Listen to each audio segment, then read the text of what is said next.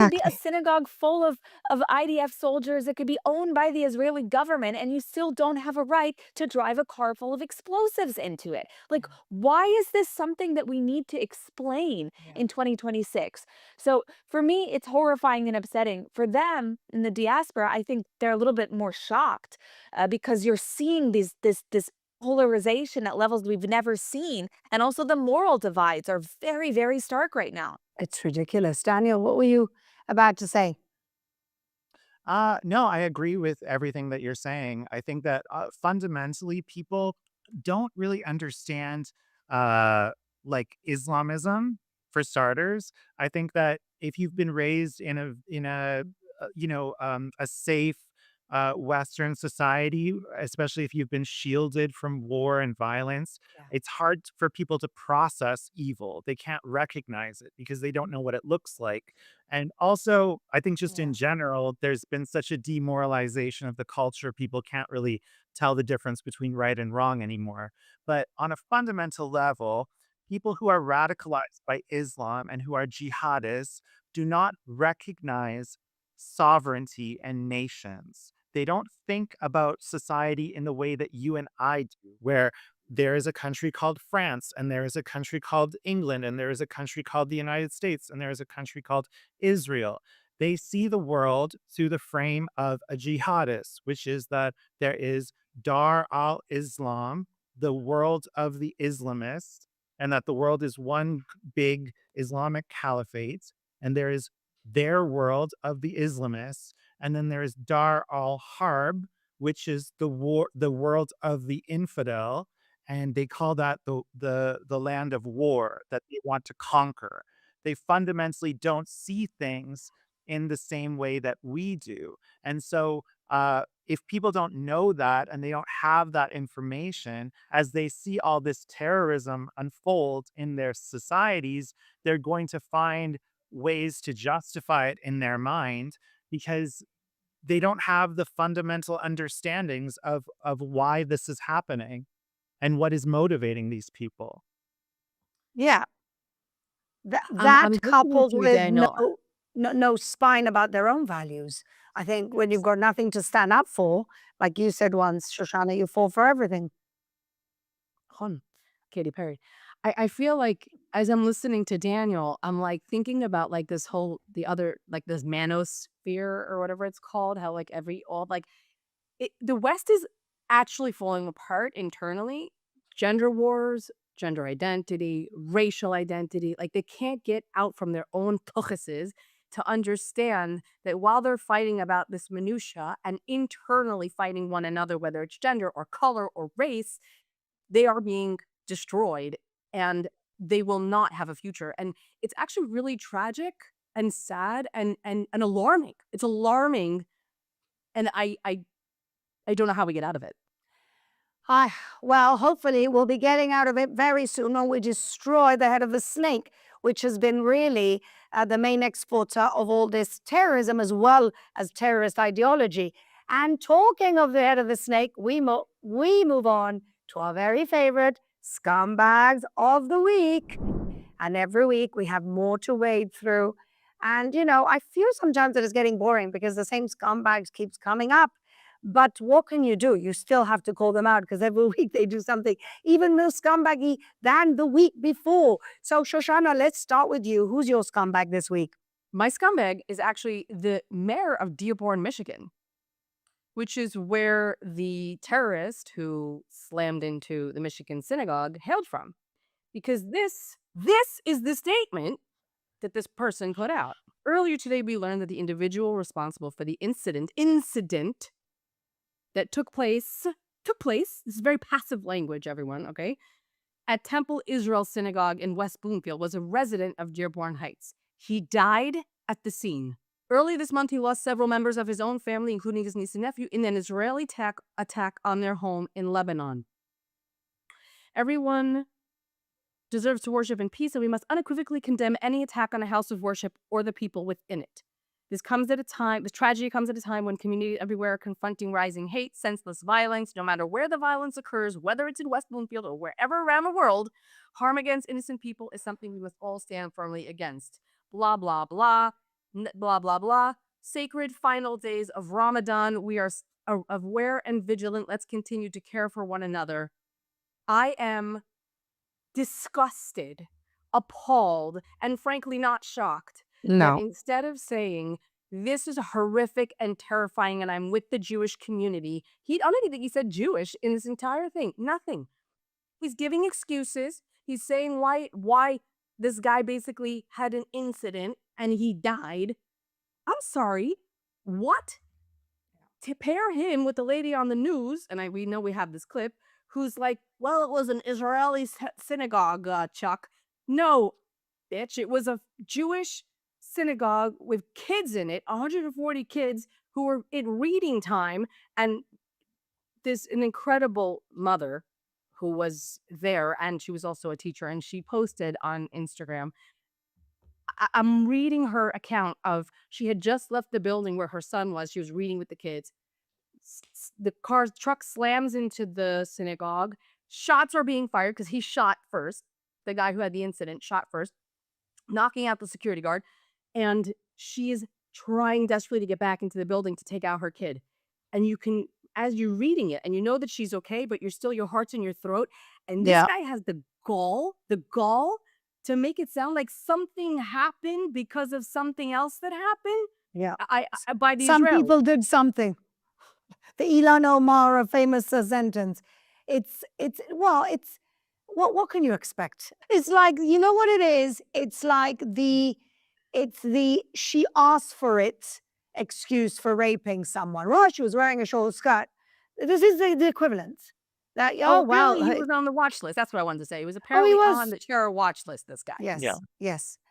Oh God, give us, honestly, it's a miracle that nothing happened. It's Absolutely. But yeah, he's definitely a scumbag, this mayor. And what are you going to do? This is a real strategy of the Islamists to go and take over different cities and different states. And they're not doing too badly.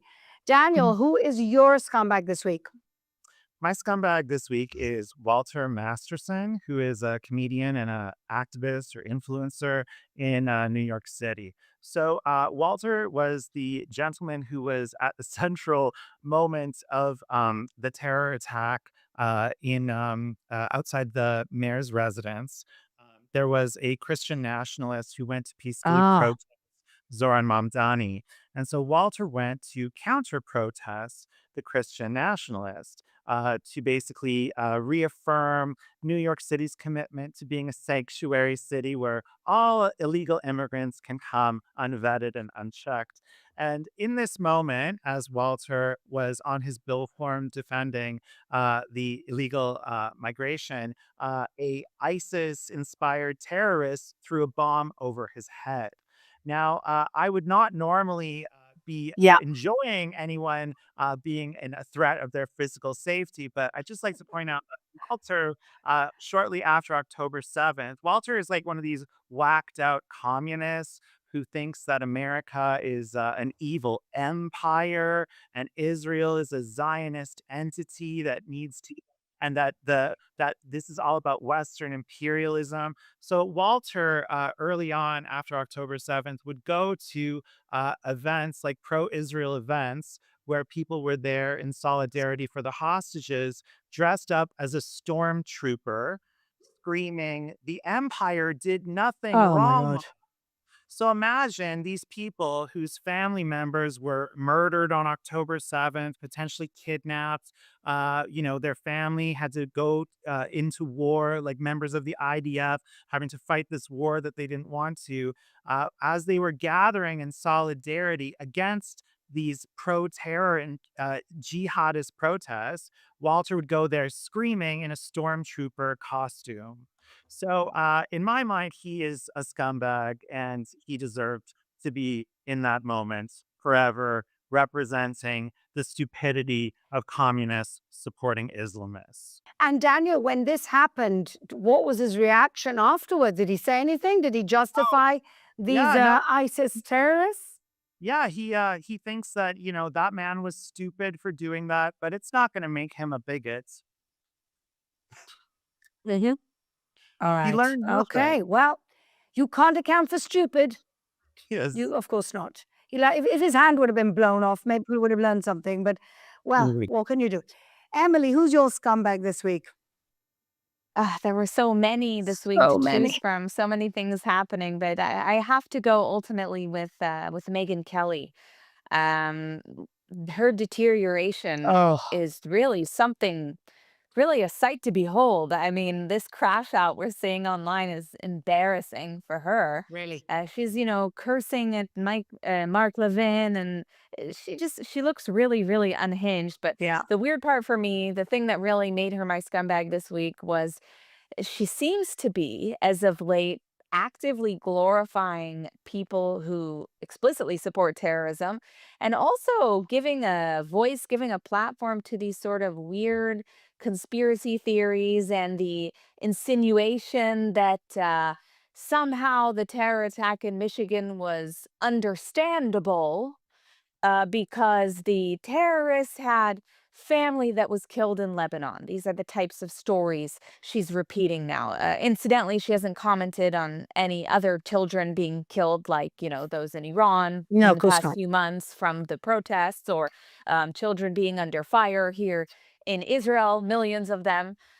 From ballistic missiles or Hezbollah rockets. No, no, none of that is of concern to Megan because what she wants to do is retweet, Ryan Grimm from Drop Site News, the Hamas propaganda network, another one, Soros funded, of course.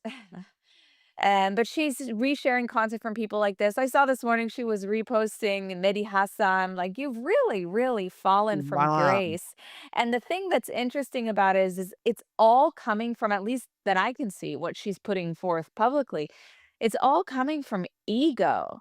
Like, she doesn't like that people criticized her for her comments about, I don't remember if it was about Israel or about Jews, and her failure to condemn Candace's anti-Semitism. Wow. And so rather than admit, oh, yeah, maybe I was a little off on that, let me revise, she's looking at the situation and saying, oh, no, I'm going to double down. Mm. And this is like a really immature, embarrassing response to see someone, especially of her age and stature, behaving this way.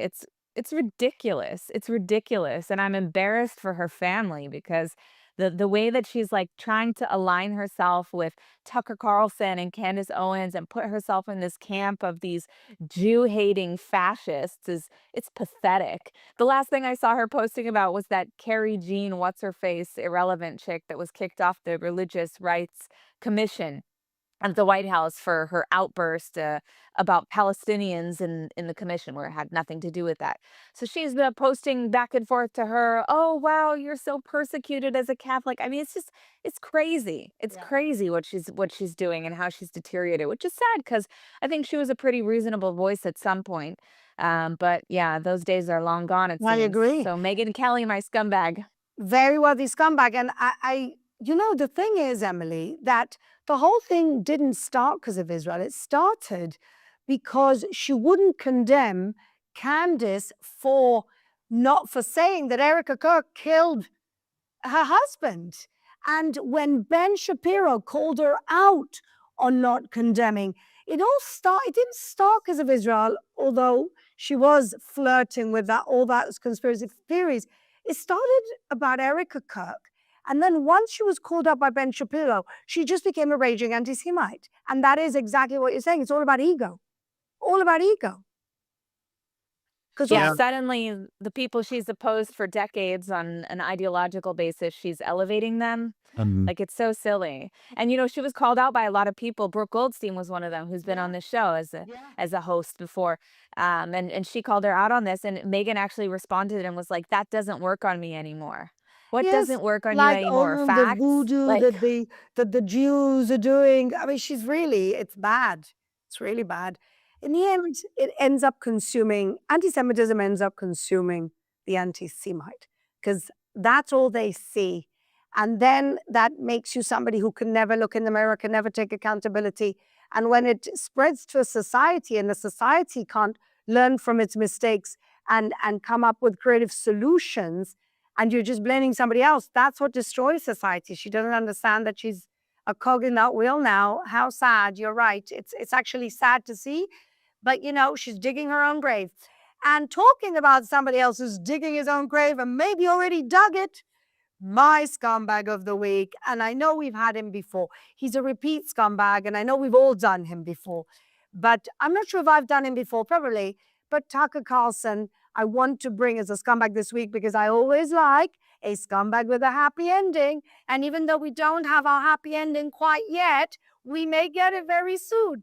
Shoshana, you mentioned it earlier, but I just want to go deeper into this. So Tucker Carlson comes out on his show this week saying that the CIA had now been tracking his messages, and they're sending a file to the DOJ, to the Department of Justice, to bring charges against him for maybe foreign influence, breaking of foreign influence laws, because honestly, you can't get a better own goal than this. And we know for a long time that Tucker Carlson has been shilling for Qatar.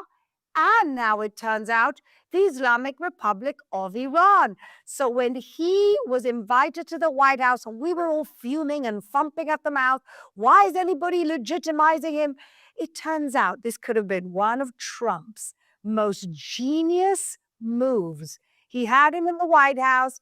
He probably knew at this point that he was talking to people in the Islamic Republic. He fed him all this stuff about how he wasn't going to attack. That got fed back, and Tucker Carlson may well have been partly responsible for the killing of the Ayatollah in the first 5 minutes of this war. So you can't get a more beautiful irony than this. And so I truly hope that this man who is creating so much hatred, so much division, so many lies, propagating in bringing back the most horrible, horrible anti Semitic libels from hundreds of years of European anti Semitic libels, trying to bring it into mainstream America that had nothing to do with it. That man may now end up, please God, in jail. And so that's why I wanted to bring him up this week, because we could be at the cusp of some very good news. And what's really going to be interesting to see is if this happens, if he does get indicted or arrested, what's going to happen to the Meghan Kellys? What's going to happen to the Candace Owens? Yeah, they're going to ride at dawn. Let's hope they ride at dawn and go all the way to Venezuela. See where that gets them. Okay, and now we cleanse our souls with some good vibes, good people doing brave things. Cleansing ourselves with heroes. Shoshana, who is your hero this week?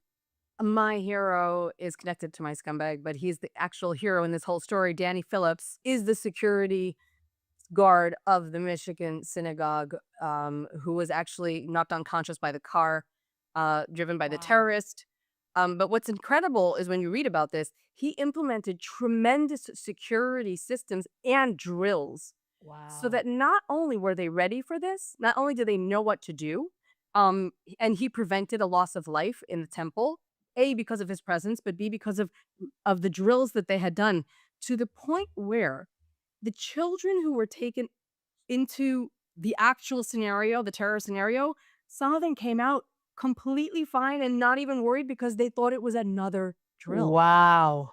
Like, That's amazing. this is what security looks like when you Yeah. take it seriously. Now, it's Wow. really sad.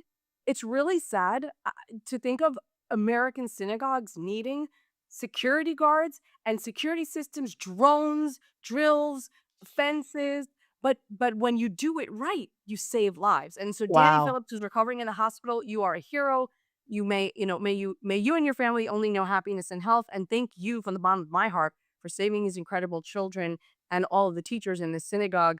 I suggest you read it. How wonderful he was. Well, he really just did an amazing job of making this place secure. And it's just nice to know that some people are doing this right and saving lives. Wow, that's wonderful, Shoshana. Thank you. I hadn't read about him, so that's really wonderful. And you're right. It's sad we have to have these security protocols, but they do save lives. Thank you. Daniel, who's your hero this week? My hero this week is Javier Milei, the president of Argentina. He was giving a speech, and there were some leftists in the government who heckled him, saying that he was selling the country to America, and he shot back. and said, "Well, you sold us off to Venezuela and Iran, and they bombed us. And how dare you, you murderer and you thieves!" And everyone erupted in applause for him. No, claro, ustedes que se entregaban a Venezuela y que se entregaban a los terroristas de Irán que nos metieron 2 bombas. Dale. Donde la corrupta además firmó un memorándum y venía a explicarme qué pasó con Nisman. Dale. Manga de asesinos y chorros. And I just love him. He openly declares himself the most Zionist president in the world, and he really understands that our freedom and our free societies comes from the idea that we have inalienable rights that were given to us from God. And this is an ancient idea. This comes from the Persians. It comes from the Jews who, it comes from Christianity into the free world. And that is what capitalism is all about. So, to have a healthy, functioning, free society, you need to have freedom of religion. You need to have freedom of expression. A society is not going to flourish and function if people are obsessed with killing Jews and destroying the state of Israel and, these unhealthy, disgusting ideas that do nothing for anyone. And I spent Hanukkah in Argentina, Yeah. and there were menorahs everywhere, and the entire Mm. society is flourishing, and everyone is healthy and active and Yeah, out in sports, and there's artisanal yeah, markets everywhere, and it is just spectacular. And so I love Argentina. I love yeah. Javier Milei. He's my hero of the week. Yeah, we love Javier Milei. He's such a supporter of Israel. But forget Israel for a second. The man has turned around his country from being on the verge of hyperinflation to being in positive numbers. He's turned around his country. His whole thing is he's an economist. Everything was corrupt, and he's just cleaned the place up. It's really amazing that Argentina was the country where 2 Hezbollah attacks were basically allowed to take place, killing so many Jews. And now you have a president like that. I mean, honestly, you can't get a better turnaround. Emily, who's your hero this week? So, my heroes this week are the American soldiers who have died in Operation Epic Fury. There haven't been that many casualties thus far, thank God. But I do want to note them just because I know that for Israelis here, even Israelis that aren't dual citizens like me, it's something very, very, it's not obvious. It's very appreciated. We really do feel it. That's why this week, you saw several different memorials pop up in Tel Aviv. I don't know, maybe also Jerusalem, but in Kikar Dizengoff, there was a little stand there where they put all the faces of the fallen American soldiers with a thank you message. And things like that, I think, are just really important to note Yeah. because it's important that we show gratefulness because we are very, very grateful. So I just wanted to read their names. Sergeant Declan Cody, 20 years old. Sergeant First Class Nicola Moore, 39. Captain Cody Cork, 35, Sergeant First Class Noah Teachens, hope I'm saying that right, Chief Warrant Officer 3, Robert Marzan, 54 years old, Major Jeffrey O'Brien, 45 years old, and then the casualties from the aircraft accident, which happened in Iraq, the 6 additional casualties from that carrier that crashed. That's Major John A. Cleaner, 33 years old, Captain Ariana G. Savino, 31, Technical Sergeant Ashley B. Pruitt, 34, Captain Seth R. Koval, 38 years old, Captain Curtis J. Angst, 30 years old, and Technical Sergeant Tyler H. Simmons, only 28 years old. So it's a sacrifice that's certainly appreciated by Americans and by Israelis here on the ground, and we will continue to do all we can to honor their memories. That's beautiful, Emily. Thank you. And I think that Israel, as a society that has conscription, understands the pain of losing soldiers probably more than anyone. And so it's a beautiful tribute to those heroes who've fallen in battle. And we hope that there's no more. But this is the painful part of war. We know that all too well. Beautiful, beautiful. So I, in the last few weeks, have spent a lot of time criticizing major European leaders like Starmer and Macron and Pedro Sanchez. So today I actually want to pay homage and have as my hero the German Chancellor Friedrich Merz. Because of all of those spineless European leaders and some evil ones, Merz has made himself very clear on which side of this conflict, on which side of history he stands on. Ich sage Ihnen eins, ich werde alles tun, was in meiner Macht steht, um Antisemitismus in dieser Bundesrepublik Deutschland da zu begegnen, wo er stattfindet. Und alles unternehmen, damit dieses Land hier ein Land bleibt, in dem Jüdinnen und Juden sich frei und offen bewegen können. Und wenn diejenigen, für die Sie da oben das Plakat hochhalten, die Waffen niederlegen, dann ist der Konflikt innerhalb von 24 Stunden beendet, meine Damen und Herren. Da liegt die Ursache und nicht etwa beim israelischen Staat, der um seine Existenz kämpft und der dafür kämpft, dass er in Freiheit leben kann. And I have to say, of the European leaders, the only one that Trump has said have been unequivocal, standing on the right side of history, has been Germany. Germany arrests protesters, and it's a crime in Germany to say from the river to the sea, because that means the annihilation of the state of Israel. And even more important, the German government has as its reason of state, in other words, as part of its raison d'etre, it has the responsibility for the Holocaust and standing with Israel. And so, yes, we have to call out the leaders that unequivocally stand on our side. And this week, he had a dodgy start with selling us arms a couple of years ago. But now Friedrich Merz has made himself very clear where he stands, and he stands with us on the right side of history. So my hero this week, German Chancellor Friedrich Merz. And on that note, we say goodbye for another week. And again, we pray, like we do every week, that peace is brought to our region, that the head of the snake, the very poisonous Islamic Republic, falls, that they don't cause any more deaths, that they see the writing on the wall and give themselves up. I know that might be wishful thinking, but you just never know how things can happen. And so we will pray for that moment. We pray for the protection of our soldiers. We pray for the protection of American soldiers. And we hope to see you next week.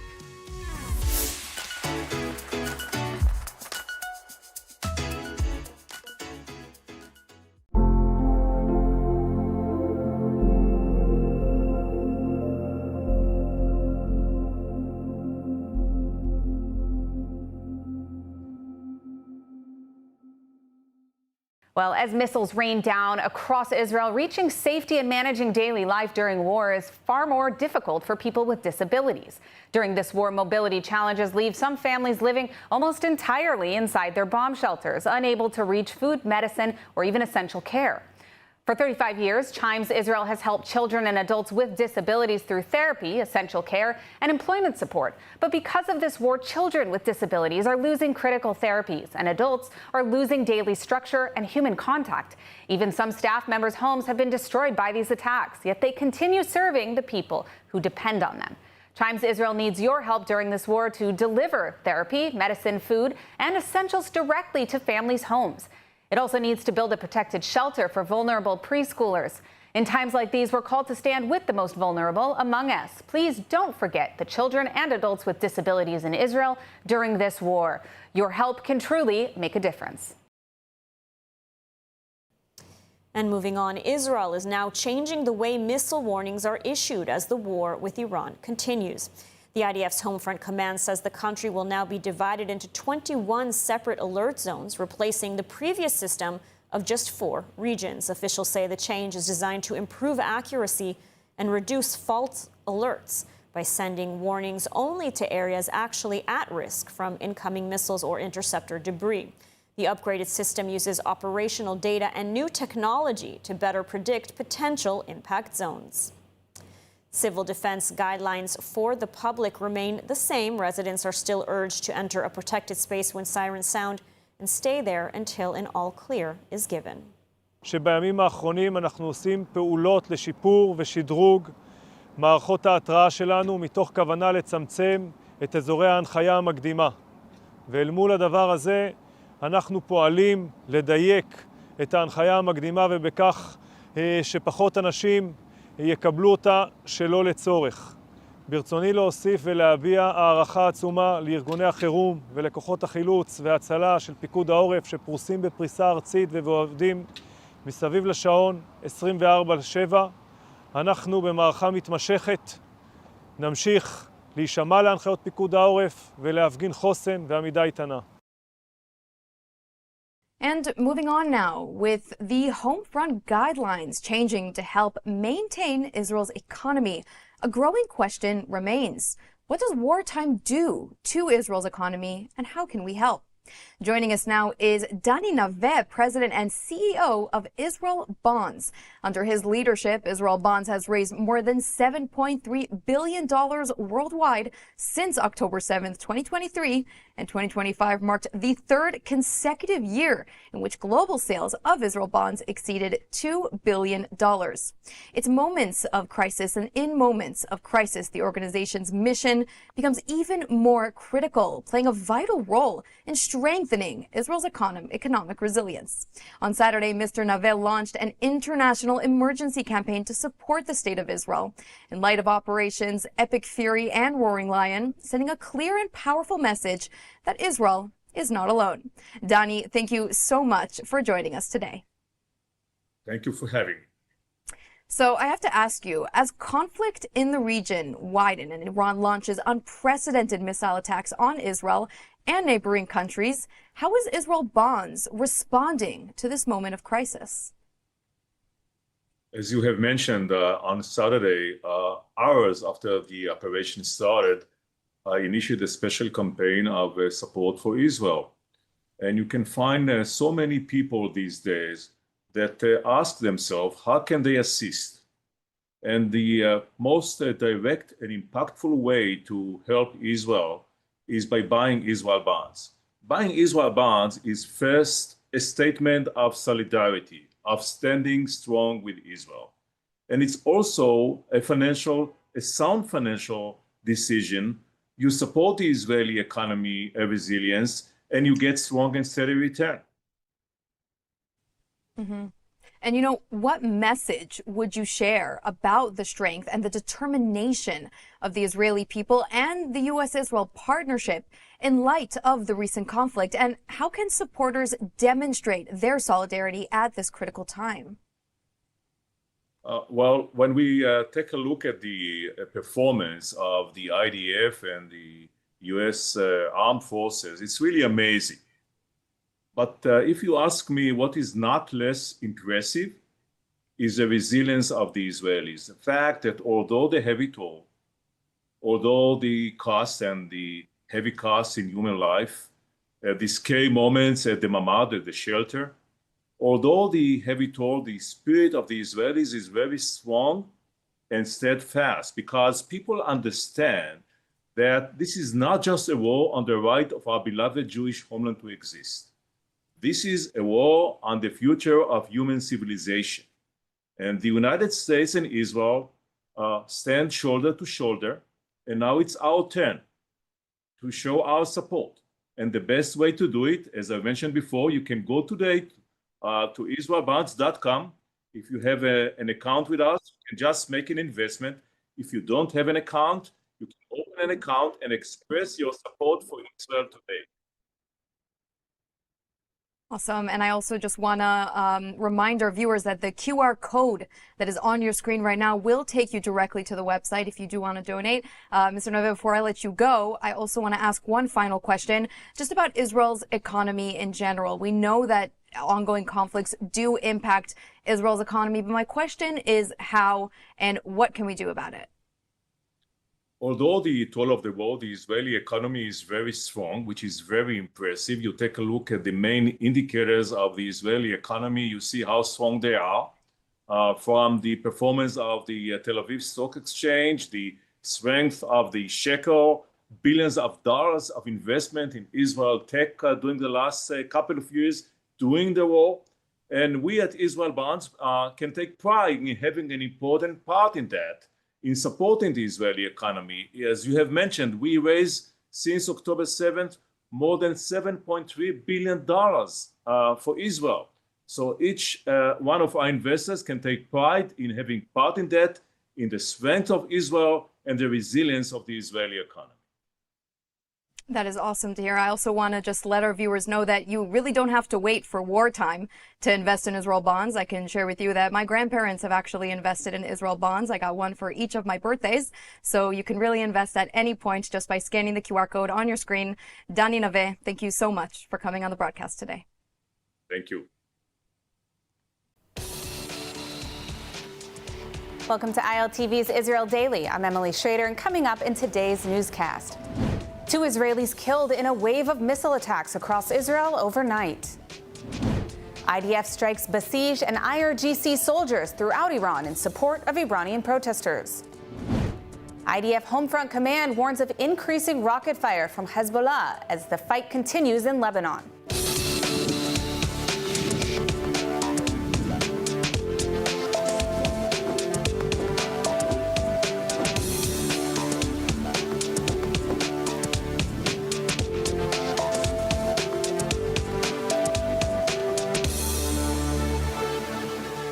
Welcome back to ILTV News. 2 people have been killed in last night's attack on central Israel. Multiple waves of ballistic missiles have been fired by the Islamic regime, sending thousands into shelters overnight and leaving massive amounts of damage across multiple impact sites. This afternoon, another wave of ballistic missiles was fired, with several impact sites reported in Petah Tikva, injuring 3 additional people.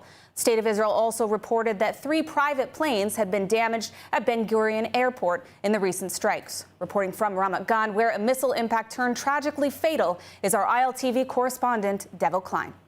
Hey, Emily, I'm standing here in central Israel at the sites of one of the hits of last night's massive barrage of ballistic missiles from the Islamic Republic. As you can see behind me, there's cranes that are working to clear up the rubble. I was here just a few minutes ago, and a chunk of the porch that had been hit from this barrage has actually crumbled down. It was a huge scene. There's a lot of cameras here trying to capture the moments. As you can see, also Israeli and American flags.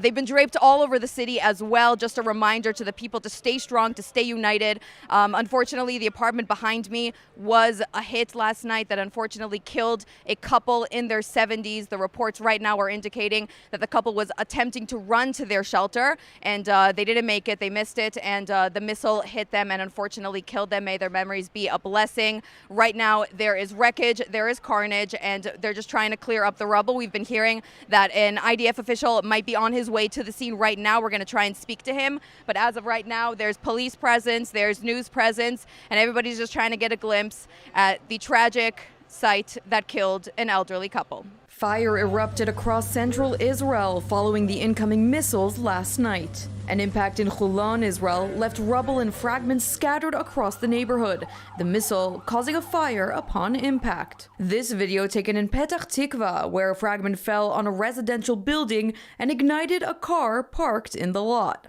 But the most tragic was the death of Yaron and Ilana Moshe in Ramat Gan, Israel, raising the death toll from missiles from 9 to 11. Now, Emily, this was not the only site of impact from last night's barrage. We had quite a few sirens, red alerts going off in central Israel last night. There were a few points of impact. Obviously, we're talking about the ballistic missiles sent over by the Islamic Republic, the cluster munitions. What's happening is that the aerial air defense, they're intercepting them in the sky, and then there's smaller fragments that are kind of separating from the missile, and so there's more impact sites. There's less damages, but this is the first time, Emily, that we've seen a death coming from these incoming barrages. The last deaths that we've had, the highest death toll so far was in Beit Shemesh. 9 people have died, and now we're seeing 2 more, an elderly couple in their 70s, unfortunately passing away from last night's barrage of missiles. After killing Iranian strongman Ali Larijani and Basij commander Gholam Reza Soleimani, the IDF is expanding attacks on Basij targets to weaken and degrade regime internal security and making way for a potential uprising by the Iranian people. The waves of new attacks also target nuclear facilities and missile launch sites. ILTV's Steve Leibowitz has the latest on day 19 of the war against the Islamic regime. After killing the Basij commander, Gholam Reza Soleimani and several of his top officers, the IDF says it has significantly expanded strikes on besieged targets across Tehran, hitting multiple command sites linked to the Iranian regime. The military says more than 10 besieged positions were struck in recent hours, including checkpoints and command centers embedded in civilian areas. One target included an emergency command post operating from a former football club, highlighting what the IDF calls the regime's use of civilian infrastructure. Israeli officials now say the son and deputy of Ali Larijani were also killed this week in what is described as a deepening blow to Iran's leadership structure. Some details of the killing have become known. Israeli sources say intelligence quickly located Larijani in an apartment in Tehran, which was then struck after high-level approval. At the same time, a separate strike targeted a gathering of besieged leaders meeting in a makeshift site between residential buildings. הבוקר חיסלנו את עלי לריג'ני. עלי לריג'ני זה הבוס של משמרות המהפכה, שזה חבורת הגנגסטרים שמנהלת בפועל את איראן.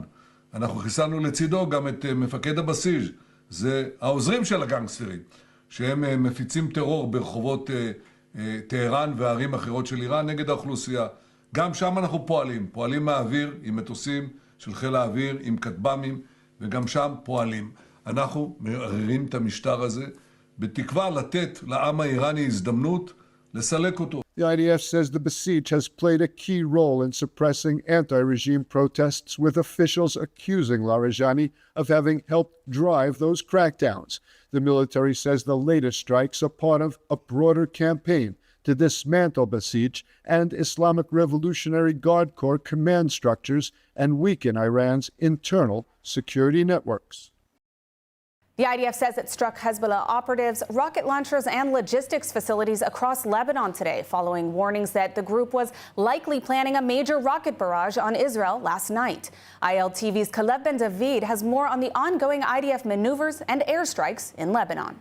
A rocket launcher was destroyed near Deir ez Zarani. Several operatives were killed in southern Lebanon, and a building used for Hezbollah logistics was struck in Beirut. Elements of the IDF's 36th Armored Division have been deployed to southern Lebanon for limited and targeted ground operations, joining the 91st Galilee Division in order to expand Israel's forward defense posture. Before the entry of additional troops, the IDF conducted artillery and airstrikes against numerous Hezbollah targets, including a large underground complex near Akfara used to store cruise missiles and hundreds of rockets. The strikes were directed by military intelligence and Northern Command to deepen damage to Hezbollah infrastructure. Defense Minister Israel Katz said the ground incursion aims to remove threats and protect residents of the Galilee and northern Israel. Hundreds of thousands of Lebanese civilians will not return south of the Litani River until Israel's northern residents are safe. As part of the operation, IDF troops discovered weapons and incitement materials in Hezbollah structures and dismantled an arms depot. The IDF also warned residents south of the Zarani River, including Nabatea and nearby villages, to evacuate northward, saying anyone near Hezbollah facilities or operatives is putting their life in danger.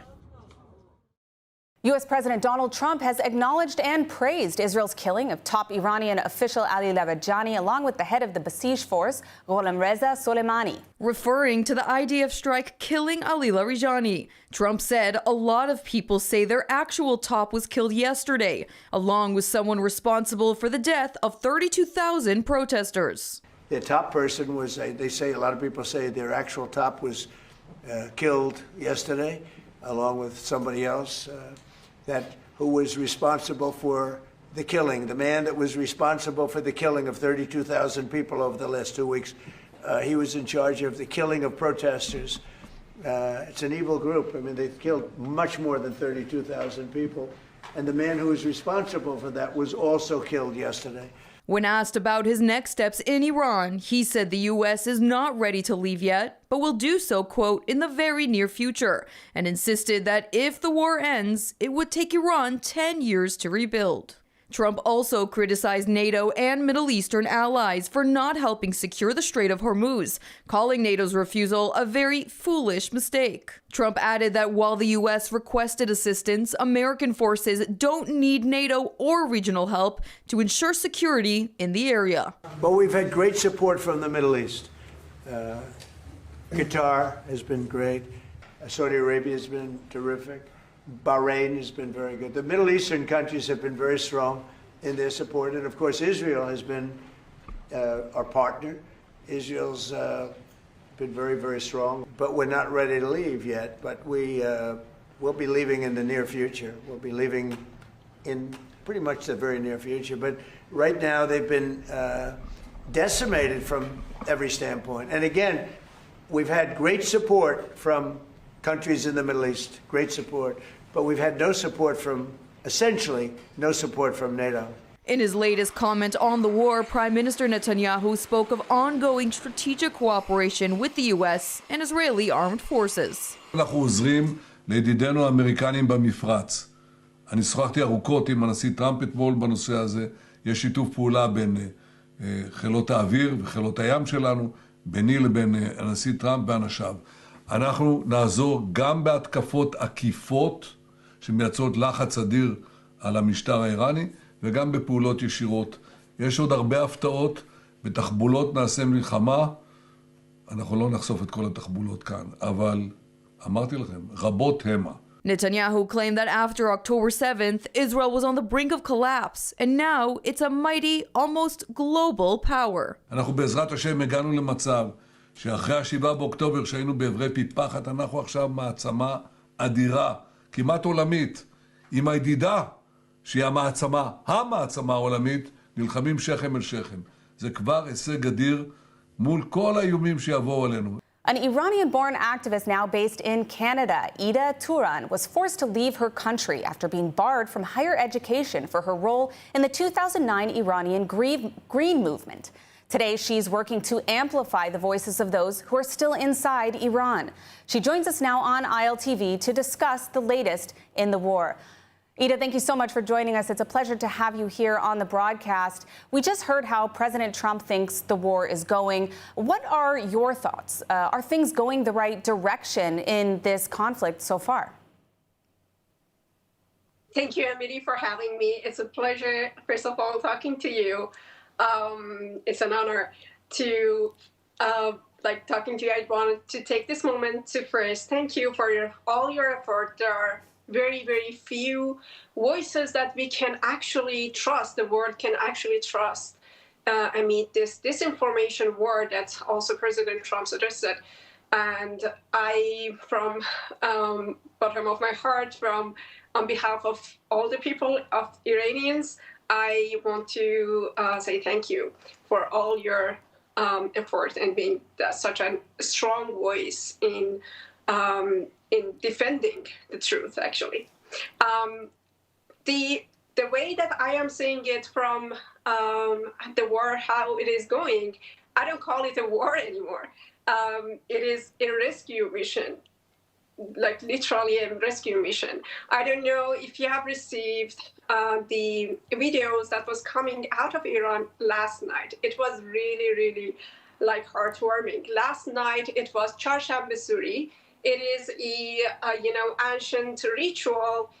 Iranians for centuries, I don't know, thousands of years, they celebrate the last Thursday of the year, of the solar year.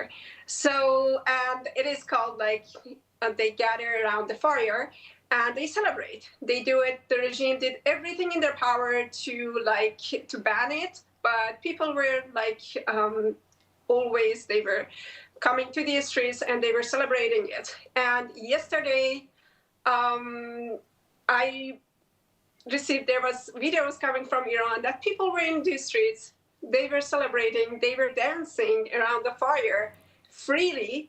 And I remember there was one they were chanting the slogans, and in one of the slogans, out of habit, they were saying "Death to the Khamenei," and then everyone burst into laughter that there is no Khamenei anymore. So it is really, from what I am seeing, I'm not really worried. Everything is going according to the plan. I know that President Trump and Bibi Netanyahu and Prince Reza Pahlavi, they are coordinating together, and they were ready for this war. They were planning for this war, and they were anticipating all the reaction that you are seeing, because we have been through all of this before after October 7th. Ida, So, I want to ask you. I just want to ask you. I know you have a lot of contacts that are inside of Iran that you've had contact with, despite this, day 19 of an internet blackout. What are you hearing from them? What are the people inside Iran saying? What are they feeling? As you know, the internet has been completely shut down, and it is not only the internet. Even the call to outside, I cannot call the landlines anymore. They have to call, and it is really breaking up. I received a phone call the day before yesterday, from my friend that they feel completely, they trust that they are not being, the attacks are super precise, have the yeah. precision and precise, and people are not worried at all. There is like, this is kind of funny to say that my friend, I asked her, how is it going? And she said, like, I went to the shopkeepers, I went to the store to take some fireworks for the church embassy, and there was none. And the shopkeeper told me that Israel is taking care of the fireworks this year for us. You just go and dance. And people are super relaxed. It is near holidays. Holidays in Iran is almost like 2 weeks. And it is a time that people usually like to slow down. And people are super hopeful. They are pretty sure that this is going to be the end. And everybody is super grateful to Bibi Netanyahu. I mean, this is something that maybe... I wanted to ask you about that, actually, because we saw that yesterday the IDF was targeting, and for several days now, besieged forces, specifically those checkpoints that are used to harass Iranians that take to the streets. What's the significance of this? And do you think it can make a difference for the Iranian people when it comes to getting them in the streets, to rising up and getting rid of this regime once and for all? This is an important point that's... beside from protecting the Iranians and like ruining the mentality, the moral of the forces, they are very, they're experiencing the same hurt that we Iranian protesters were experiencing 2 months ago. So, but beside that, the reaction from people is like, finally, the great thing about this protest kind of is that we have a leader that we can trust, and they are coordinating, and that's why I'm pretty sure that this time we will win, and we will liberate, we will take back our country. I want to ask you, just as a last question, we got about a minute left, but what is the significance of the assassination of Larijani? Are the Iranian people at all concerned that their political leaders are being taken out, as some in the U.S. media have insinuated? No, at all, not at all. The thing is, Iranians are feeling very, it is really heartwarming, reassuring that Israelis are involved. Because to me, the U.S., U.S. journalists, they know nothing about the regime and the system and how it works. Larijani was the #1 person in this. He was the political face. He wasn't just a random guy. And he was actually the mastermind behind all this system. And it was maybe, at least to many of people, it was the most important elimination that happened, and it is going to destroy this system destroyed the structure. Larijani was a very, very important figure, and we are super. And it shows that things are going to get like serious because people are somehow worried that maybe the regime survive, and maybe the plan is to let the regime survive. And now with Larijani being like eliminated, we know that it is going to the plan is more inclined toward regime change. Yeah, that this is really going to happen. Yeah, makes sense. This is going to happen. Yeah. All right. Well, we do. Sorry, Ida, we do have to leave it there. I don't want to cut you off. Hopefully we'll have you back on the program. But I want to thank you for your insights today and for shedding some light on what's going on inside of Iran with the people that you're speaking to on the ground. Thanks for joining us today. Thank you so much. When you buy from Blessed by Israel, you're not just shopping, you're standing with the families of Israel's heartland. Every bottle of delicious olive oil, handcrafted necklace, or jar of honey carries the spirit of Judea and Samaria. These, along with many more products, are the tastes, scents, and stories of the Promised Land, made by people rebuilding our biblical homeland every day. Shop now at blessedbyisrael.com and use ILTV's special code BLESSISRAEL for 10% off on your first order. Well, the IDF has taken the unusual step of pre-warning the home front ahead of escalation of rocket fire from Hezbollah. Home front commander Shai Kalper visited northern municipalities, urging leaders to demonstrate resilience and optimism. He said the IDF is working daily to remove existential threats, striking Iran and other targets alongside the United States. The move comes after last week's incident when the group doubled its rocket fire to around 200 a day without sufficient advance warning to civilians. In recent days, there's been a dramatic uptick in rocket fire and drone attacks on those northern communities near the Lebanese border. Now, the IDF says the Air Force is again working to disrupt attacks while urging the public to stay close to shelters but not panic. This from the IDF spokesman. בשעות האחרונות זיהינו היערכות מוגברת של ארגון הטרור חיזבאללה לירות מטחי רקטות לעבר שטח ישראל. צה"ל פועל גם ברגעים אלו כדי לסכל ולשבש את הניסיונות. צה"ל לא יאפשר פגיעה באזרחי ישראל. אנחנו תוקפים בעוצמה את חיזבאללה גם ברגעים אלו, ונמשיך לפגוע בכל מי שיאיים על ביטחונכם. Israel's largest defense firm, Elbit Systems, is seeing surging demand amid the U.S.-Israel war on the Islamic Republic following strong revenues from the 2023-2025 Gaza war. CEO Bezalel Machlis says the company is working round the clock to supply Israel and foreign customers, including Gulf states, with ammunition and military systems. Elbit shares have jumped 11% on the Tel Aviv exchange, with order backlogs reaching $28.1 billion, most from international customers, as the demand is boosted by the ongoing conflict. Customers like to see tested in battle, so we know we are engaged with international customers, and we anticipate demand to go up. We see dramatically higher cadence in introducing new systems to the market, and that's, of course, to the demand that we see not just here in Israel, but also in Europe and in Asia Pacific, which is a strong demand as well. It was driven by a very strong demand from international customers. It's a $5.5 billion increase in our backlog. We have over $28 billion in backlog. It's a very strong year, mostly outside of Israel. Prime Minister Benjamin Netanyahu is continuing to mock social media conspiracy theories about his death and did so in a video with U.S. Ambassador Mike Huckabee.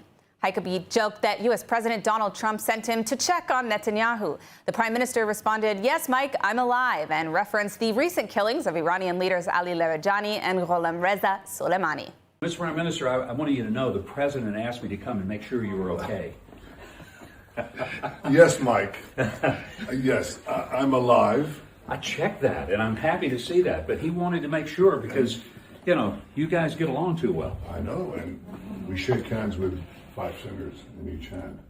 You know, but I have to tell you, I'm alive, but I have this card.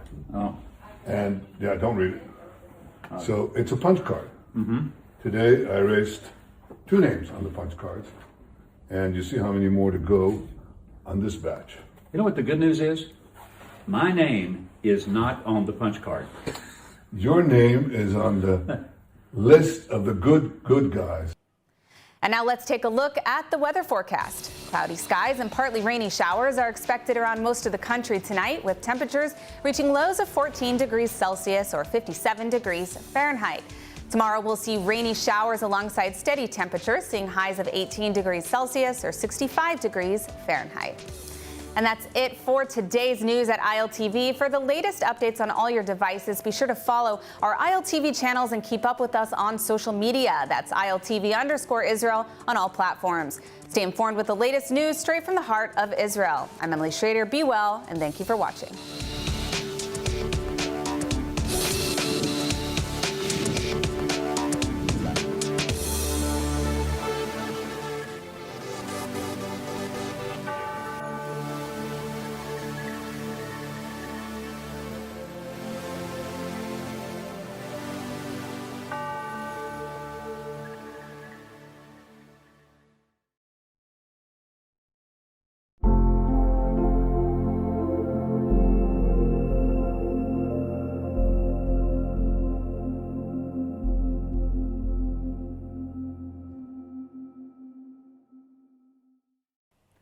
Amid the war with the Islamic regime, Prime Minister Netanyahu had a special message to brave Iranian patriots as they mark the Festival of Lights. To the brave people of Iran, I wish you, as I do every year, a happy holiday season beginning with the Festival of Lights. It signifies the age-old belief of the Iranian people that light will triumph over darkness, that good will triumph over evil. This year, this holiday has special meaning. Celebrate it with your friends, your family, your loved ones.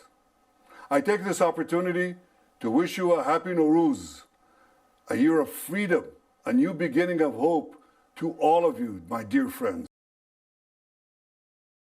And as missile attacks continue across Israel, the country's emergency teams are on constant alert. Our correspondent India Naftali went inside Magen David Adom's command center to see just how first responders prepare for the next call. Let's take a look. Right now, we are in the underground command center of Israel's National Emergency Service, Magen David Adom. They are the first to respond to direct hits from Iranian missiles, and they operate from this underground dispatch center. Magen David Adom, otherwise known as MADA, is responsible by law for responding to any medical emergency across the country. So what does happen when an emergency strikes? We found out during our visit.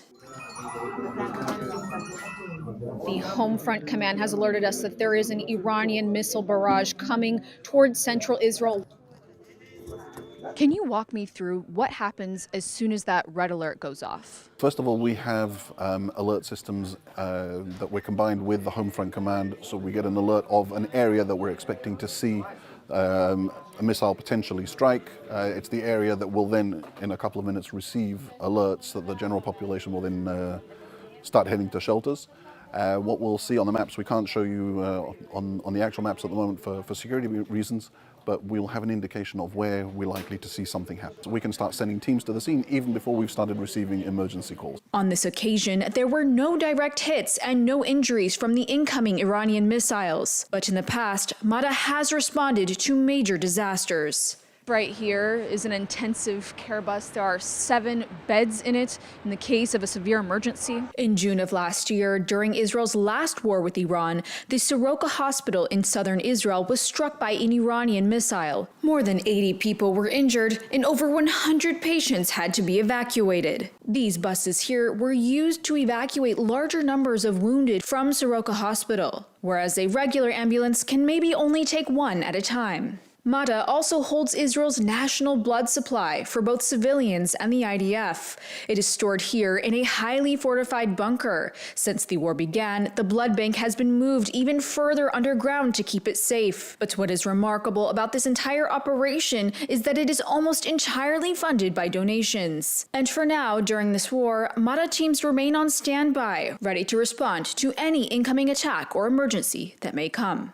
We've had all of our emergency vehicles have been manned since the first moments of Operation Roaring Lion. If on a regular shift we'll have between 300 and 400 ambulances on shift, what we've got at the moment is almost 2,000 ambulances out on the streets ready to respond to whatever happens. When you buy from Blessed by Israel, you're not just shopping, you're standing with the families of Israel's heartland. Every bottle of delicious olive oil, handcrafted necklace, or jar of honey carries the spirit of Judea and Samaria. These, along with many more products, are the tastes, scents, and stories of the Promised Land, made by people rebuilding our biblical homeland every day. Shop now at blessedbyisrael.com and use ILTV's special code BLESSISRAEL for 10% off on your first order.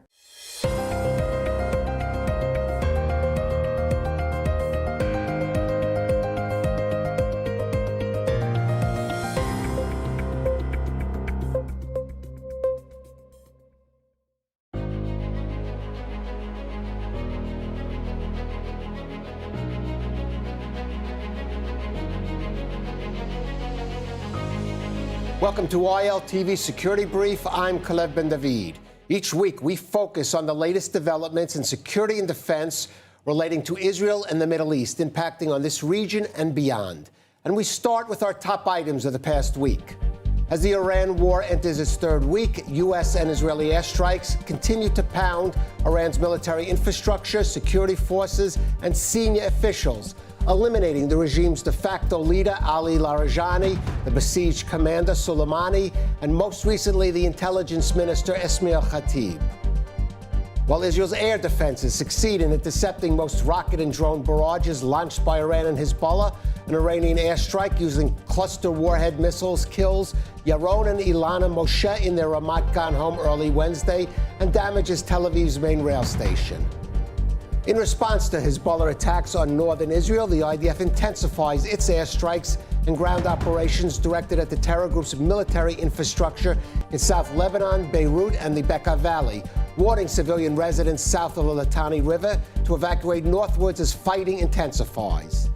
An IDF airstrike in Gaza eliminates Yahya Abu Labda, who was responsible for the procurement and transport of military equipment, raw materials, and electronic components used for the production of rockets used by Hamas, including for the October 7th attack.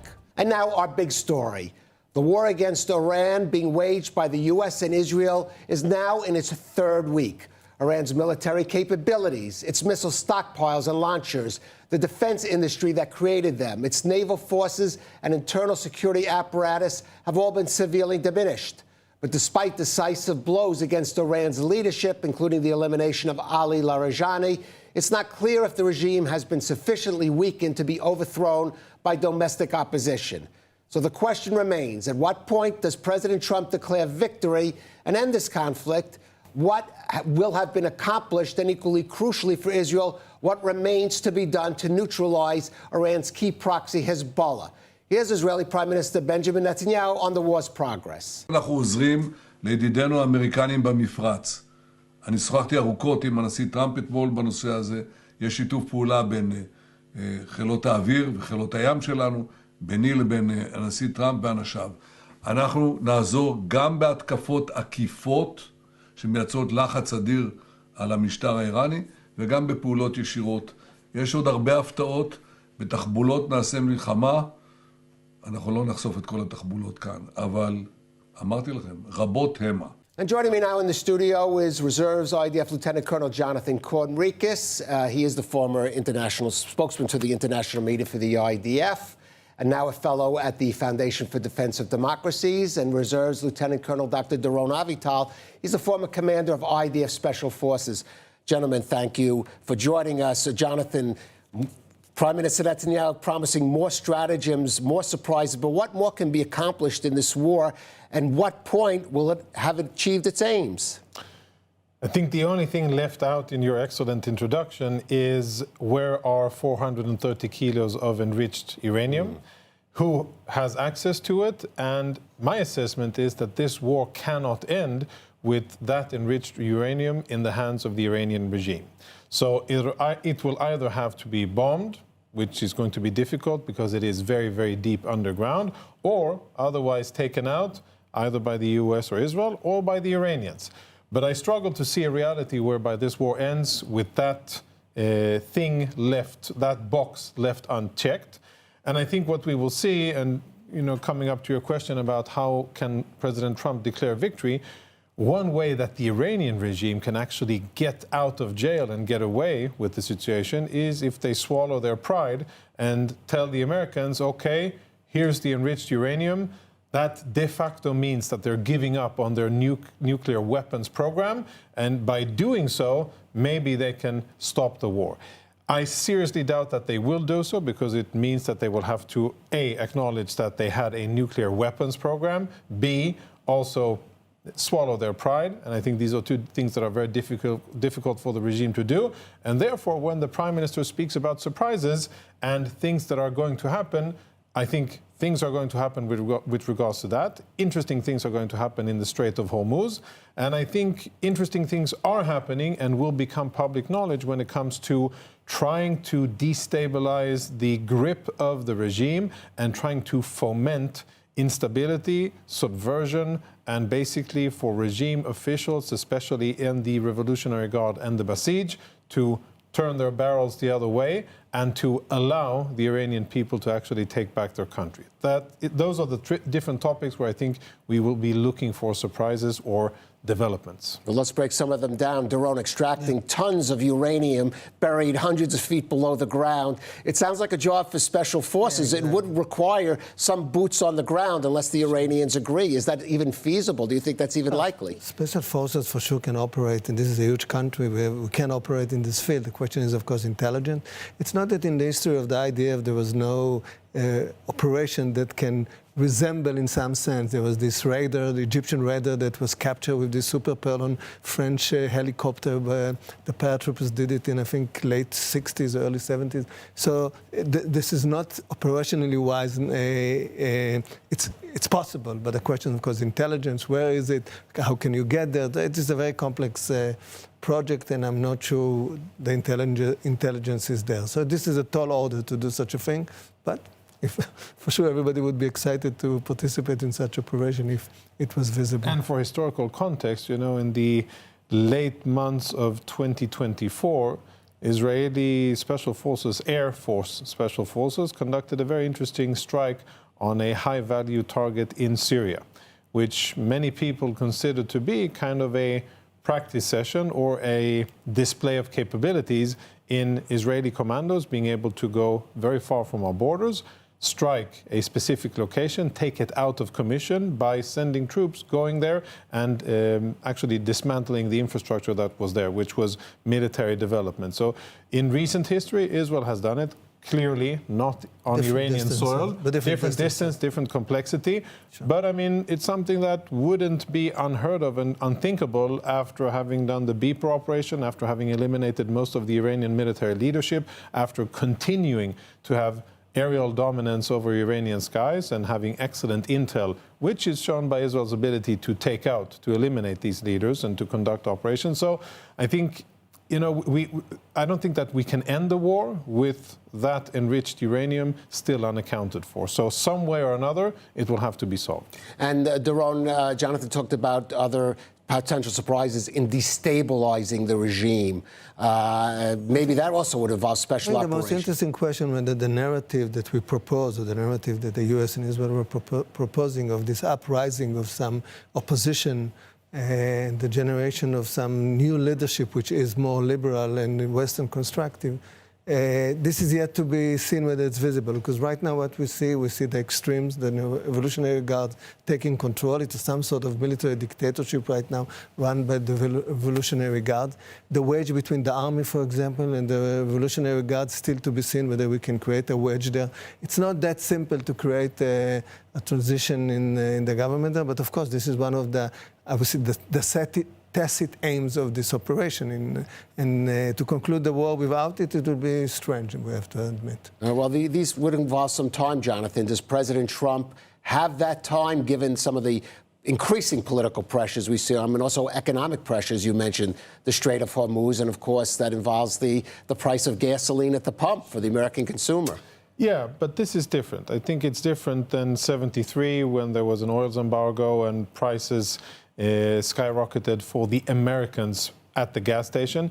I don't see that happening now because the U.S. has such tremendous reserves of oil, and they can offset for any disruption, they don't rely a lot on oil coming out of the Middle East to begin with. They have a lot of supplies from the Western Hemisphere and domestic ones. So American voters affected by the war, that's limited.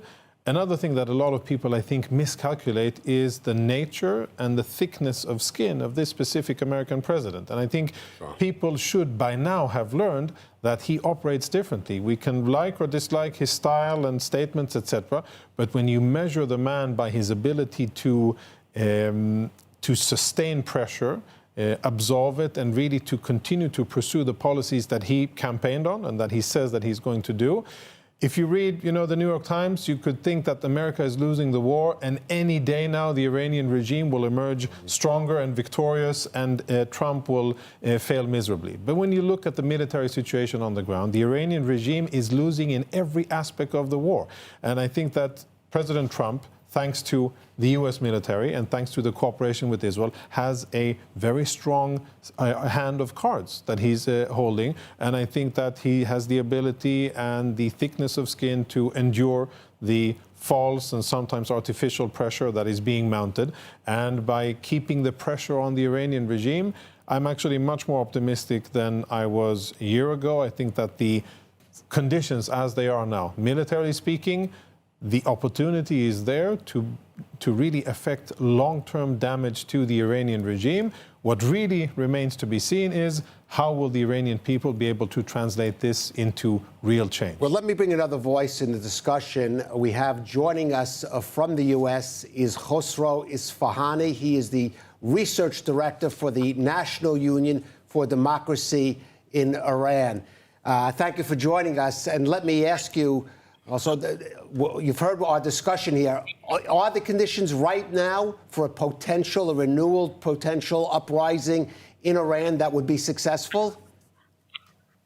The thing is, literally last night, Iranians were celebrating the Persian Fire Festival, Charshanbe Suri. They took to the streets in their neighborhoods after a call from Crown Prince Reza Pahlavi, the leader of the opposition. They were singing, dancing, chanting against the Islamic Republic. And they were doing so despite threats from the Islamic Republic, despite security forces of the regime literally marching through the streets and neighborhoods, shouting and threatening people that they are going to be killed if they attend these celebrations. Literally, before I walked into the studio, I received a video of an Iranian woman addressing Prime Minister Netanyahu. She is saying, "Bibi, dear Bibi, we are on the streets celebrating because we trust you, because we know that you are going to stop this regime from killing us." And this trust is not vain, it's not empty. Again, this morning we have been receiving reports that Israeli drones were striking Basij and security forces in major cities in Iran when they tried to attack these celebrations. The Iranian people have risen up. We have been on the streets of Iran for years. We have been fighting the Islamic Republic for years. And our brothers and sisters in IDF in Israel have stood by our side through these decades. Finally, international help has arrived, and the battlefield has been leveled in the favor of the Iranian people. Is that enough, or is that enough, or there is more that can and should be done to level that playing field? Certainly more should be done. The targeted killings that we are seeing, especially over the past 48 hours, taking out of Ali Larijani was a great move. Same with Ismail Khatib. These are not just political appointments. These are not just political leaders. These are individuals who can stabilize the Islamic Republic. The arms of the oppression of this regime have also been struck by Israel, but furthermore strikes are necessary. But Iranians are the boots on the ground.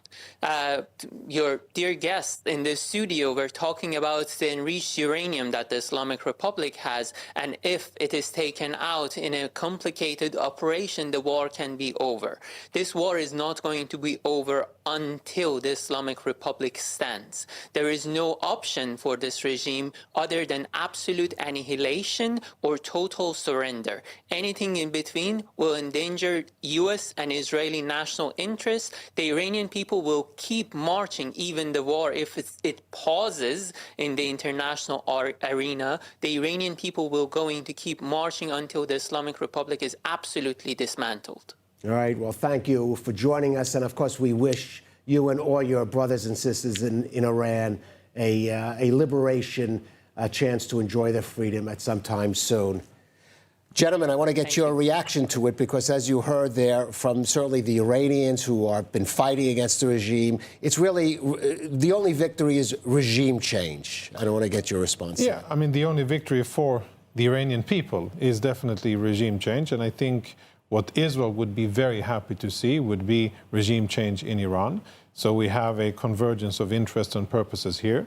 I give credit to the Iranian people for their tremendous bravery in marching the streets before the US-Israeli attack, and I have faith that they will do so after and that it will be meaningful. One comment, last comment, when you asked if more should be done.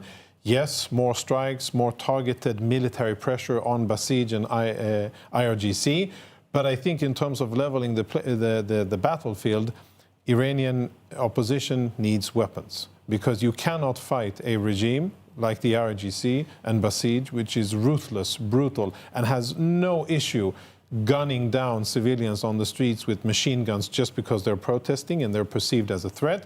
They need to be armed. They need to be given the tools in certain locations to actually fight back. Without it, it'll be a bloodbath, and it'll take longer time with more casualties for the brave Iranian people to claim their country back. Right. Israel has tried to effectuate either regime change or tilting political balances in countries, and we'll talk about one of those, Lebanon, soon, but it's complicated. Yeah, it's very complicated. I'm a military man, so I will talk about the facts on the ground. Clearly, the Iranians are not matched to the Western superiority of Israel and the US. There's no question about that, and I think the Iranian people should acknowledge that the way they spoke about their capabilities and capacities didn't match up with what they have shown. On the other hand, they do project what I would call low-cost guerrilla warfare. It's a new kind of low-tech warfare that they are creating this havoc around the Israel and not Israel, but the region, and they're aiming at the Strait of Hormuz. So there are different military clocks that are ticking here, okay? And the question which one of them would force the hand of whom, this is not clear to me. So there are two narratives that compete here, a narrative of overthrowing this regime and a new regime which is more Western and liberal, but there's also a narrative in which Iran succeeded to impose the end of the war in some way or another on the US, and if this happened, Israel would have to abide. I don't see a situation in which Israel continues the war if the US call an end to the war. Of course, the Lebanese theater is a different theater. It's our theater, it's our domain, we fight there. So the predicament in the battlefield, there are decisions to be made, and let's watch and see what would happen. Right, you could respond to that, John, but also let's move to Lebanon, because again, we are facing a situation potentially where, as Doron says, President Trump, and he's the deciding factor, will call at least an end to this, let's call it this stage. Phase of the war. Yeah. But Israel will still need potentially to continue its battle against Iran's #1 proxy, Hezbollah. So here is a challenge that I think for the first time in a long, long time, more than 20 years, I think Israel has the rare opportunity, if it is smart and strategic, to conduct military operations, to apply military pressure on Hezbollah, but in support of a tangible political process in Lebanon, with the end result being the Lebanese state, for the first time in its history, since they were founded by French colonial powers in 1946, they have never ruled sovereign over their country. And it's always been external influence. It was the Syrians for many years. We occupied southern Lebanon, and for the last 20, 30 years or so, Hezbollah has been dominating the south, and then local politics in Lebanon. For the first time, there's the real opportunity, with French and American diplomatic pressure, with Israeli military activity, to weaken Hezbollah enough for the Lebanese state to actually do what they should do out of their own interest in order to protect their own country and in order to govern, just to rule their own country. And I think there's a good chance of that happening. I totally agree. this is a separate topic from Iran. Iran, the war Not against... completely separate, No, but interrelated. No, but I agree with it's you. of course in terms of decision making. Exactly. Right. The war in Iran will end when President Trump says so, unless the Iranians make fantastic mistakes and kill Israeli civilians. Then we will gladly continue to pummel them. But the war against Hezbollah in Lebanon will continue, hopefully, until we're able to see this political change. And Israel, sadly, hasn't, we never excel at translating military activity to long-term political and diplomatic gains. In this case, I think the path is a path that we can see. There's visibility. You can understand how one dot leads to the other, and I think we have a rare opportunity here. I hope that Israeli leaders will be disciplined, withstand the temptation not to inflict damage on Lebanese infrastructure, to keep the Lebanese state, its institutions, and the non-Shiite, non-Hezbollah population in support of what's happening, and keep military pressure, information pressure, and do everything that Israel can in order to force Hezbollah down and the Lebanese state, with American and French help, really to take the power. And then beautiful, positive things could happen in the Middle East. And I'm not a naive person, but I think we can really step forward and see prosperity, quiet, stability, coexistence, dare I even say peace between Israel and Lebanon. All that is within reach within a few years, if we now seize this opportunity. Well, let's broaden that out, Doron, because that paradigm that Jonathan is speaking about could be extended in other parts of the Middle East, especially, for example, in the Gulf, with Saudi Arabia, which was already maybe on that path. But even now, is it even potentially countries like Qatar, Oman, and Kuwait, which were thought of as enablers, perhaps even allies of Iran, but maybe perhaps are now rethinking that stance? We shouldn't forget that the 7th of October was in the context of this IMEC signing agreement in India with President Biden, and then Trump with Modi were bringing it back, the whole idea of this corridor that goes from India through the Arab Peninsula, through Israel to Europe. I think this is still the only valid, solid idea that can bring some hope after this war ends, and I hope it will end, to this region, and I hope we think in these terms.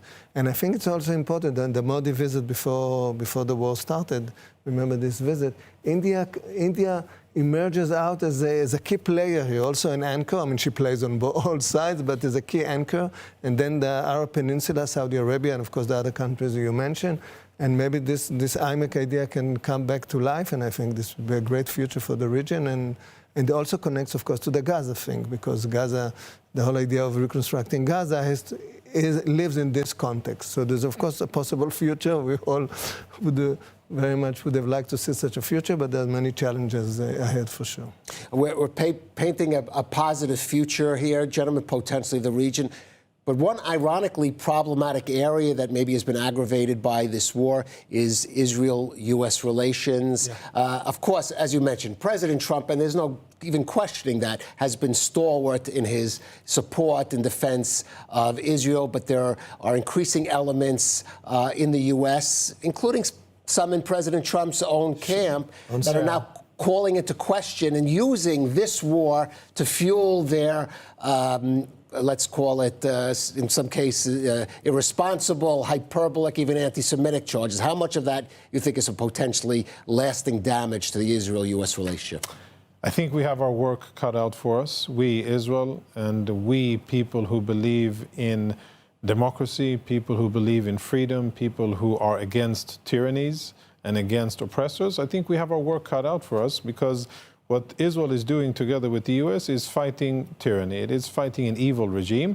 And to simple logic, it should be obvious whose side you should be on in terms of when it's fighting against Iran. Anybody fighting against Iran should be supported if you value freedom, if you value women's rights, minorities, if you value the rule of law, etc.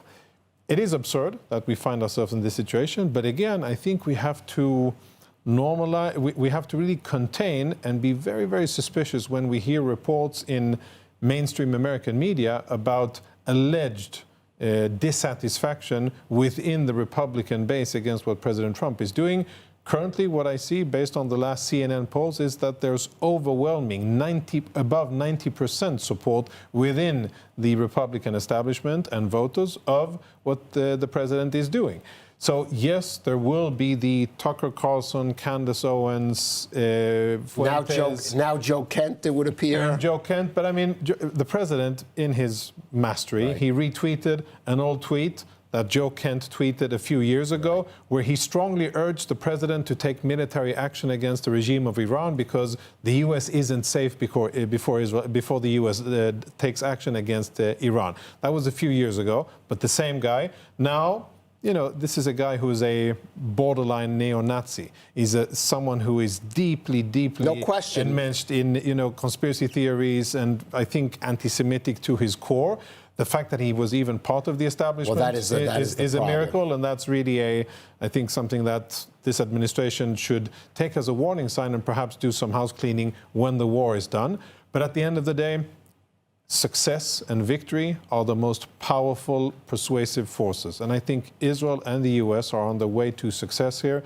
And I think, as we said before, eventually the Iranian people will rise up. They will claim their country, and then it'll go full circle. And anybody who claimed that this was another failed Iraq, Afghanistan, or whatever war, will see that, no, this is different. This is about getting rid of the world's largest state sponsor of terrorism, a menace and a threat to Israel, a future potential threat to continental U.S. It was done in the right time. It was done at minimal cost from U.S. and Israeli perspective, and hopefully in terms of Iranians on the ground. And I hope it will deliver Iran and really change the trajectory of the region. I believe that will happen, and then it'll be very challenging to see how they will shift the narrative and try to spin it to something negative towards Israel. Right, and we have about a minute left. Ron, maybe a word about the Israeli home front, because as you said before, when this war will end, that's what Israelis want to know right now. I think Israelis can show the resilience as long as they at sync with what the objective of the war. So I don't see here some difficulties. But if the war would escalate to a regional conflict that goes beyond the conflict of us and the Iranian in the context of our aims in Iran, and then if the U.S. destroyed, there would be those cracks within the U.S. establishment. We shouldn't forget that Trump is not forever in the next 2 years. So the question, to what kind of a new world we are entering, and then Israel, how does Israel play its role in this new geopolitical landscape? We shouldn't forget that for many years we've been playing partisan politics with the Republican, and then the U.S. is the U.S. It's both parties, and we have to re-engage on a bipartisan fashion with the U.S. The soonest the possible. Gentlemen, one thing is clear: whatever happens, we are going to be entering a brave new world after this war. This was no matter how it turns out, this has been a historic conflict that even just in the course of already a few weeks is creating trends that will shape the region and Israel, and potentially even beyond for many years to come. Jonathan Conricus, Doron Avital, thank you for joining us on ILTV Security Brief. And now a final word. There is no doubt that the joint American-Israeli campaign against the Iranian regime has scored a significant victory in degrading a massive military and security apparatus that threatened its own people, its neighboring countries, and the entire Western world. But there is a possibility that this war will end with that regime still in place, and even in a severely weakened state, it will continue to pose an ongoing threat. The question remains then, what will be needed to contain a wounded Iran from rearming itself and continuing to sow havoc through its remaining capabilities and those of its terror proxies? Certainly, the threat of renewed military action against Iran must remain an ongoing option. And there can be no doubt now that the U.S. and Israel have shown both the will and capability to carry that out. But to further weaken the rule of the Ayatollahs, the regime must truly be isolated, both diplomatically and economically, from this point forward. That is something the U.S. is capable of doing, though not alone. And for this, it will need international support far beyond what Israel can provide. President Trump has shown he is more capable of taking decisive action than many of his White House predecessors. But turning Iran into the pariah state it truly deserves to be will require enlisting global support through careful planning and deft diplomacy, an approach he has shown little willingness and patience for in his second term. Yet that is likely what will be required of him going forward once military action has achieved all it can in emasculating this evil regime. Iran's reckless attacks against its Arab neighbors, even targeting those nations that have been supportive of it, have already provided the U.S. with a historic opportunity to build an unprecedented regional alliance to counter Tehran's designs. President Trump must seize that opportunity while also enlisting broader international backing to isolate Iran, to ensure that in the long term this war is not ultimately regarded as merely a too costly temporary measure rather than the beginning of what was an ultimately decisive campaign. Soon, be it days, weeks, or even a month or two, the guns will go silent in this conflict. But if the regime is still standing at that point, the battle against it can and must go on in one form or another until the rule of the Ayatollahs is ended. Iran is returned to its people, and they and all of us in this region are freed from its repression and terror. Thank you for joining ILTV's Security Brief.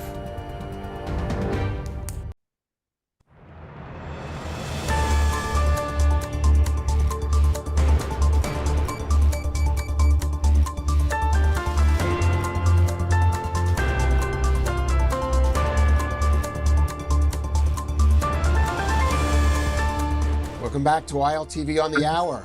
I'm Caleb Ben David, coming to you live from Israel, bringing you all of the biggest headlines from across the region.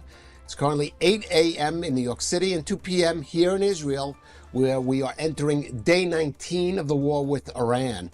Let's cap all the latest developments. Well, it was a challenging night for the home front, as Iran and Hezbollah launched multiple waves of missiles at Israel, and there were fatalities.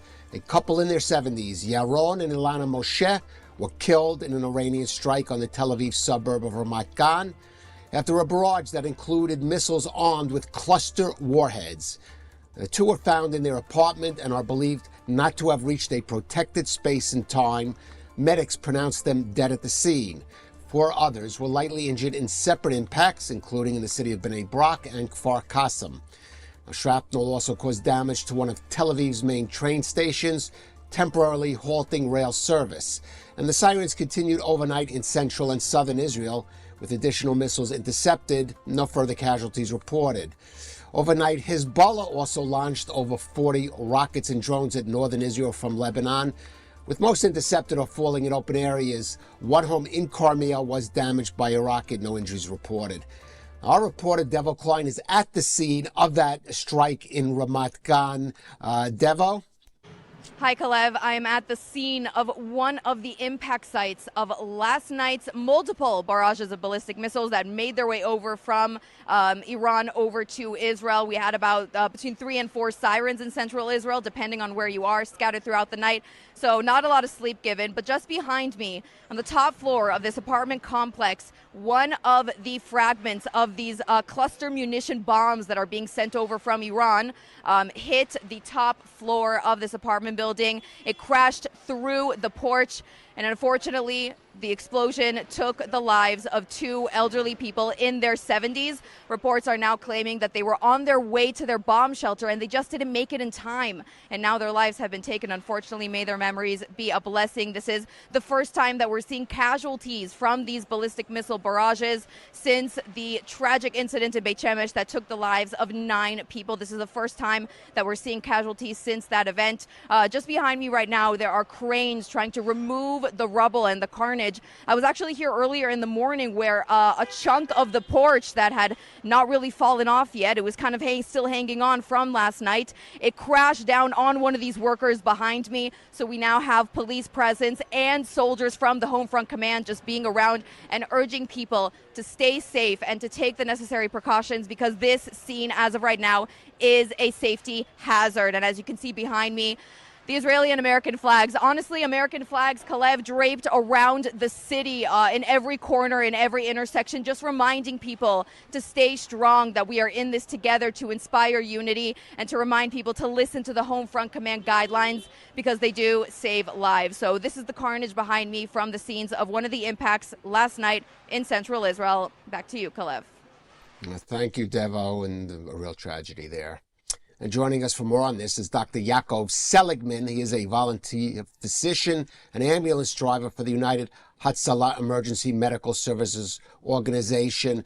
Dr. Seligman, I understand you were at the scene there overnight there in Ramat Gan. First of all, just tell us about your experience, what you saw there.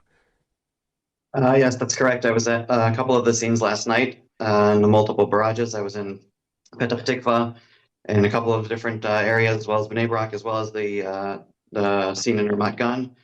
It's just destruction. I think it's also important to note that these cluster warheads, they're not little pieces of shrapnel flying, but they're specifically made to explode in the air. And then multiple dozens, actually, of little bomblets, they call them, of little missiles, each fall apart so that it's much, much harder for us to counter them and so that they can inflict maximum damage on civilian casualties. One of these little bomblets, just one of them, fell through this poor couple's apartment while they were on their way to their shelter. And it unfortunately took both of their lives. There was destruction everywhere, cars on fire. The apartment there was destroyed. Another building in Petah Tikva, the entire building had to be completely evacuated. Cars were burned. I'd say at least a dozen or 15 cars that I saw in the parking lot were completely destroyed by just one of these bomblets. And each of these ballistic missiles that they send over at night, not only to wake us up and to harass us, but they send out dozens of these little bomblets, each having the potential to kill dozens of people. Right. And Dr. Seligman, unfortunately, this was an older couple. Apparently, were not able to make their way into a shelter in time. It's a problem when you live, for example, in a tall building, as I understand this was, and maybe the shelter wasn't, they didn't have a protected room. I don't know the exact circumstances. How are you seeing as you go around the country and going to these scenes? We're now in our third week of war. Is the Israeli public remaining really with the necessary edge to make sure they respond promptly to these kind of alerts? So thank God most people, by and large, are staying steadfast and strong and listening to the Home Front Command's instructions, getting to safe places as fast as possible. Just like this couple, there have been unfortunate accidents where that 17-year-old girl was hit a few days ago on her way to a shelter as well. But the Israeli government is trying to provide as much as they can shelters. And like you said, there's some tall buildings, older buildings that don't have shelters. Like my house, for example, we have to run in the middle of the night every time with our children to the community shelter down the street. It's not fun, but the Israeli public is strong and we're behind our government. And we do know that whatever needs to be done, we're with them. And it's for the long term, for the peace in the future. All right. Let's hope it continues that way. Dr. Yaakov Seligman of United Hatzalah, thank you for joining us. Thank you for having me. And meanwhile, the U.S. and Israel continue to hit Iran with ongoing and devastating airstrikes. Defense Minister Israel Katz has confirmed that Iranian intelligence minister Esmail Khatib was targeted and killed by an IDF airstrike overnight. Media reports also claim a projectile struck near the Bushehr nuclear power plant. Excuse me. The IDF says it has expanded its strikes on besieged targets across Tehran, hitting multiple command sites linked to the Iranian regime. Now, the strikes follow the attack that killed Basij commander Gholam Reza Soleimani and other senior Basij officials. Now, Israeli officials have also now confirmed that Morteza Larajani, the son and deputy of Ali Larajani, was also killed in that strike that eliminated his father. Over the past 24 hours, the Army says more than 10 military positions were struck in Iran, including command centers embedded in civilian areas and checkpoints across the capital. The IDF says these operations are part of a broader campaign to weaken Iran's military and internal security networks. Turning now to the northern front, the IDF says it struck Hezbollah operatives, rocket launchers, and logistic facilities across Lebanon today, after warning that the group is likely still planning more major rocket barrages on Israel. The IDF says it is pushing deeper into southern Lebanon, establishing a buffer zone as Hezbollah continues its rocket and drone attacks on northern Israel. Troops from the 36th Division have launched additional targeted ground operations, joining the 91st and 146th Divisions already deployed in the area. The military says heavy airstrikes and artillery fire have preceded the advance, targeting Hezbollah positions across the south, also in Beirut's Dakhia stronghold. The IDF says it carried out a new wave of airstrikes on Hezbollah infrastructure after issuing an evacuation warning for the coastal city of Tyre. Israel has again urged civilians to evacuate those areas south of the Zahrani River, as Lebanese authorities report more than 1 million people are displaced. Now, the IDF says these operations are aimed at pushing Hezbollah away from the border and reducing the threat to Israeli communities in the north. Defense Minister Katz said hundreds of thousands of Lebanese civilians will not return south of the Litani River until northern Israeli residents are safe. And U.S. President Donald Trump has acknowledged and praised Israel's killing of top Iranian official Ali Larijani, along with the head of the besieged force, Soleimani. Referring to the IDF strike killing Larijani, Trump said, "A lot of people say their actual top leader was killed yesterday, along with someone responsible for the death of 32,000 protesters." When asked about his next steps in Iran, he said the U.S. is not yet ready to leave, but will do so in the very near future. And he insisted that if the war ends, it will take Iran 10 years to rebuild. Trump also criticized NATO and praised Middle East allies for their help in securing the Strait of Hormuz, calling NATO's refusal a very foolish mistake. Let's listen to President Trump. But we've had great support from the Middle East. Qatar has been great.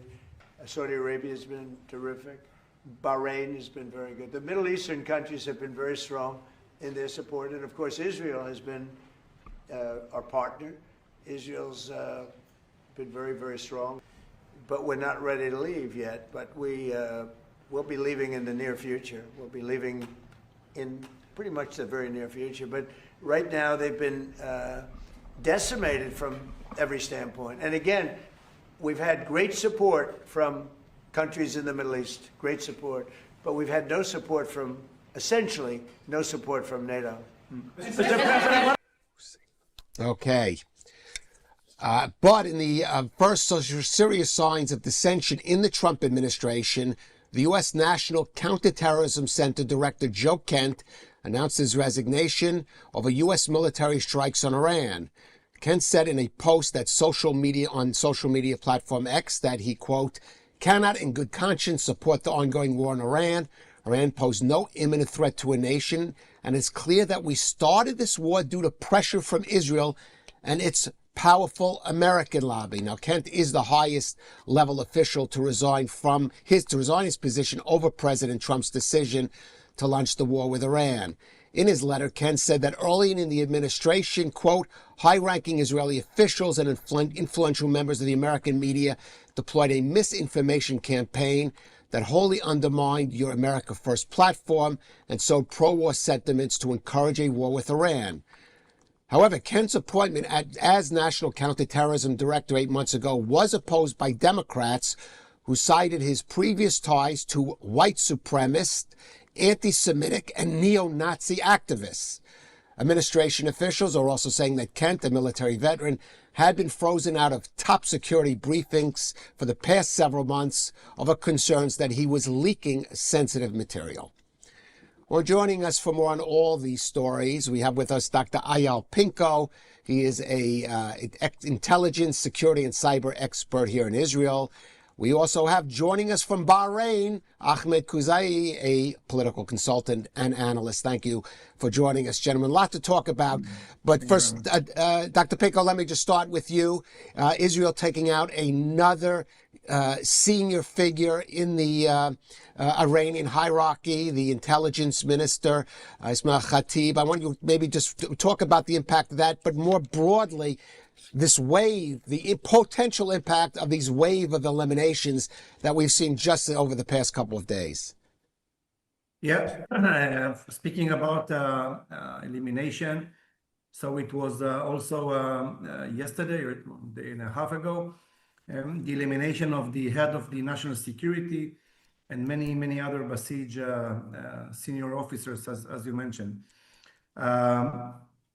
If I may also say that 2 hours ago, Israel also attacked oil and gas infrastructure in Iran, which is much further escalation, because until now, Trump wanted to preserve this kind of infrastructure in order not to play with the oil prices that will not skyrocket as they already are.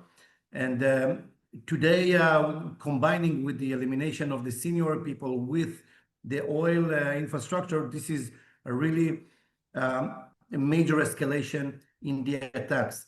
They are major escalation because now they are really eat the symbol of the regime.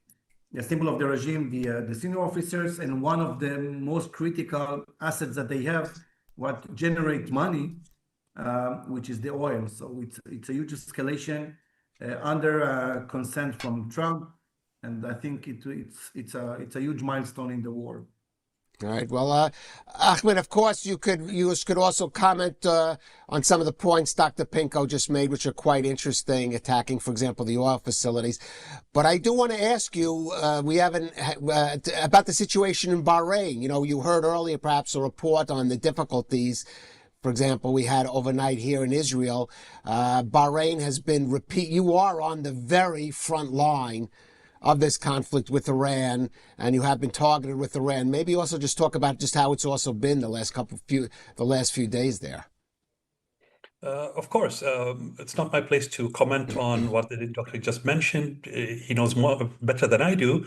Although, to answer your question and to follow up on what he said, we could see a pretty good decline in the number of attacks by Iran and the number of missiles and drones. That's contributed to the elimination of at least a number of 25 to 35 assassinations of high-ranked Iranians over the past few days, as well as Iran been using their artillery heavily lately. 95% decline. This is a big thing for a country that's fighting a war of that size. Now, in Bahrain and the Gulf as well, you just mentioned, we are at the front lines, although we are being on the defense lately for the past 2 weeks. We are approaching the third week within 3 days. We've been on the response side. We haven't attacked Iran yet. We have a pretty good strategy. We spoke about it on our last interview last week here on the channel with you. Yet, what I have to highly mention here is the speech that you just broadcasted by President Trump thanking Israel and the Gulf states. This just shows how these treaties, how this agreement between stance and the defense strategies that we've been handling lately, it is draining Iran out. This is the main word I'm going to say. Between eliminating their leaders, between having a cardboard Ayatollah, between how the attacks are being managed by Israel and the United States, and how we are receiving it here in the Gulf, I think this is a pretty good strategy to drain them out overall. Right. Maybe Dr. Pinko pick up on that. Because if, as you said, if, for example, President Trump now attacking the infrastructure of Iran, we should also mention reports of increased military activity around the Strait of Hormuz, airstrikes there to try to deplete Iranian capabilities, block that waterway. We may be seeing the groundwork for a kind of post-war strategy or position, as President Trump maybe is thinking about drawing down the more kinetic aspects of the conflict and looking at how he can create an arrangement that will continue to press the regime if it is still weakened but still standing at the end of this phase of the conflict. Yeah. If we can map Trump and Israel moves, strategy, if I can call it strategy, we can see that at the beginning, aerial superiority was achieved. After that, taking down the missile launching capabilities. And you know, Ahmed here, my friend, with Bahrain and all the other countries over there, they suffered 8 times more than Israel missile attacks. It's much more than Israel, and I believe they have less aerial defense capabilities, if I assess correctly. You know, and they're showing good resilience towards the Iranian attack. So This is the second part. The third part is against the regime symbols.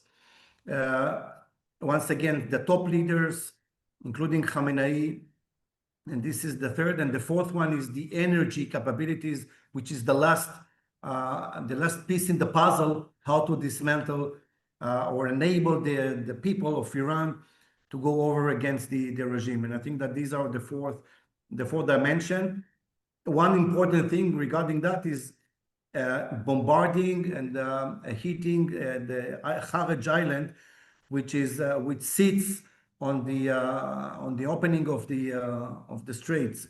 And this is very important because from one hand, this is the hub for many oil pipeline and the oil infrastructure, but most of it, this is a very important base, very important one, of the Iranian Revolutionary Navy, which from this Kharaj Island, they are controlling the exit from the Straits of Hormuz. So hitting over there, the Navy will enable the American Navy to go inside and to be much more closer to the Straits in order to see that the maritime commerce goes in and out. So basically, these are the 5 elements. And I think, once again, 4 of them were dealt before. Today, we see additional steps. We are going very well towards the strategy.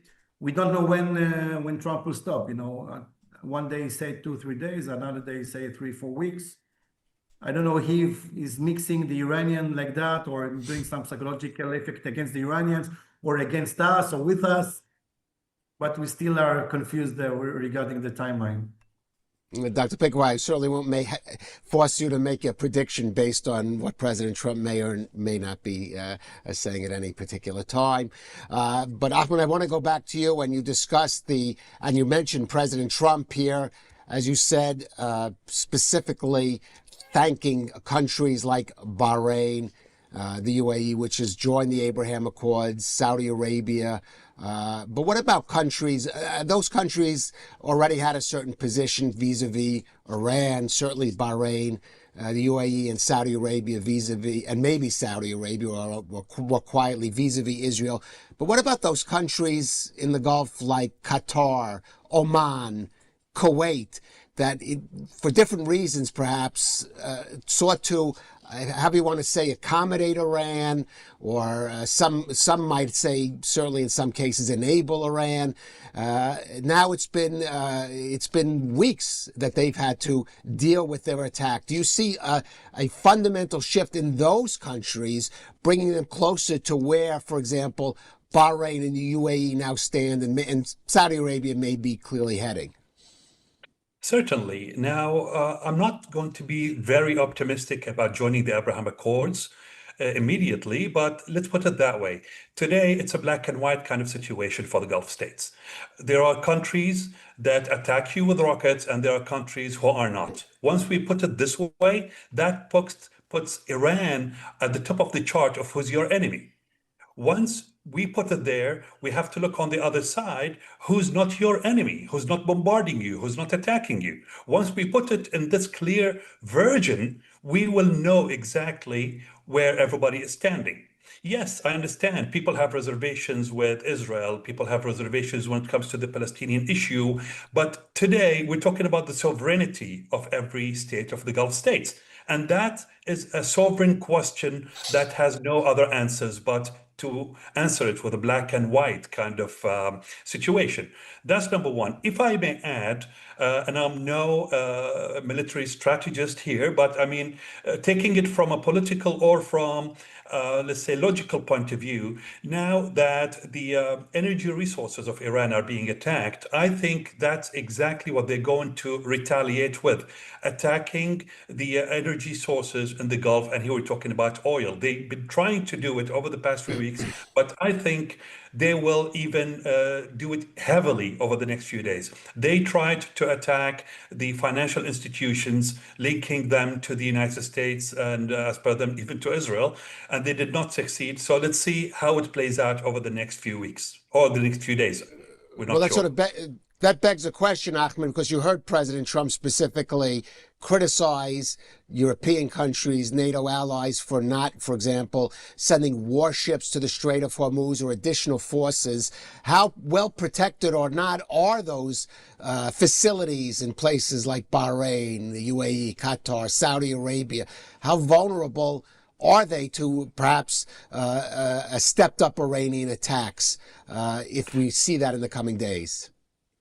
As I mentioned, I'm not a military person. I wouldn't know that, but from what I can see is that we are fairly protected for two main reasons. We mentioned that the number of attacks are declining up to 95%, and that's assuring up to a big level. On the other hand, as well, the strategy of the Gulf. Yes, we have never, as Gulf states, been through this situation before. So we saw a big change as citizens here after the first week. We can see how our military forces started adapting to it, understanding the patterns, understanding how to deal with it. And from there, we saw a big change in how we're dealing with it and even the number of sirens. So I would say we are fairly protected. All right. Ayal, I want to turn a little to the Northern Front and Hezbollah. I think a lot of people are now actually starting to wonder if the war with Iran, this stage of it ends because basically President Trump decides it's this time of the to end that operation. Where does that leave Israel with Hezbollah? What is our goal now with Hezbollah? Are we facing the possibility that the conflict with Hezbollah would continue even after perhaps this stage of the war with Iran will end? I think as a short answer, the potential of gaining or moving to another escalation with Hezbollah is absolutely open.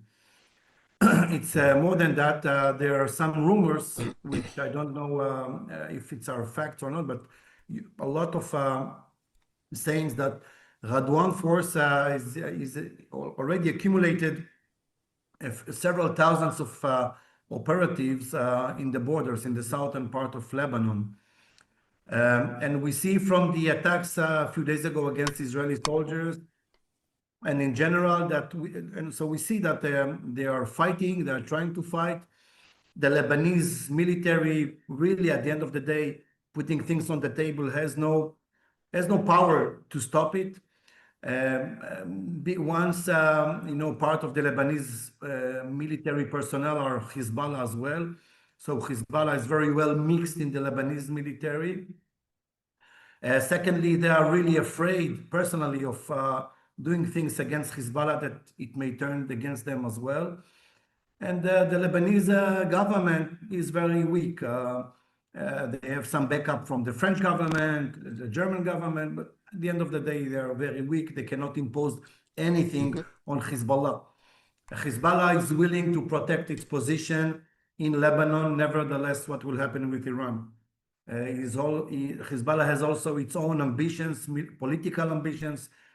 Hezbollah leader thinks they own the land in Lebanon. So I believe even though Iran will collapse, as we say, inshallah, or I hope it will be,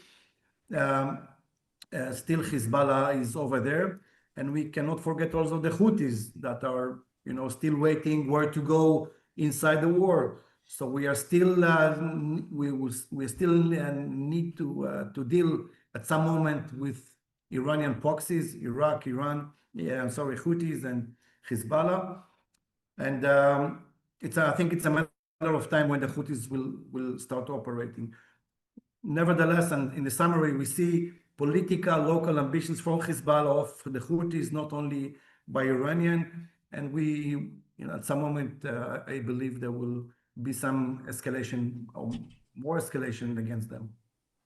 All right. Well, since you mentioned the Houthis, Ahmed, I mean, we've been much more focused in terms of the Iranian proxies on Hezbollah, to some degree on those Shiite militias in Iraq, kind of put aside, I won't say forgotten, but put aside, for example, the threat posed by the Houthis. But we should also note Iran has Shiite proxies in other countries as well. And we've seen in Bahrain, for example, however you want to describe them, certainly anti-government activists or agents of Iran at work. How does how has the progress of the war and where it might end impact on their influence in the Gulf region? Those proxies, be it a whole country like Yemen or elements within a country like in Bahrain, where does this war leave them or potentially leave them?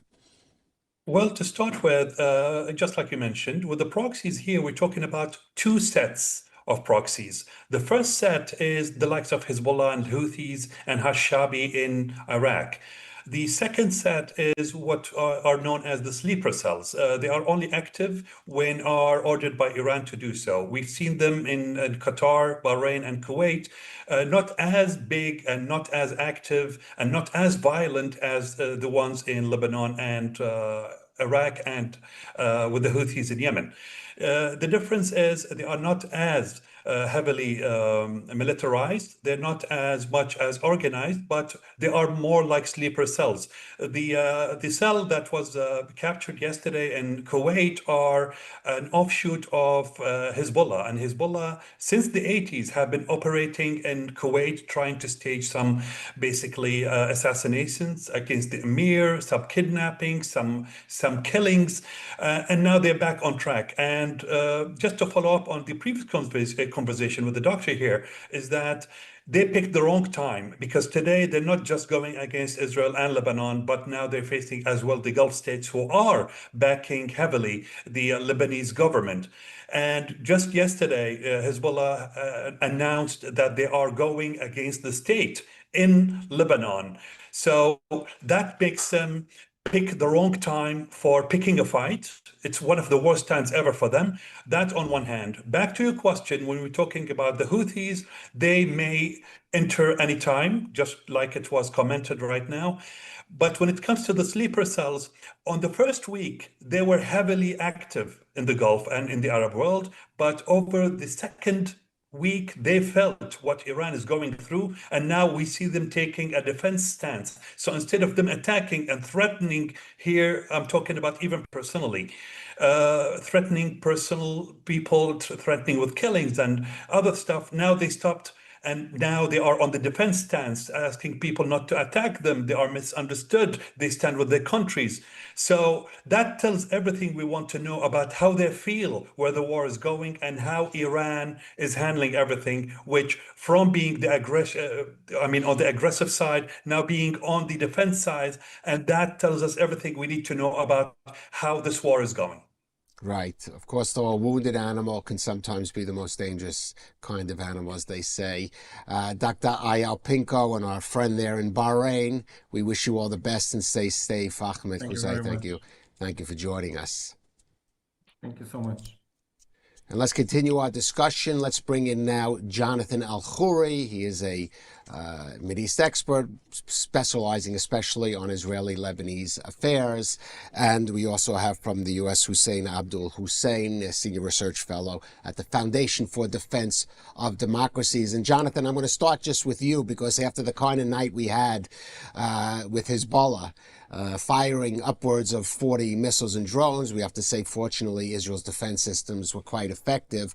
But we're seeing this morning, and perhaps you heard early in the broadcast, expanded military activity in Lebanon, now centered around Tyre and other areas.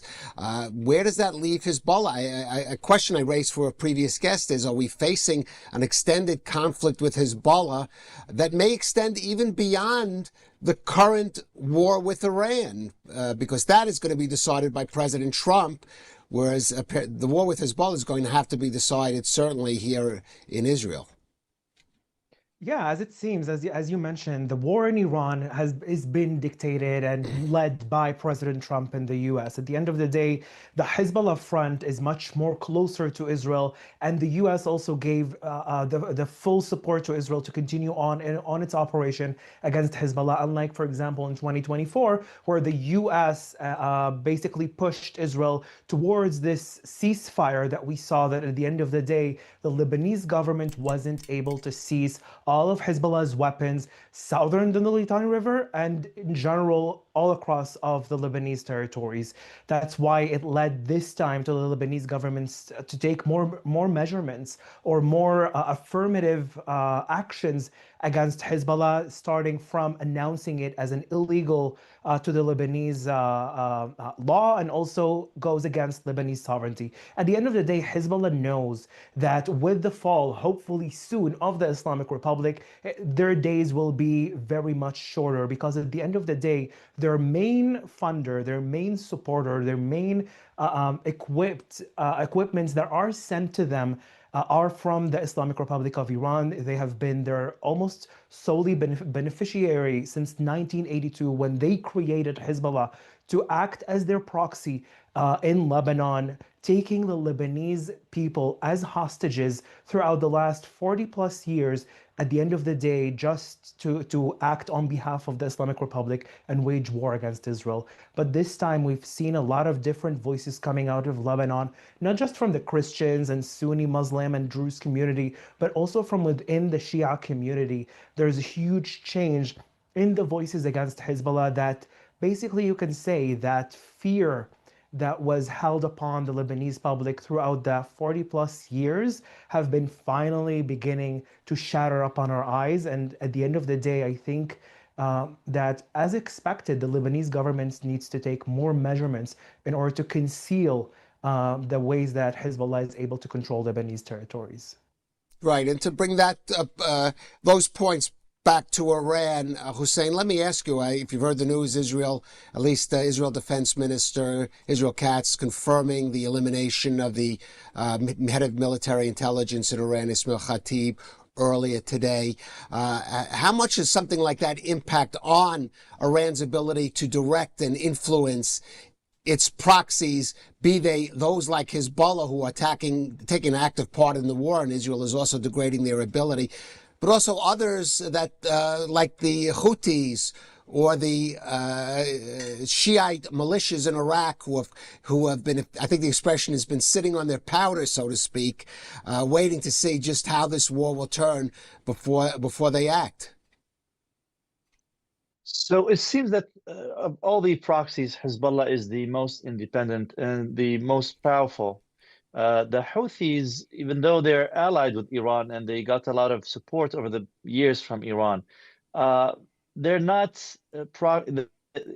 they're not proteges of Iran. They're allies, and now they are probably hedging, and they think that if they sit this war out, then if the regime does not survive, they have a chance of staying in power. Maybe they have a chance of being recognized by Saudi Arabia and the rest of the world. So the Houthis seem to be trying to keep themselves out of this fight. Hezbollah, as we saw, was the earliest to jump in. And as we said, regardless of what happens in Iran, this war will go on. Even if the war in Iran stops, the war between Israel and Hezbollah will go on until something happens, until the Lebanese government figures out how it can practice its own sovereignty. Otherwise, Israel will have to continue on policing Hezbollah, the Hezbollah militia in Lebanon. Now, the Iraqi militias are an interesting case because they are weaker of the three. They don't have as much punch and power as Hezbollah in Lebanon, and they do not dominate the government as much as Hezbollah does in Lebanon. And that's why we have seen some sort of what looks like a civil war, but it's not. The Iraqi military has been countering the militias, has been controlling the militias, and these militias in Iraq have attacked Iraqi military bases. So in Iraq, at least, the government is trying to play a role and is trying to step up, unlike the government in Lebanon. Whether the Iraqis manage to put a lid on these militias remains to be seen, but I wouldn't say that when compared to Hezbollah, I wouldn't say that the Iraqi militias are in a good position. And of course, you have to remember that the chief of Kataib Hezbollah, which is the most potent of the Iraqi militias, this guy was eliminated a few days ago. So these guys also are facing trouble. And unlike Hezbollah, they haven't fought wars. They don't have a lot of experience, and they're not as nearly well stocked in terms of rockets, missiles, and other kinds of ammunitions and weapons.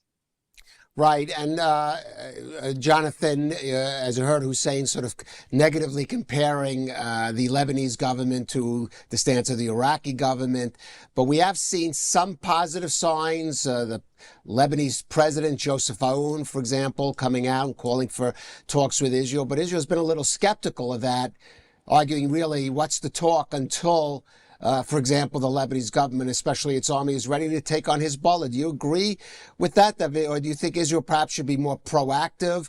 It may be coming under, for example, pressure from the U.S., maybe some other international parties, to try to be more proactive, to enter a dialogue, even under fire, as it were, with the Lebanese government. Yeah, we can see at the end of the day that the Israeli government is proactive and trying to kind of assemble or realize what will these talks lead to if they will sit on a face-to-face negotiation on the same table. That itself is a historic event that didn't happen since the 1980s. And I think this is a positive step that Israel should consider, because at the end of the day, alongside of military operation, there needs to be some sort of diplomatic connection. But I want to add on Hussein's incredible remarks at the end of the day. We need to look at the Lebanese government in this atmosphere. In the last year and a half, almost 2 years, this is the first ever, you can say, sovereign Lebanese government that ever acted in Lebanon since the 1970s. And that was basically because the fall of the Assad regime, that finally this connection where the Assad regime since the 70s were holding Lebanon hostage, deciding on its actions, deciding on its political future, and every decision that was taken by the Lebanese government was dictated by the Assad regime. So the Lebanese government is still trying somewhat to understand or figure out how they are able to kind of control their own sovereignty that finally is theirs. We've seen that in the last 15 months before this ceasefire was broken by Hezbollah on March 2nd, where at the end of the day, the Lebanese government tried to work, you can say, from the mind. They tried to reach out to Hezbollah, to say to Hezbollah, listen, you can continue on controlling Lebanese territory. You can continue on dragging Lebanon into wars that has nothing to do with any Lebanese cause. Because this is what happened on October 8th after Hezbollah joined Hamas on their attack on Israel on October 8th, 2023. And this is something that we need to understand at the end of the day, that the Lebanese government is also limited on that. And yes, I kind of agree that Israel and the US, by the way, are very skeptical on the capabilities of the Lebanese government to actually, or the Lebanese military and their own capabilities, because let's face it, the Lebanese military for the last 30, 40 years have been underfunded. The personnel in the Lebanese military are not well equipped and well trained to deal with this type of threat from Hezbollah, because at the end of the day, the only threat is not by the Hezbollah's missiles. It's only by the majority of the weapons that they hold in their own bases that at the end of the day they might use against the Lebanese public. And one note regarding a civil war, I think we have a completely different case than the 1970s, when the civil war emerged in Lebanon between different sects of religions, between different communities that also from the same religion against each other. This time, we have a majority of the Lebanese public, including the Sunni Muslim community, the Druze community, the Shia, almost half of the Shia community are against Hezbollah this time, and the Christian community in Lebanon. You have almost full majority of the Lebanese public and parliament that are acting and wanting to end Hezbollah's rule in Lebanon on behalf of the Islamic Republic. So they might be clashes, but at the end of the day, I think there's a huge step from this to a civil war. And we need to look at the end of the day, who's threatening in civil war in Lebanon? These are only Hezbollah's personnel who's threatening to emerge a civil war. Yet at the end of the day, the Lebanese public knows the reality, they know the truth, they know what is going on the ground. And I think the Lebanese government needs to step up and take action against Hezbollah as much as possible. We've heard reports from the last few days that the Lebanese government have held or arrested more than 50 personnel that are associated with Hezbollah that were on their way to fight on the southern border with Israel with ammunition in their cars. Yet at the end of the day, these are small numbers. They need to act much more faster in order to kind of try and stop this war from dragging too long. Right. And Hussein, to refocus on Iran itself, we're now in day 19 of the war. Look, every day, there's no question, more and more blows against the regime. But President Trump is coming under increasing political pressure domestically. We've had items on related to that. Economic pressure due to the situation in the Gulf and the Strait of Hormuz. At a certain point, he may have to simply just declare we've achieved what we can achieve, at least in this stage of the war. What has to be done going forward beyond that for him to say declare victory, but still, in a sense, keep the pressure up on a regime that we know has not, say, learned its lesson, and that is likely, just as it did after last June's war, look to immediately rebuild its military and potentially nuclear infrastructure? Well, it looks to me that time is not on the side of the Iranian regime, including the issue of the Strait of Hormuz, because the Iranians suddenly discovered that they cannot shut down this international waterway because they will anger their own friends. And their friends, China mainly, most of its oil passes through the strait. Then you have India, then you have other powers who are not going to sit back and watch the Iranians stop their energy shipments. So the Iranians discovered that shutting down this waterway doesn't really affect the oil that goes to Europe or to the United States. It affects the oil that goes to China.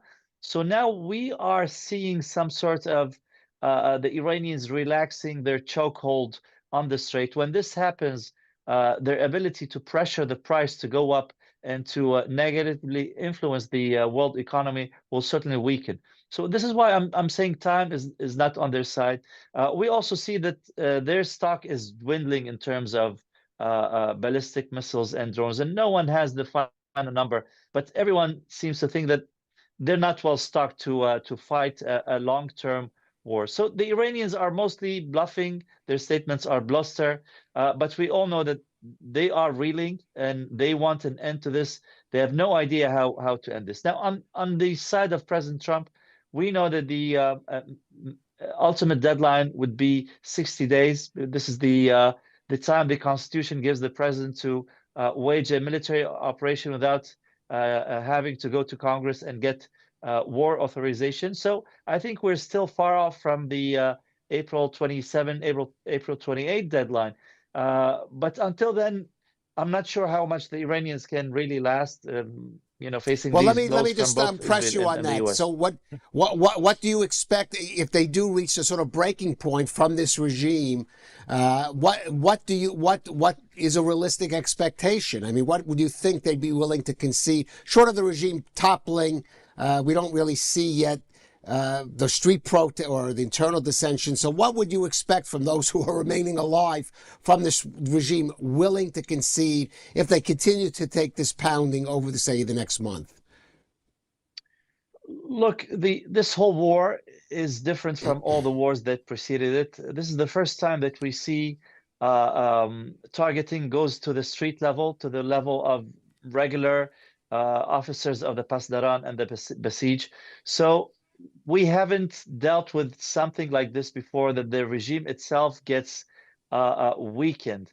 Will the people step up and take over? Maybe, but because everything is unprecedented, we have to also think that this might not end up like other wars in terms of a ceasefire. We might not have a date that everything stops. Maybe the military operation winds down, the Iranians stop firing without actually getting to a deal, and that's how it stops. So we're not sure how these things unfold. What we are sure of is that as time goes by, day by day, the Iranian regime is getting weaker to the point that they might get to a point that they can't even negotiate a ceasefire because, number one, they've boxed themselves in a position where they refuse any ceasefire, and number two, there's no one to talk ceasefire to. I mean, these guys, the president, the foreign minister, are really too weak to instruct anyone to do anything in Iran.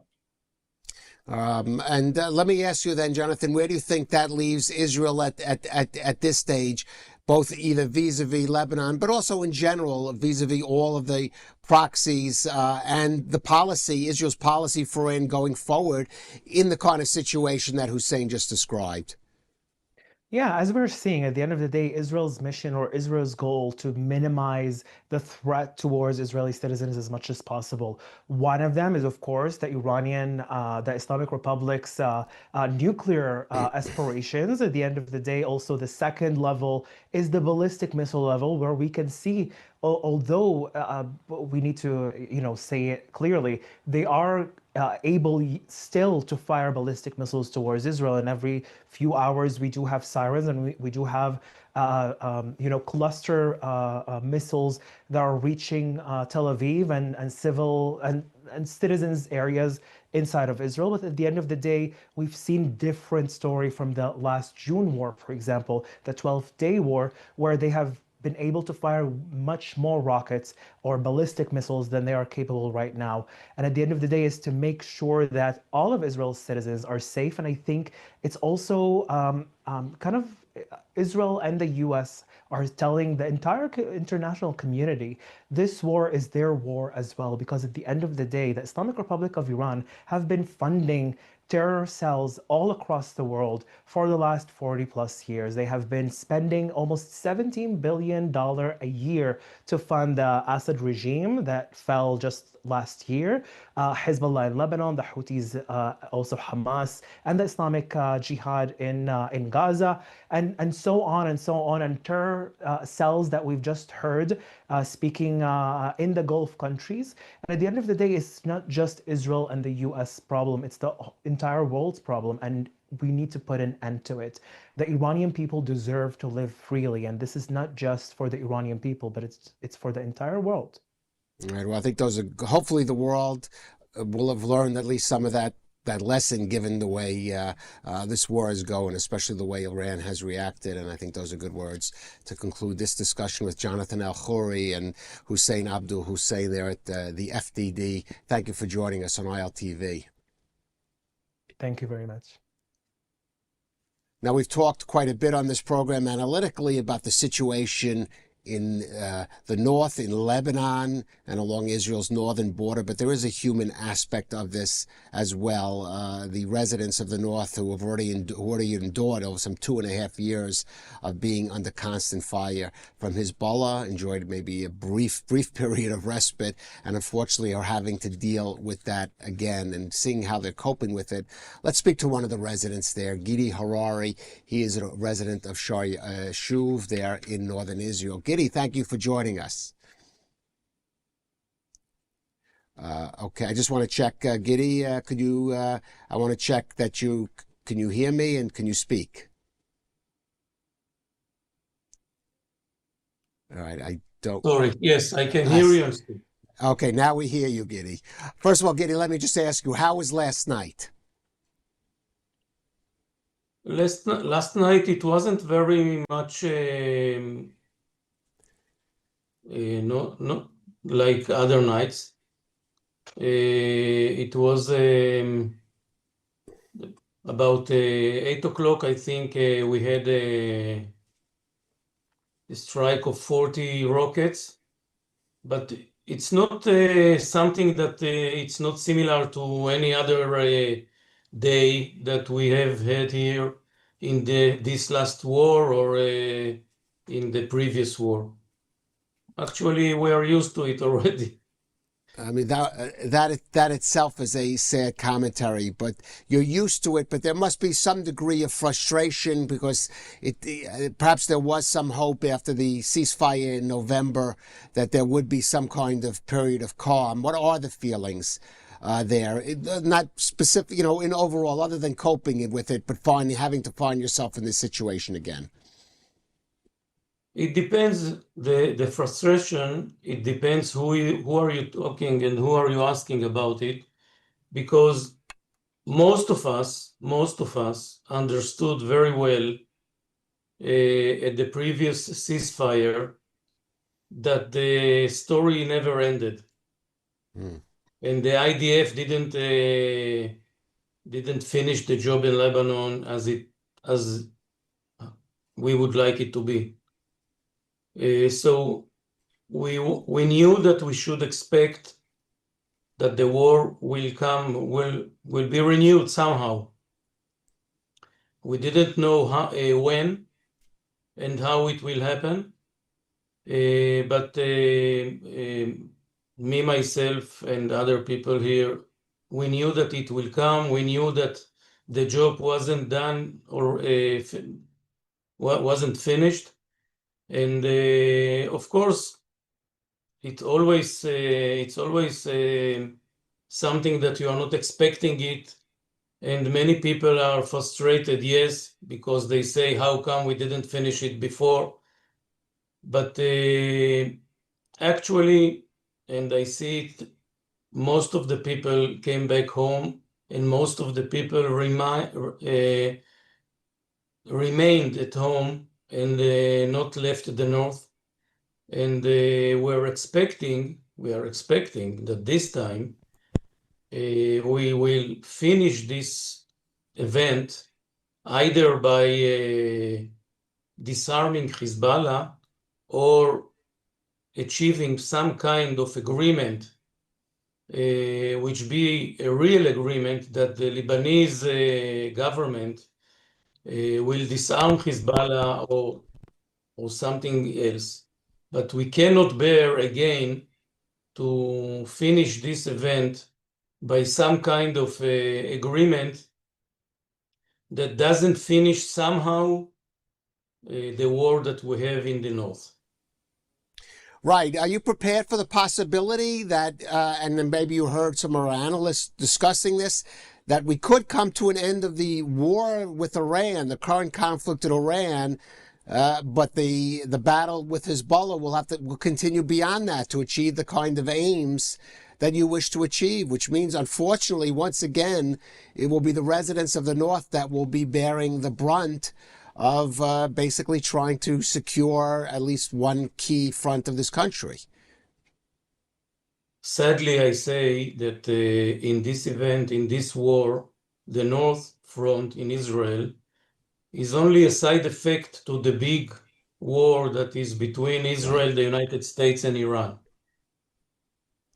The best thing that we can hope for is that the Iranian regime will fall, and there will come a new regime which will be much more liberal, and it will be very important for us because this will make Hezbollah even weaker than he is today, and it will be easier for the Lebanese regime to disarm Hezbollah. But if it will not happen this way, I believe that Israel will find herself again going on with this war and campaign against Hezbollah, while the Americans stopping the war in the Persian Gulf. And this will be this is not the best. It's not the best end game for us, but it's not up to us, because at the end of the day, at the minute that the Americans will get their interest in Iran, they will finish the war, and we will be stuck again here with Hezbollah, either to go on fighting or stop the fighting and going back before February 28th. Right. Now, Giddy, beyond the military or strictly security aspect, when we have this kind of situation in the north, as we had for 2.5 years after October 7th and in many other incidents before. Part of the public discussion is whether residents in those northern communities, the real pioneers of Israel on the border or close to the border, are getting the kind of support they need and require from the government or from local authorities. Is that the case here? And if not, what do more you or they or your neighbors would like to see up there in the north? Of course, we would like to see this war finishing as soon as possible. As I told you, achieving some kind of agreement that Hezbollah will disarm and will not be accessible to the south of Lebanon, and the Lebanese regime will take over Lebanon as expected of them. And also, we would like the Israeli administration to fulfill their promises to the locals here in the north to invest and renew the Galil and improve our life, our education, our health, everything, because the situation right now is not good. We didn't finish recovering the area from the last war, and we are already in the next one. And sadly, I have to say that the Israeli government is not accomplishing their promises to the public here. Well, hopefully that will be taken care of. Gidi Harari, also a lecturer at the Alma Center, I should say. Thank you for joining us, and stay strong there in Israel's beautiful north. We are strong. I'm saying you are. Stay strong. Thank you for joining us. Thank you very much. And thank you for joining us. That ends this broadcast. Continue to follow us on our social media platforms or on our app. There's a QR code. I'm Kalev Ben David, and stay tuned for all the latest developments here on ILTV.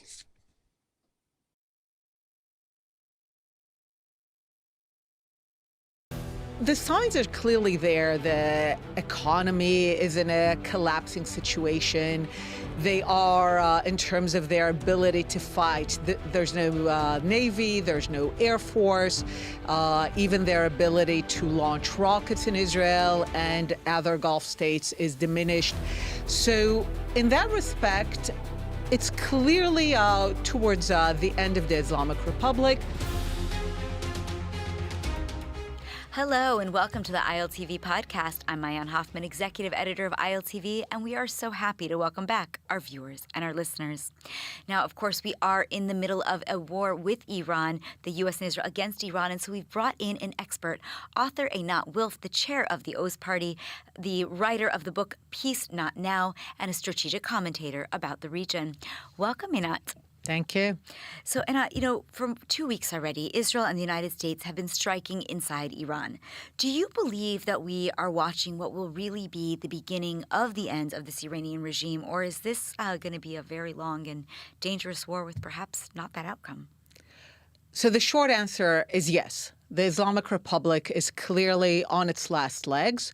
You are right that it might take time, but even before the most recent wave of kind of fighting, someone who's actually more identified with the Islamic Republic wrote a few months ago upon visiting Iran that the feel, he described it as a late Soviet feel. So the signs are clearly there. The economy is in a collapsing situation. They are, in terms of their ability to fight, there's no Navy, there's no Air Force, even their ability to launch rockets in Israel and other Gulf states is diminished. So in that respect, it's clearly towards the end of the Islamic Republic. For me, the thing that even long before October 7th led me to believe and to even be very bullish on the end of the Islamic Republic is that I looked at it from a historical perspective. I looked at all the regimes, the countries that chose to be the main sponsors of what I've come to call Palestinianism, this ideology that prioritizes the destruction of the Jewish state. And if you look at the greatest supporters, collaborators of Palestinianism for the last century, they've been the Nazis, the Pan-Arabists, the Soviets, the Ayatollahs, the Islamic Republic. And you can see a pattern here. They all lost in cold or hot wars, and their ideology ended up being in the dustbin of history. And the Islamic Republic is going to be no exception. So yes, it is a regime on its last legs. It's behaving in that way, shooting literally in every direction, that it might be extended, that it's doing everything to last a bit longer. It might. But it is the end. So if it is the end, then would you say, in your estimation, that we are winning this war? Until the Islamic Republic falls. I mean, I think the greatest concern I have is that there will be a moment of saying, okay, we're stopping this, we're negotiating. So I'm not discounting what I find a terrible possibility, that there will be pressure to give the Islamic Republic a bit more air to breathe. And I certainly hope that no one will fall for that. So yes, I think the Islamic Republic is towards the end, but I think making it sooner rather than later should be the priority. And in other words, there could be pressure against U.S. President Donald Trump to maybe stop fighting and give them another chance to get back to the negotiating table, despite what we heard from Witkoff and Kushner, that they came to the table saying, we're moving forward with our nuclear weapons. Exactly. And in that sense, there's no use for negotiations, because where the Islamic Republic is and where the United States is doesn't meet. I mean, there's nothing that can be negotiated that would meet between the two. So it only would be in order to get some breathing space, maybe to get Russian support, maybe to get Chinese support, maybe to revenge at kind of those who might try to bring down the Islamic Republic from within Iran. Which is why you don't want to give them that breathing space. Makes sense. Now, for decades, Iran has really projected its power across the area through its proxies, Hezbollah, Hamas, lately, in recent years, the Houthis. Do you think that with the fall of this regime, then we're also going to see the fall of that proxy system? Certainly. And in that respect, I think the fall of the Islamic Republic should be thought of on par with the fall of the Soviet Union. Because the Islamic Republic, like the Soviet Union, was never just a country or a place. It was always an ideology that claims to have universal jurisdiction, that claims to be relevant everywhere, and also has universal ambitions. There's a great piece that just came out in the Free Press by Jonathan Rosen about the world that the fatwa makes, talking about the fatwa against Salman Rushdie and showing how that was also the Islamic Republic. Because you see, a lot of the criticisms are like, this is an attack on a sovereign state. The Islamic Republic is not a normal sovereign state that is like happy to be limited to its borders. It has universal ideological ambitions, and the fatwa against Salman Rushdie was about a world without borders, where a fatwa actually compels Muslims who choose to listen to it everywhere to violence. So in that respect, we need to think of it as an ideological battle. And we see it also on the attacks on the UAE. There's a reason that the UAE has been attacked more than Israel. And because the UAE represents the ideological mirror of the Islamic Republic. It represents what Islam could be when it seeks to be future-looking, moderate, inclusive, focused more on building for its own people than destroying what other people, especially the Jews, have built. So it's no coincidence that these are the people that are being attacked. And the Islamic Republic needs to be thought of as an ideology. And therefore, when the ideology falls, like the Soviet Union, a lot of the systems that it created to support it, like the proxies that you mentioned, also begin to fall, because the Islamic Republic, it wasn't just ideological kinship. it was money, it was military support, it was training, it was legitimacy. When all of that is taken away, when you can isolate Hezbollah in Lebanon, and we see that already happening, when you force the choice, are you Lebanese fighting for Lebanese interests, or are you fighting for Iranian interests? And what's happening in Lebanon is fascinating. Because Hezbollah was forced by the Islamic Republic to attack Israel and thereby show its hand that it's not fighting for Lebanon, right? It promised the Lebanese factions that it's a Lebanese organization for Lebanese interests, and then it showed its hand as an Iranian foreign presence. And now this is why you see so many Lebanese factions remarkably united against Hezbollah. So the more you expose the proxies as basically Iranian forces rather than local ones, the easier you make it to isolate them and ultimately to defeat them. And certainly we could hope to see that with Hamas then as well in Gaza, which could really lead to a very different reality on our borders. Now, right in the recent, couple of weeks, our attacks have been predominantly airstrikes against Iran. We've seen the U.S. strike as well, in the naval ships, etc., but it's been basically missile strikes against targeted precision strikes. Trump was asked about putting boots on the ground, and he didn't say no. If boots were to be on the ground in Iran, what would that look like? Why would we need to put boots on the ground? Is that essential for this regime change that you say is going to come about? My guess is that to the extent that there is any such thought, it would be special operations to remove, for example, the enriched uranium or something of the sort, not a kind of massive military invasion, more of a Venezuela extraction situation, either of people, but I think mostly of the enriched uranium. But beyond that, the real boots on the ground will be the Iranian people themselves. There has been an effort to create the notion that Israel dragged the United States into this war. And what I've been saying is that if anyone dragged the United States into this war, and that I'm saying it is a good thing, it's the Iranian people themselves. Because by coming out to the streets remarkably courageously and trying to bring down the Islamic Republic, what they demonstrated to the United States is that if the United States were to provide the envelope to bring down the power of the Islamic Republic, to kind of weaken its ability to kind of go against the people of Iran, then the people of Iran can take back their country. And I think ultimately that is the idea and that's the vision. When they came out to the streets, what they showed is that if America will do its part in bringing down kind of the power of the Islamic Republic, it is the Iranian people on the ground who will take back their country. So let's talk then about Reza Pahlavi, who's not in the country right now, obviously. Yes. And, he's apparently going to be potentially this future leader. Trump definitely wants him to be the future leader, and he said he's willing to step up to the plate.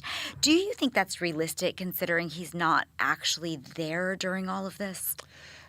I think he is only interesting and valuable, and he says so himself, as a transitional figure and maybe under a kind of constitutional monarchy. Because I know, especially in the West, you see it in Britain, but also in America, there's this trauma of Afghanistan, Iraq. No, we don't want this forever nation-building, democracy-exporting war.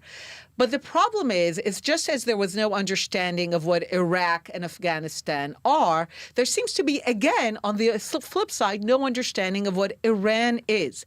Iran is a much more coherent, historical, national, kind of civilizational entity. It has a clear sense of collective self and history. Iran is as close as you come in textbooks to having the elements for successful democratic transition. A highly educated population, a strained but substantial middle class, no youth bulge. The way that the population is skews older. They have, even within the Islamic Republic, even though those are very, very limited candidates, they have the experience of parliaments, of of democracy, they actually have everything that can move, or elections, not democracy, that will move to successful, secular, pro-Western democracy. So it can be under a constitutional monarchy. These are the many democracies in Europe. And Reza Pahlavi can serve that symbolic role. But ultimately, it has to be the people of Iran. This is what will make it most successful, ongoing. They now chose the son of Khamenei.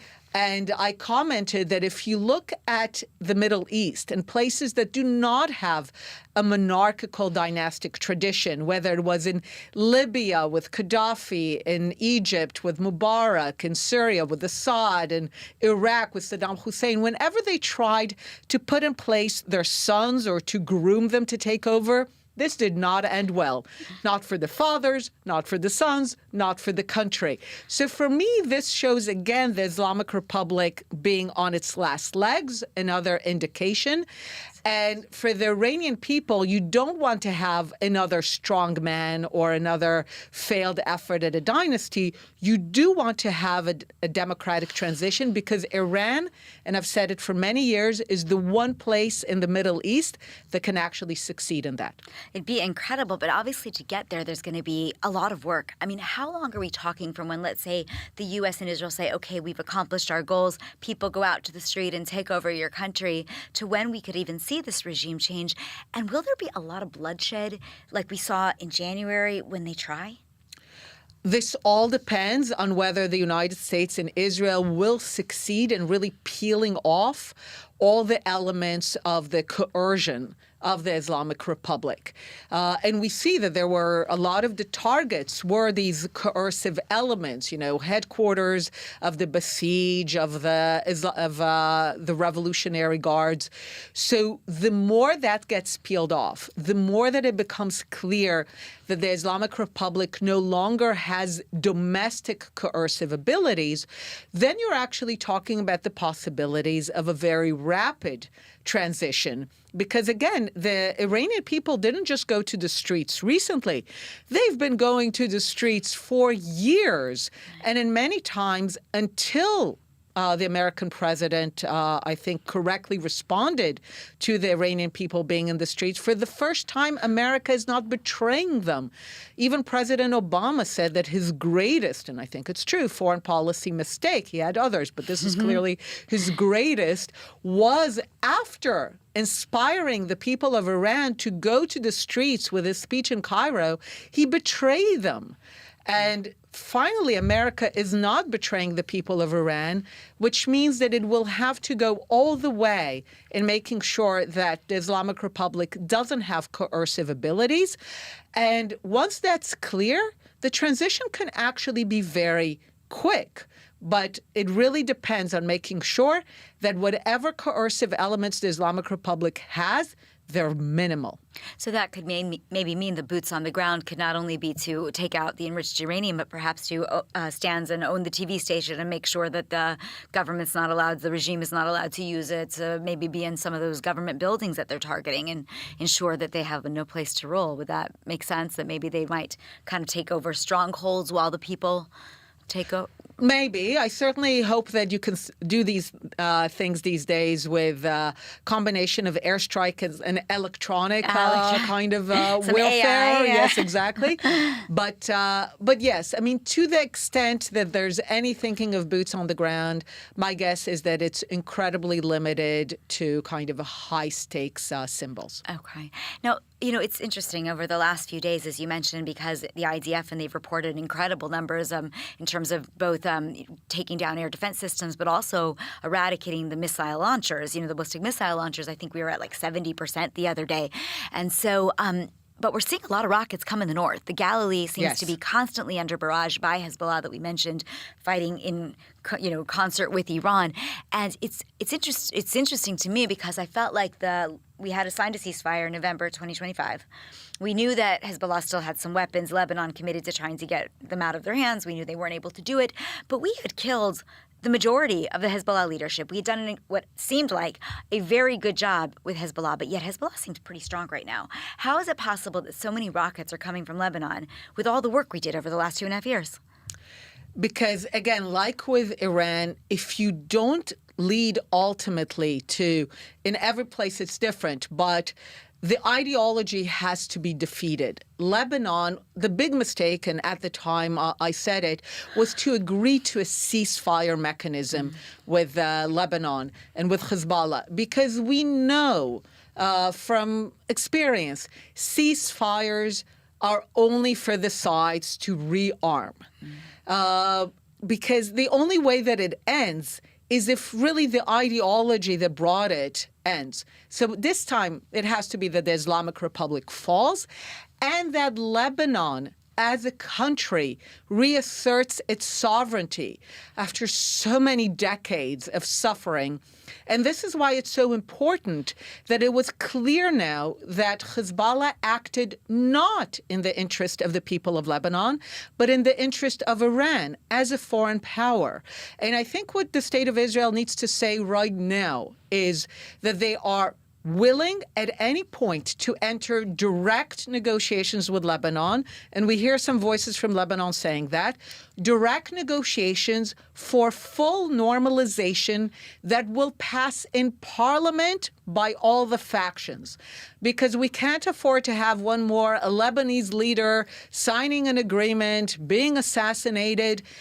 A way of asserting Lebanese sovereignty is for the parliament of Lebanon to pass a unanimous, or at least barring Hezbollah, a unanimous kind of agreement and resolution by all the factions in parliament to normalize with Israel.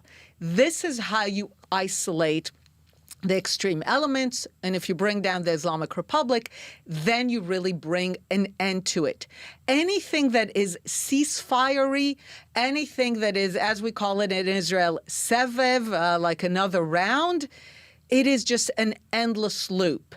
And I think the people of Israel are saying to themselves, I think correctly, we're willing to suffer, we're willing to sacrifice, we'll run back and forth like zombies to the shelter, but we need to know that this is not another round, that this brings down the Islamic Republic, and this brings Lebanon to finally behave like a sovereign country. So let's go to the other border for a minute. Yes. Because Hamas has been really quiet. And you just mentioned, ceasefire, rearming. Why are we not hearing from Hamas? Is this a time for them to rearm? And are we going to now have an issue with Hamas when all is said and done with Iran? We already have an issue with Hamas, and also there we made a mistake, my argument from the beginning, by making it a war to disarm Hamas. I would argue that this is a ridiculous goal because Hamas is not some alien force that took over, the people of Gaza against their will. Hamas is the executive arm of the ideology that I've come to call Palestinianism. They planned the October 7th invasion and massacre in the name of that ideology. They were hailed in the name of that ideology. So the issue is not just to disarm them. And the reason, by the way, why they're quiet is that they're already planning ahead to pretend to be the police force of New Gaza and hold to their arms this way. They have to be disbanded from their ideological arms. What does it mean? It has to be clear that no one in Gaza, 1.5 million people in Gaza, are bizarrely and falsely registered as Palestine refugees. They are not, by any stretch of the imagination, Palestine refugees. They were born in Gaza. They live in Gaza. This is it. They need to be removed from the honor registered as Palestine refugees. Their refugee cards need to be handed over to be exchanged for resident of Gaza cards. It has to be made clear that nothing will get built in Gaza until they are removed from the list. They hand over those cards and they understand and sign and declare that there is no such thing as a right of return. This is we need to understand that all around the Middle East, it's ideological warfare. All the metals, all the rockets, all the arms, all the tunnels were built in the name of a terrible ideology that prioritizes destroying the Jewish state over building for the people of Iran, of Lebanon, and of Gaza. That ideology, like the ideology of Nazi Germany, of imperial racial supremacy in Japan, has to go away so that the people can finally build for themselves. So yes, the fact that Hamas right now is quiet, they're strategically quiet, but we need to not be fooled by it. Well, and yet there's another country. I mean, there's just so many proxies. We can just go around the globe. So let's go to One by Yemen, one. Yes. right, where the Houthis sit. And, you know, we didn't really ever finish with the Houthis, and we knew that. And it's strikingly silent from Yemen right now. We haven't seen any Houthi attacks since this escalated with Iran. Do you expect that we will at some point see the Houthis join this war as well? Tough to say. If they haven't acted by now, not clear when and how they'll do it. I'm sure there is pressure by the Islamic Republic for them to also contribute their share, but they're looking at Hezbollah. And they're saying, and they're also looking at the Islamic Republic itself, and they're saying the price that is to pay for kind of operating as a proxy. And remember, this is not just Israel now. The American military is now in the region with all its might. So I'm sure they're making those calculations. It's fascinating. Now, you know, in terms of the strikes, you know, continuing, we know that Witkoff said that they could have had enough enriched uranium to potentially make 11 nuclear bombs. We talk about we've been bombing the ballistic missiles, the nuclear sites. The U.S. has gone in already a couple of times. Maybe some of that nuclear, capability is already eradicated. But if pushed to the very limit here, like they know they're about to fall, do you envision that they actually might enrich that and use it before this war is over? And if so, what could that look like? So clearly there are calculations, and this is, again, the reason why this has to end with the fall of the Islamic Republic. Because basically what they've shown in the last few days is what the Islamic Republic does when it's desperate. It shoots in every direction. It endangers the Gulf states. The Gulf states for years thought that they kind of play this, fudge the issues, play this middle ground between Iran, between the United States, enjoy the best of both worlds. But now the Islamic Republic is showing what it does when it's desperate. Again, even pushing Hezbollah to operate was a desperate move. So I think with the understanding what desperation looks like, it, I think, creates the greater resolve, certainly among the Americans and certainly in Israel, that this has to end with the fall of the Islamic Republic. Because like he said, anything that lets them live under the idea that they're desperate and therefore they'll take desperate moves is nothing that can be afforded and allowed. And therefore, this can only end with the fall of the Islamic Republic. And every day that passes, that they become more desperate, is another day that shows that they have to go. So we are wrapping up, but I need a final sentiment, a sentence or two about Netanyahu. Do you feel that the prime minister has done this war well? Do you think that we're coming out of this different politically than we were when we went into it? Remains to be seen. So far, Netanyahu has allowed a ceasefire in place in Gaza, a ceasefire in place in Lebanon, and that's what we'll need to see. I think anything that ends short of the fall of the Islamic Republic will not be considered, and I think rightfully so, as having conducted the war well. Understood. So Dr. Einat Wilf, author and the founder of the Oz Party, thank you so much for being here today. Thank you.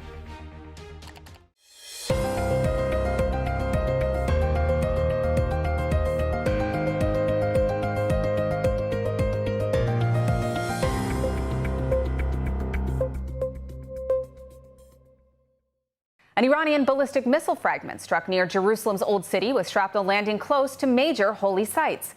Speaking near the Church of the Holy Sepulchre, a foreign minister official said the impact occurred just meters from the site, with no casualties or significant damage reported. Israeli police say fragments were also found near the Al-Aqsa compound on the Temple Mount, a site holy to both Judaism and Islam. The Iranian regime is targeting holy sites in the old city of Jerusalem. They are targeting Muslims, they are targeting Christians, and they are targeting Jews. And they mainly try to get as many civilian casualties as possible. And now we close our show today with an amusing story. Prime Minister Benjamin Netanyahu, who many believed was assassinated in the war with Iran, is not only alive, but he's posted a comical video to his social media debunking the rumors once and for all. ILTV's Devo Klein has the report. Was Prime Minister Netanyahu killed in an Iranian ballistic missile strike? That's certainly what Bibi haters were hoping to hear, but now this video is proving otherwise. מה שאלת אותי? ראש הממשלה אומרים ברשת שאתה בכלל מת? אני מת על קפה, אתה יודע מה? אני מת על העם שלי. איך הם מתנהגים, פנטסטי. אתה רוצה לספור את מספר אצבעות? אתה יכול להראות לנו? פה. Netanyahu was responding, of course, to claims online that he had 6 fingers in his latest address, meaning he must be dead and the video is AI generated. But that wasn't enough, as now rumors are suggesting that the coffee shop video itself was made using AI. The truth is, the Prime Minister is not only alive, but managing a joint Israeli-American war on the Islamic regime in Iran. He's taking an active role on the home front and encouraging the people of Israel every day. לצאת להתאוורר, אבל ליד מרחב מוגן. והעמידה שלכם היא מדהימה, נותנת כוח לי, לממשלה, לצה"ל, למוסד. אנחנו עושים דברים שאני לא יכול לשתף ברגע זה, אבל עושים דברים מכים באיראן חזק מאוד, גם ביום הזה, גם בלבנון, ממשיכים. אתם אומרים לי להמשיך? אני אומר לכולכם, גם אתם תמשיכו. תמשיכו להישמע להוראות פיקוד העורף, כל הזמן, להישמע להוראות פיקוד העורף, וגם לראשי הערים, להיות תמיד ליד מרחב מוגן. ואנחנו נקל ככל שהדבר ניתן. ותודה לך על הקפה, הוא מצוין. אני לא יודע לגבי הקלוריות, זה נראה לי מסוכן מאוד. Alive and well and drinking coffee.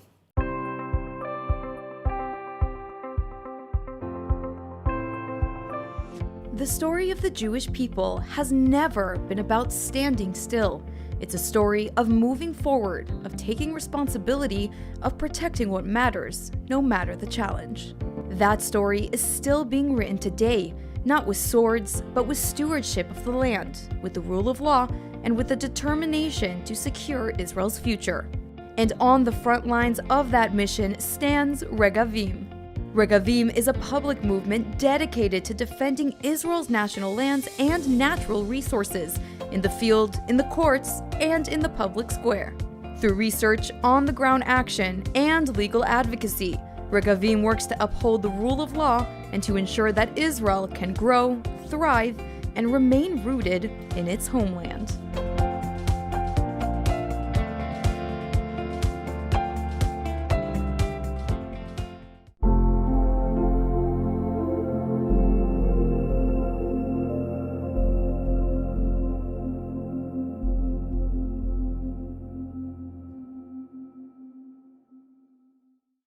You recently posted a reel on social media that went viral, where you said that you would not match a woman who's 4'11" with a man who's 6'3".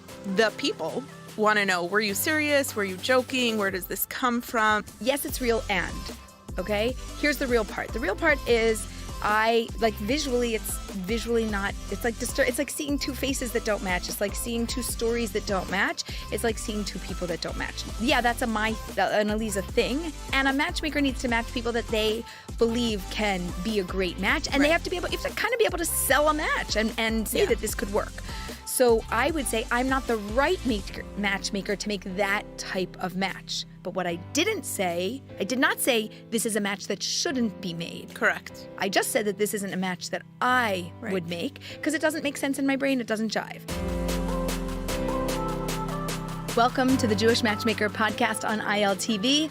I am your host, Eliza Ben Shalom, and I am so happy to be here with you today and with Sarah Zoldan, who works with me. She used to be called my brain interpreter, and now we just call her my chief marketing officer, CMO, something like that.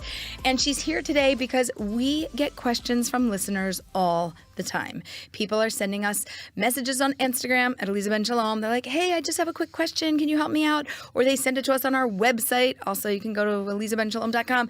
And we're bursting with questions, emails, you name it, text messages. If you have my number, don't text me. Anyway, we get so many questions and people really want answers. So I want to dig in to these questions, and Sarah's here to throw the questions out there. And then if I forget to say anything, she knows the other half of my brain. So she's just going to chime in and say it. This is true. Sarah, welcome. Thank you. Okay. Let's go. The first question I have comes from Vivian in response to a recent reel about mystery in your history. But before I get to the question, I want you to tell me a little bit about mystery in your history so people have context. Okay.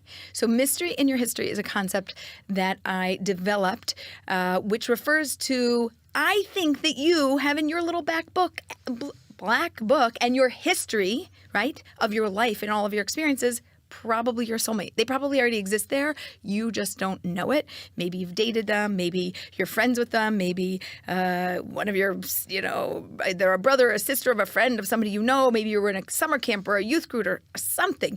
You were connected to them somehow. I call them a mystery in your history. And I think that 35% of daters marry somebody from their own little black book and their mystery in their history rather than the future and a dating app and a matchmaker. And you don't need any of that. So this question is in reference to that. Yes. Okay. So the question is, Eliza, I love your recent post and have a question. There's a great guy that I connected with on an Israel trip 15 years ago when I was 27. He showed interest, but I was going through a lot and just wasn't ready. We remained friends for the first 5 years, but then lost touch. I'm now 42, really rocking life, thank God. And we are connected on Facebook and LinkedIn, and I'm thinking of reaching out to him and asking him to grab a cup of coffee. Any advice to ease my nerves? Okay, so first of all, I thought you were going to say any advice how I should ask him out. No, she's got that handled already. Okay, so to ease the nerves, I think that you should just know, like knowing the statistic that 35% of the people marry people from their history, that should ease your nerves, number one. Number two, often people are either A, happy and they're like, ooh, yeah, let's go out. Curious, like, oh, didn't expect that, let's go out. Or even if they're not curious, they're open to it. And even if they say no, it's a blessing because a no means that you have clarity. If they say no, thank you, or it could be no, it's not the right time. It could be no, I'm not interested. It could just be, I don't know, no, so I just didn't say yes. But also be careful when he answers. If you get some version of a no, unless it's a hard no, you could still check back in like 3 months, 6 months, a year, if now isn't the right time. It needs to be the right person, and it needs to be the right time. Okay. Thank you so much. Next question is from Jake. Hi, Eliza. I need some clarity. I was suggested a girl who has amazing values, joyful, kind, growth-oriented, spiritually aligned with me. In every way, she seems exactly what I'm looking for, but physically, I feel zero attraction. Not just not my type, but real this doesn't feel right energy. So, from your experience, how important is physical attraction at the beginning stages of dating? And should I give it a chance anyway? Or is it better to just trust that strong no in this area means that this is not my match? Okay, are we assuming the no physical attraction is from a photo, or it didn't exactly describe? How about we answer both? Okay, great. So if it's just from a photo and there were two things. It was like there's zero attraction, and then it was like, actually, I'm having a strong, what was the language? This doesn't feel right. It doesn't feel right, okay? So zero attraction could grow into having attraction. This doesn't feel right. If I know you from in person, I would trust that a little bit more than if I only know it from a photo. So if I only know it from a photo, I'm like, it's a photo. You know, some people look amazing in photos and terrible in person. And some people look terrible in photos and amazing in person. Some people don't look good in person or in photos, and some people look good in both. But I think that if he if he would go out with her, he would have more clarity, but you can't base it usually on a first date because I have such a negative association already that it at least takes 2 or 3 dates until I know if there's the ability for that to shift or not to shift.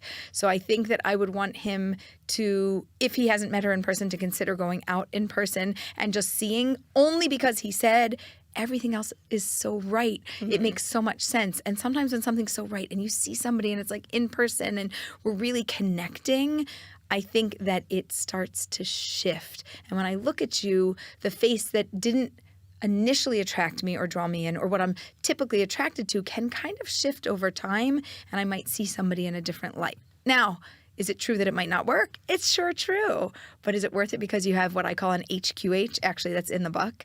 High quality human, HQH, somebody who is really a fantastic human, but maybe you don't want to date them because of their looks or a certain background or some story you have in your head about their situation that's not perfect, but they're really a fabulous human. I don't like to pass those up. So I'd still, listen, you're going to give a hot girl a date if she seems shallow and empty on the inside, but she's hot. So you may as well do the opposite and give somebody a chance where the outside is not initially as appealing as you thought. Okay, so we're assuming it's from a photo. So what I'm hearing you say is if everything else is in alignment. Everything, but most things. If most things are in alignment. Right, if a majority of things are there. If it's what you're looking for, but the photo doesn't appeal to you, give it a shot anyway. Yeah. Is there ever a time that you wouldn't say that? / could you tell us a little bit about IUE daters? Oh, gosh. Because I do feel like you've talked about sometimes there are people who know. They look at a picture and they know. So where does that come into play? Okay. Or should it? Okay. Man, we need our chart here. But I know. Imagine that we have a bell curve. And on the left side, we have what I call the I daters. On the right side, we have the U daters. And in the middle of the curve, the whole big slope up and slope down is what we call the we daters. I daters are those people that know. They look at you and they're like, nope. Literally, nope. Just from looking at you. They could look at your photo. They could even read what you wrote and they're like, nope. Right? Or they meet you in person and you show up and they're like, those glasses, those shoes, not for me, right? But they're the ones where you're like, but she's such a good person. He's such a good person. Just give it a shot. Yeah. And they're like, nope. Nope.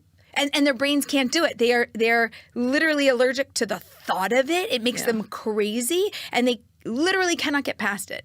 Those are the I daters. Those are the ones that are the knowers. I just know. I know myself. I know what I like. I know what I don't like. And I have no room to see if there's another thought that my brain might have because I made up my mind. They are stiff and rigid in their thinking. They are very narrow and small in their window/box of what they want, and they're not looking to compromise, and they're not looking to be talked into or out of something. Like, if you want to give them advice, you could share it, but they're probably not going to listen to you. Okay? Those are the I daters. And everybody thinks that a majority of daters are like this. It's like 15% of the world that are daters like this. It's like not even so much, but they make a lot of noise. And so it gives it a bad rap. Now we have the we date. Wait, it's not even a bad rap necessarily. It's not a bad thing. Yeah, but I want to push my idea through, right? Yeah. So like I can't with a person like that. Yeah. And that's what's frustrating. Because there's no wiggle room. There's no compromise. Okay. So, okay, wait, let's move to the other side, which is the U daters, okay, at the other bottom half of that bell curve. And the U daters, they usually say like, oh, like you never know. Kind of a little optimistic, hopeful. Do you want to go out with this person? Sure, you never know. Let's give it a shot. Do you want to go out with this kind of person? Sure, I'm open to it. You want to give it a shot? They have flexibility. They like many different types of people. Like if you ask them like, hey, what's your type? They're like, I don't know, like I could date like this. I could date more outgoing, more reserved. They have so much flexibility because there's so many different types of people they like that they're just not in a box necessarily. You're more likely to get a yes if you make a suggestion, and you don't really have to twist their arm to go out. But even if you made a suggestion and they weren't necessarily open to it, they might still go, well, you never know. And they talk themselves into it. You don't even have to talk them into it. They just have more of an opening. And I would say 15% of daters are like that also.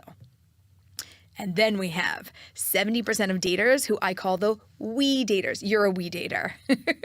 I am. Do you want to describe the we daters? The we daters? I don't know. That is a classic we dater. They always just go, I don't know. Okay, the I daters are like, I know. The you daters are like, you never know. And the we daters go, I don't know. So here's a person. Would you like to go out with that person? I don't know. Okay, fine. You decide. You go out with the person. Did you like them? Do you want to continue? I don't know. What do you think? I don't know. You're like, what do you mean you don't know? You are literally the thinking type human in the world, right? The you dater, they're like the feelers more so, right? Right? The we dater is the thinker. Oh, yeah. Right? Thinking. And Overthinker, we could say. Thank you. The overthinker. Thinking and processing and wondering and questioning and checking in with your mentors and checking in with more mentors and checking in with your thinking today and checking in with your thinking tomorrow and just constantly processing. That's the analysis paralysis type human. Yeah. And they're also a little bit of a communal decision maker. That's why I call them the we daters, because it's like their whole community gets to weigh in on the person that they're dating. So you're like, who's making the decision? You or them? And you're like, I mean, yeah, I guess it's me, but I have my. I need their insight.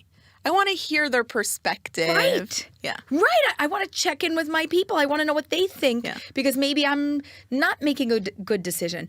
Not that you don't have thoughts, not that you don't have opinions, but they're not strong enough to drive you in one direction. And instead of saying just yes or absolute no, you get stuck in this I don't know. And that's, which, side note, is where dating, date them till you hate them comes in. Right. That's a really good piece of advice for we daters. It's actually not great advice for the I daters because they don't want to listen to anything. They're going to do what they know. But date them till you hate them. It's not love your neighbor as yourself. Nobody hates anybody. Yeah. Don't misunderstand me. But we need to make sure that we are in touch with knowing and making a decision. And when you don't know, just continue to go out. When in doubt, go out. Date them till you hate them. If it's not a no, it's a go, right? All of these things are motivation to just keep continuing the process. Amazing. So did we answer the question? Is there ever a time to look at a picture and say no? Well, the I-daters are just going to always... They're going to do it anyway. Yeah, they're going to do it. And with or without permission. Here's how you do it. If you're an I-dater, you're going to do it, so whatever, I can't convince you of anything. If you're a we-dater and you don't know, so if it's not a no, it's a go. That's really good advice because you don't want to get stuck in your thinking. Right. And the you-daters, you're probably going to say yes anyway because you love all different kinds of people. Yeah. Amazing. Amazing. Okay, next question. I'm going to not give a name for this one, and you'll see why. Hi, Eliza. I'm a 32-year-old Jewish Zionist woman that married a Palestinian man when I was really young and stayed for over 10 years because of our 2 kids. After October 7th, his true anti-Semitic side came out, and our marriage ended a little over a year after that. Now I'm starting to think about dating again, and I know that I only want to be with a Jewish man. However, I'm really nervous and embarrassed about how I explain the situation with my ex-husband, and I kind of feel like as a Jewish woman, I'm tainted now in some way. How would you recommend moving forward from this? Okay. So first of all, in life, we all live our life to the best of our ability with the knowledge that we have in that moment. And as we learn and grow, we know better and we do better. Yes. Right? Yes. So I want to make sure that she knows that everybody makes mistakes. Some we feel are, monumental and some are miniature, but it doesn't matter. We all fall, and it doesn't matter about the falling. What matters is how you get up. Okay? Yes. You just picked yourself up. You just said, I'm ready to live a different type of life. Now, from that place, let's talk about what is the story and how do I need to relate to dating and how do I gracefully get through this time period. So I would say that it is definitely a challenge and not something that you need to face or talk about on a first date or a second date, okay? In the beginning, the story is that you're divorced and you have 2 kids. A lot of people are divorced. A lot of people have children. Now, if I like you, you like me, we get to a 3rd date, a 4th date, a 5th date, there's a connection here. I'm feeling like there's an amount of potential that's here with you. Now my story becomes relevant. Now I can start to open up. And I might want to share that I, didn't know what I knew today, and I had married a Palestinian man, and I would share that information. What's going to be relevant to this person is probably how is he involved in your life? How is he involved in the children's lives? What does this mean moving forward? And how does that impact us? That's probably going to be a big part of a question that somebody's wondering. And for me, it's less about, again, we all make mistakes. So it's less about what you did and more about the future of how do we navigate from here moving forward with these life circumstances. And I think when we frame it like that, we are only speaking to somebody who, at that point, buys into you. Right. They Right. met you. Right. They like you. There's something that's there between you. Right. And it's worth sharing it. And you start a little bit by opening up and sharing one thing. If somebody comes, they attack you or they're crazy, whatever it is, right? We're done. Conversation over. I'm moving on. You don't even get any more information. So I would share one piece of your story. And then before you dig in and share any more, I would then pause to see their reaction and see if it's safe to proceed. And also don't do what I would call verbal diarrhea and just like share everything in one moment and like, I feel like I need to get this off my chest. No, share something, see the reaction. Maybe they want to share something vulnerable that happened in their life, right? We all have things. So what's their thing? Now see how you react. Okay, good. Can we still manage this? Okay, good. Then we can continue the conversation. And in terms of being, quote, tainted or something like that, right, that's internal. You're thinking that, you're feeling that. You are a beautiful neshama. You are a Jewish soul in this world who is looking to live a Jewish life. And there is nothing more beautiful than that. And I would tell you to just take that to heart, sit with it and remind yourself. And if you don't remember that, play this back on repeat over and over until you believe it. I love that. Thank you. That was really beautiful. Thank you. Okay, next question is from Mandy, who says, "Hi, Eliza. Love your Instagram page. I literally joined a Jewish dating app today, and I love the idea that you have about no touch for 5 dates, which you'll tell us about in a second. Can you help me with formulating a message to the person I match with to communicate that I do not want to touch for the first 5 dates?" I know you like this one.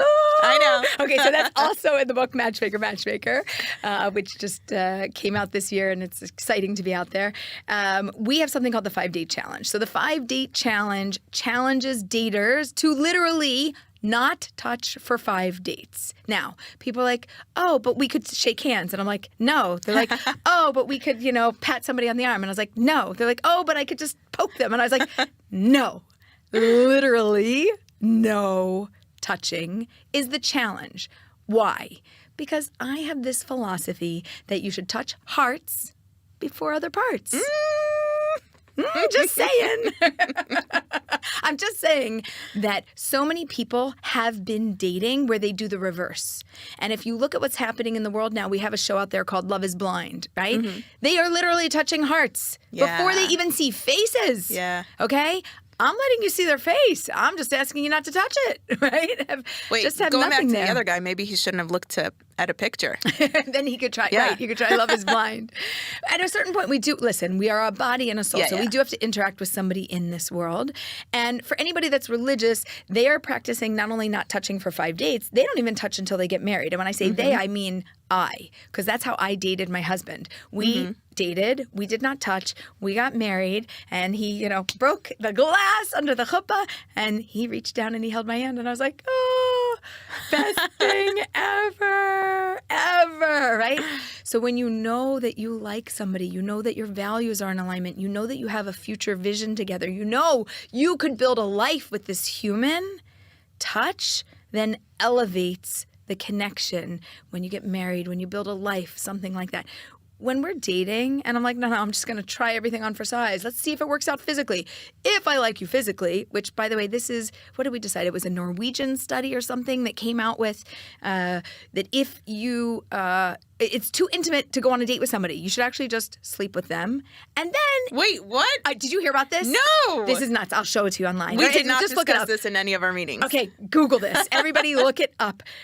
They recommend that for dating, you should just sleep with them because that's not so intimate. And then if you like them enough, then you could actually go on a date with them, which, by the way, dating them and going out to dinner is intimate. Very intimate. And I was like, oh, people. You need to watch the Jewish Matchmaker. Jewish Matchmaking on Netflix and find out that that's not crazy, true. because it's not that a dinner isn't intimate. No. It's that we've lost the art of intimacy. No, but I feel like they literally think it's the most intimate thing to go to dinner. Wow, that's and to go to bed, it is not. Wow. Literally, it's the opposite. Now, look at our world. So many people take dating so casually. Yeah. They don't think that going to dinner is intimate at all. They don't even open up. They're not even vulnerable. They're not even having heart-to-heart conversations. So I imagine culturally for them, maybe they really are having heart-to-heart conversations, and that's hard for them. They'd rather just not talk to you. And I mean, right. yeah. So what was the question? Okay, now so going the back question to... is, Someone wants to give this a shot. How can can you help her formulate a message to let the other person know? Yeah, I'm trying this don't challenge. take responsibility for this. Be like, oh my gosh, I saw this show, with Eliza, Jewish matchmaking on Netflix, and she has this book, and she recommends this thing like 5 dates, no touching, which basically means like if I like you and you like me, okay, we'll deal with touching later. By the way, take it slow, even at date 6. But I figured nothing else was working in dating, and it's a pretty good way. By the way, it's basically 100% guarantee that if you get to a date 6, I like you, you like me. There is nobody sticking around for 6 dates to be with somebody because they just want to, have a little snuggle, have a little hug or kiss. If I don't like you, so it removes all doubt on both sides.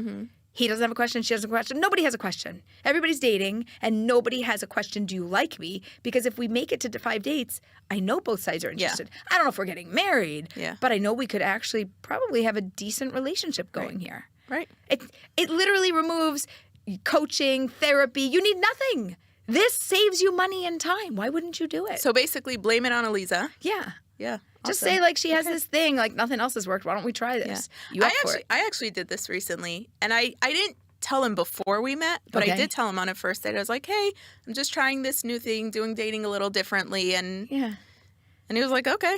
Right.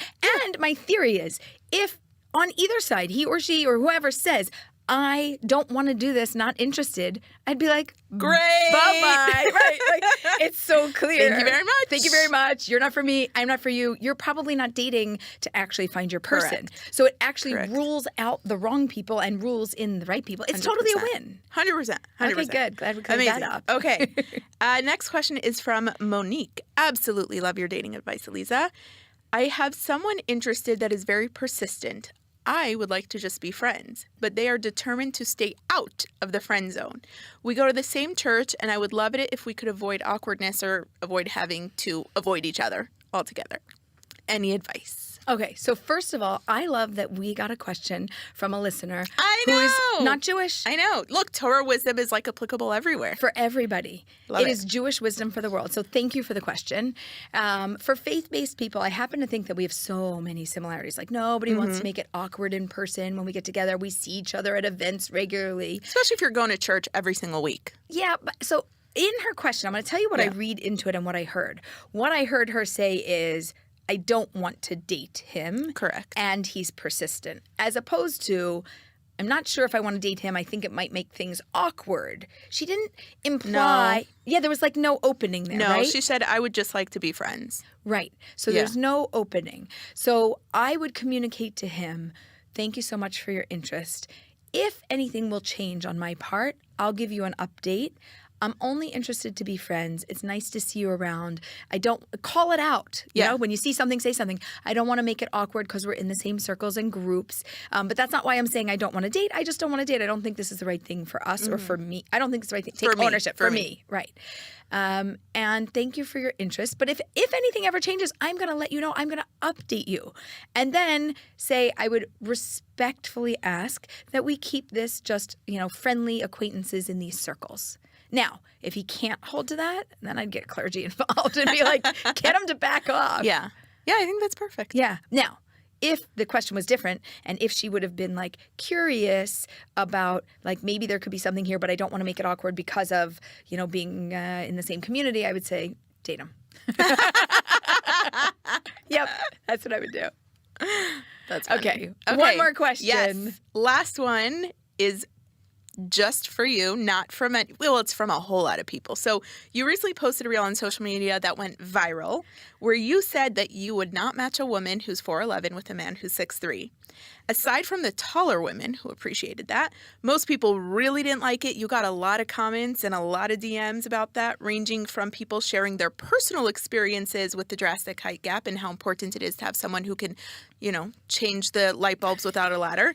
And people saying that it's a matchmaker's responsibility to suggest a match, not to decide on behalf of the couple whether a height gap matters or it doesn't matter. So the people want to know, were you serious? Were you joking? Where does this come from? Fill us in, because 163,000 people saw it and were like, What?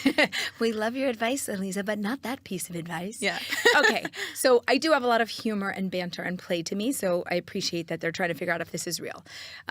Yes, it's real, and okay, here's the real part. The real part is visually, it's visually not, it's like seeing two faces that don't match. It's like seeing two stories that don't match. It's like seeing two people that don't match. Now that's Elisa, okay? I'm going to personalize versus generalize.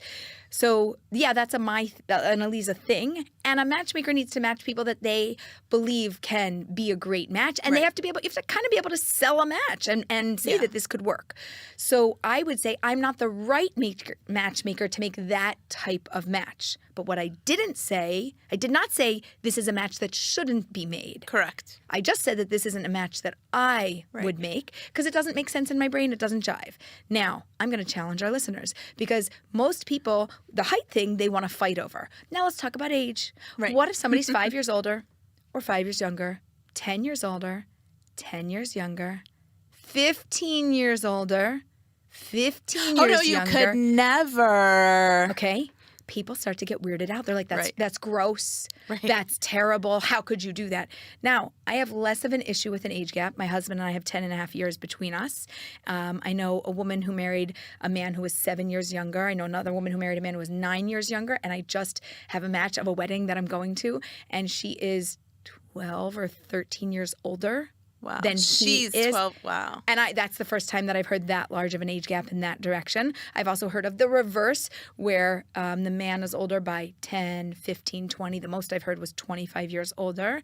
And I think 25 years is significant. And that lady said to me, that's my husband. That's my match, right? Like, who are you to say no? Yeah. So I want to say you need to choose the right matchmaker to pitch the right match.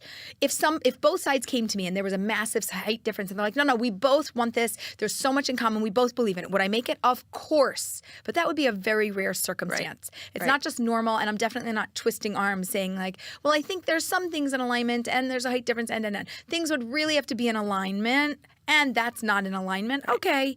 But I hear you for all the people that are upset at me, and for the women who are 6 feet or 5'11", or 5'10", or 5'9", or 5'8", and especially in the Jewish world, we tend to be a little bit shorter. And so my theory is like save the really, really tall ones for the women that need it. And if you find your love match or your, partner or the relationship that you need to be in, and they happen to be a height difference, like okay, so I think that a match can be made, but it wouldn't be my go-to match. That makes sense. Okay, if you have questions, you need to write into us and tell us what your questions are. You can find me on Instagram at Elisa Ben Shalom. You can go to my website, elisabenshalom.com, or you can message us at coach@marriagemindedmentor.com. To our listeners, thank you for joining us today on the Jewish Matchmaker podcast. I'm Elisa Ben Shalom, your host. And until next time, remember, matches make families, families make communities, and communities change the world.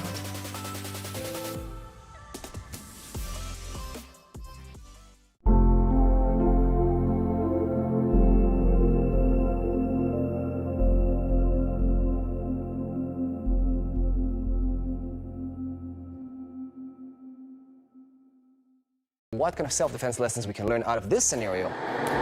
Going! Excellent, knee, keep those knees. Yeah. Welcome to your Krav Maga and self-defense class. I'm Oren Malul, your self-defense teacher and the founder of the Krav X organization. By the end of this class, we're going to teach you basic and practical moves that can save your life. We see violence has increased. Anti-Semitism attacks around the world has increased by 125%, especially in Europe and the US. And our obligation and duty is to teach you things that can raise your confidence. One move can sometimes save your life.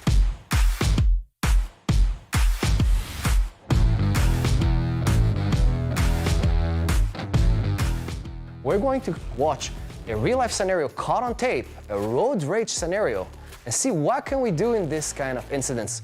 So what happened here is there's a minor car crash happened. This guy on the yellow is the guy that got his car scratched, and he's getting out of the car, starts right away punching. You see he's getting violent. So here we have the dad trying to protect his son who was driving, and he gets knocked out. Our attacker keeps going on, pounding those punches on the son. The dad is laying down there, knocked out. Here once again, the dad's trying to prevent it happening, but knocked out. And here's the son, extremely afraid, feeling hopeless, trying to protect himself. He's putting himself against the car, looking at his dad, trying to do something. But as you can see, how in seconds this situation can escalate simply because of a minor car crash. We're all on the road. We see how people are stressed, someone cuts you off. Okay, so let's talk about it real quick. First, we're gonna talk about our lesson of what to do when there is an accident. What I want you to do from now on, guys, remember how to get off the car. From now on, this is the way you get off the car. So we're gonna talk lesson number 1 about situational awareness, but specifically about this scenario. So usually we see people getting out of the car, start filming right away what happened, what is the damage, and they're not paying attention, even who's the person in front of them. So guys, get out of the car as fast as you can if it's possible, okay? And then look who's around you. Look at the surrounding, who's the person, look at his body language. Does he hold anything? Does he maybe he has any weapon? Okay, so pay attention to this before you start filming and taking care of all the information, okay? Keep the distance, and what I want you guys to teach you here is kind of being in a fighting stance, but we call it an undercovered fighting stance. For this, I'm gonna call Eden and Ilana to join me. We're gonna be 2 people, so let's say I'm the dad, right? You're the son, and we're trying to do something, and this guy who's going crazy, asking for money right away, and start punching us, okay? So first and foremost, right? Getting out, seeing who's around when we spoke about it, and I want you to put yourself in a fighting stance, but a fighting stance that it's not yet this.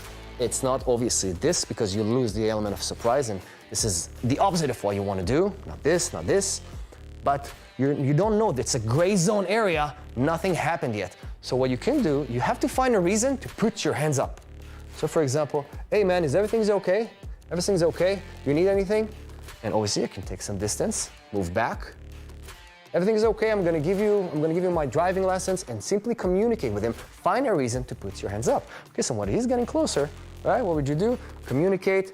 Yeah, look around the central chest area to have more peripheral vision if you see that it escalates.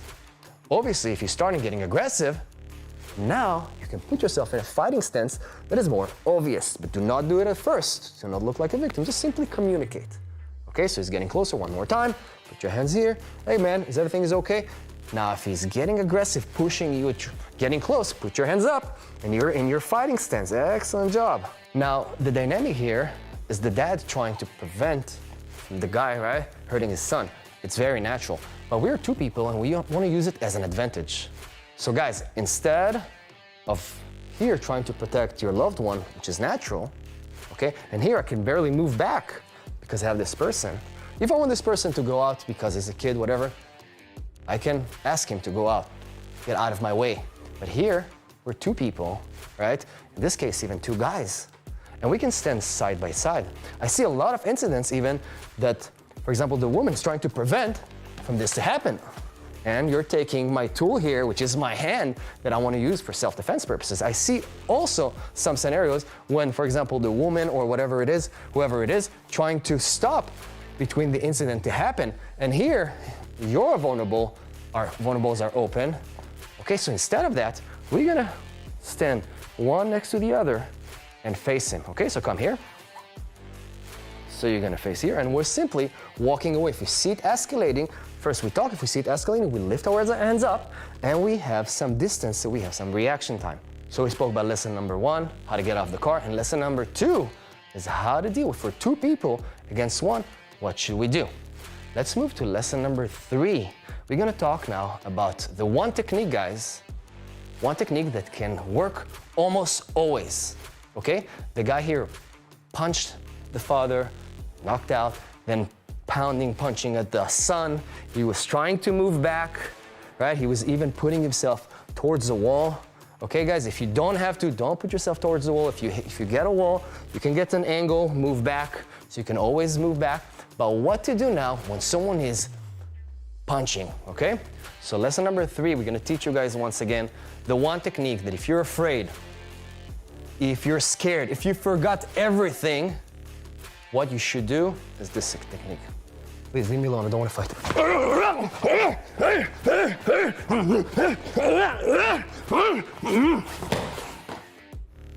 So we're talking here about a motivated attacker swinging those hands, which, by the way, this is the most common attack in a street fight. That represents a punch, slap, knife stab, even me going towards your hair, okay? Now, I don't remember what I learned my self-defense class. I don't remember anything. Maybe I got punched already once, okay?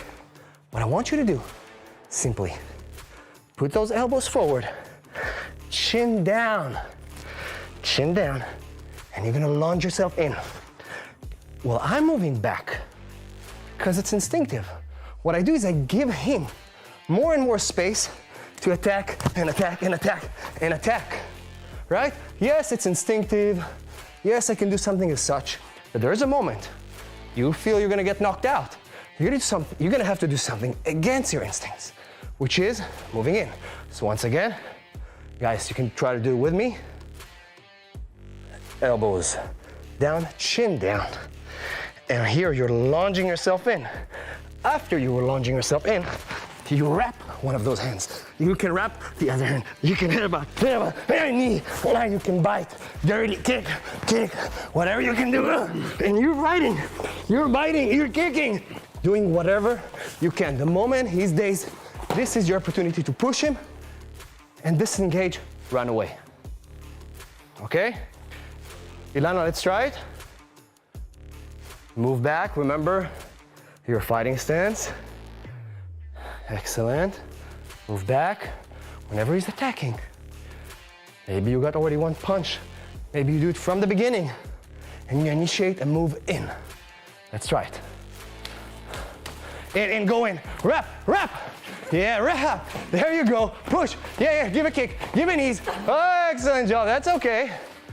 Excellent job. So, that's not easy. Many times self-defense is gonna go to the ground and we're not gonna give you any discounts. This is what you signed up for, okay? So obviously, we do not wanna get to the ground. But if you get to the ground, what you did is great. Keeping him close once again so he cannot throw those punches at you when he's on top of you. Let's try one more time. Try to be stable. Try to get your lunge in a little more aggressive and explosive. That means you can play between the victim and when he and then going in while he's showing this punch, because most people are not professional boxers. They want to swing this hand and you maybe have this fraction of a second to see it, then you dive in. So do it one more time. Moving in, go in. Excellent, knee, keep those knees. Yeah. One more time. Do not release it that easy.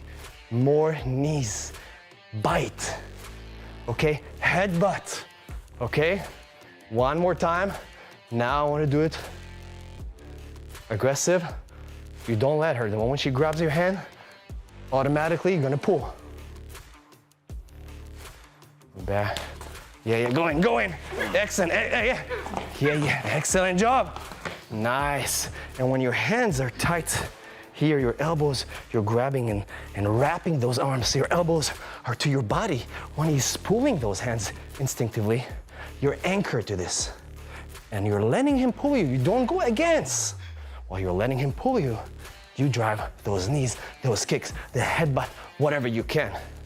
Whenever he's dazed, then you're gonna run away and disengage. So guys, let's recap. What did we learn here, guys? We had 3 important lessons. Lesson number 1, we spoke about how to get out of the car. From now on, this is how I want you to get out of the car, okay? Look around you, don't right away film. Lesson number 2, we spoke about how to do it when we're 2 people against 1, okay? Do not block, work in couples so you can have maybe more advantages when he's getting in. We can work 2 people against 1. And lesson number 3, when you forgot everything, okay? When you don't know what to do, you're afraid, you close yourself, you dive in, you wrap, you anchor yourself to his arms that are trying to hurt you, giving those cardiac acts and moving away. To learn more about our self-defense method and workshops, visit our website, kravx.org. Because remember, no one needs self-defense until they do. Thank you guys for watching and see you in the next episode.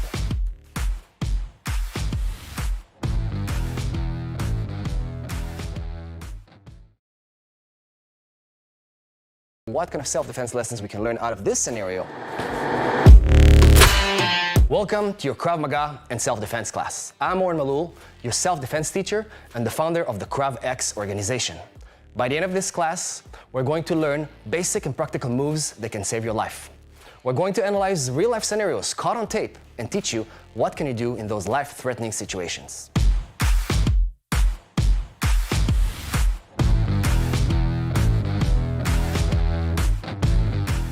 Let's start and see our video here that was caught in a security camera in a gym. We have here a woman who happened to be a personal trainer. She's a pretty strong woman. She goes and there's someone ask her in. She's letting the guy in and this guy is going towards the woman. She's understanding something is wrong. She's trying to move back and then she starts pushing him. Okay, there is a conflict developing. She's starting to be aggressive. She's trying to run away, trying to call for help there with the phone, as you see. But he's after her. Here he's putting her on the ground, She's doing an amazing job holding them there, still trying to call for help. Look what she's doing there, trying to punch, do whatever she can. She did amazing and she was able in the end to get out of the gym and be safe. Let's learn what kind of self-defense lessons we can learn out of this scenario, okay? First and foremost, we're always gonna talk about how to manage a threatful situation.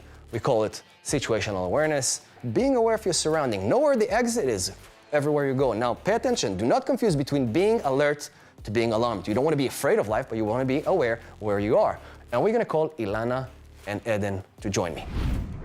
So I want you to play the victim for a second and put yourself in a fighting stance. And remember, do not do this fighting stance. Don't show him you're ready. Don't invite him to fight.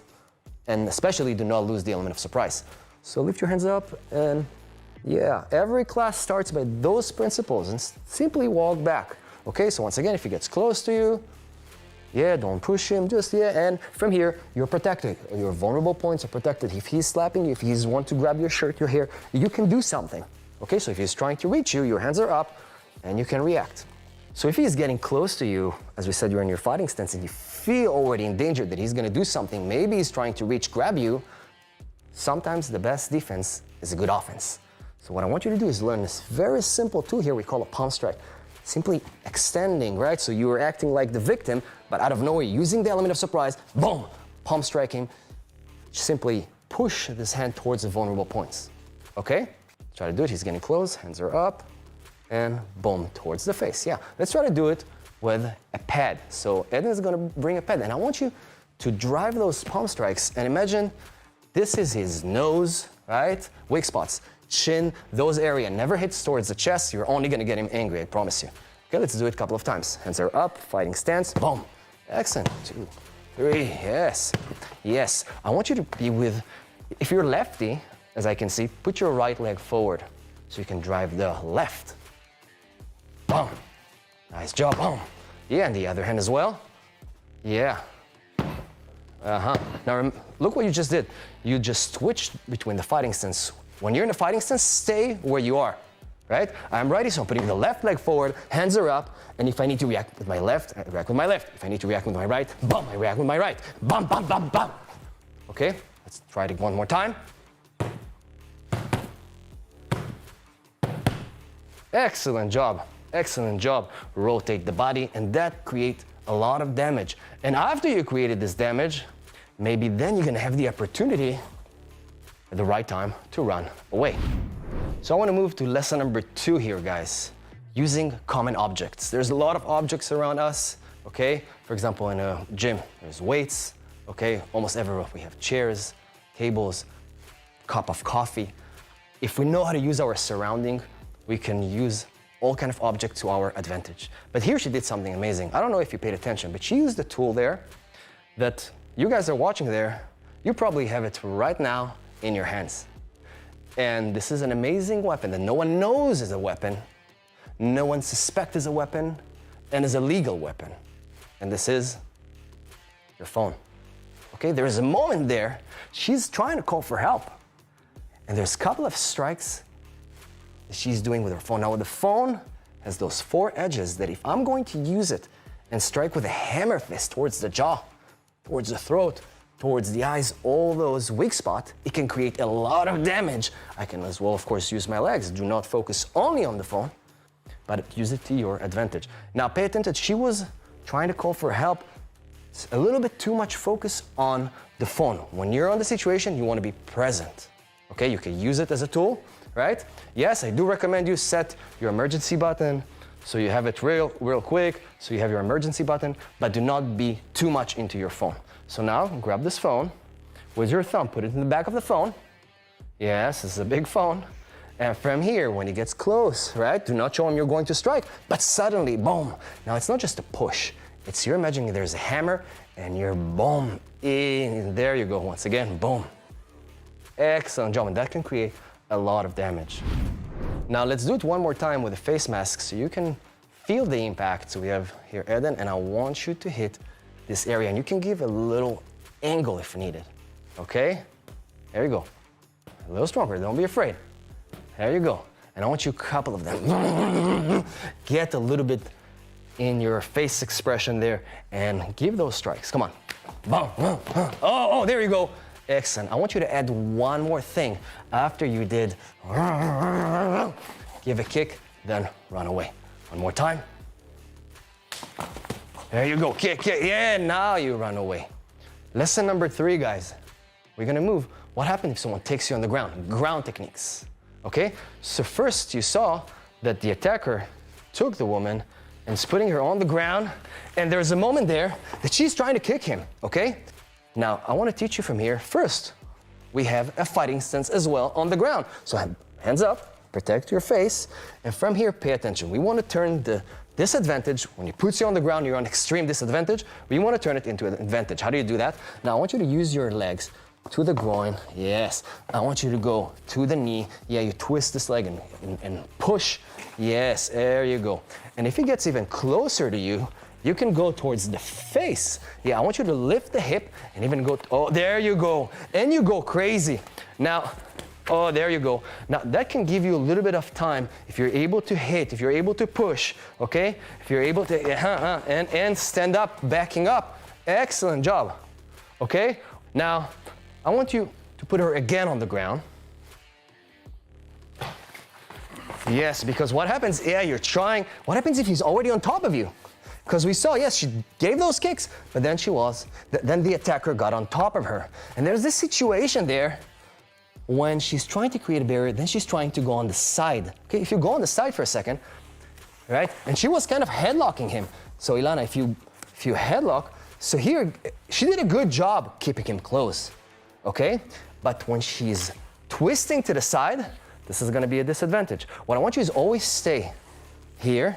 Excellent. What? Now, step number 1, if he gets close to you, if he gets in between the legs, it could be a sexual assault, it could be someone trying to hurt you, whatever it is, he's on top of you. Step now 1, I want you to put the knee exactly in between here to create a barrier. And we have a bone here that creates a separation. Now, you don't weigh too much. And this leg, you're going to push towards his, now, couple of kicks now, and now stand up. Let's do it one more time. Put her down. Now he's on top of you. Step 1, putting the leg, put the barrier, creating, yes, kicking, standing up. Excellent job. So yes, on the ground, you can do all kind of things. As we said, those kicks, boom. If he goes right, I can twist myself. I can go to the other side. It's gonna be not easy for him to get me, but when he gets me, this is when you start doing the technique we just learned. Okay, guys, let's recap. What did we learn today? First, we learned about how to manage a stressful situation, how to manage the stress, what are the steps, how to communicate, what to do, step away, the fighting stance.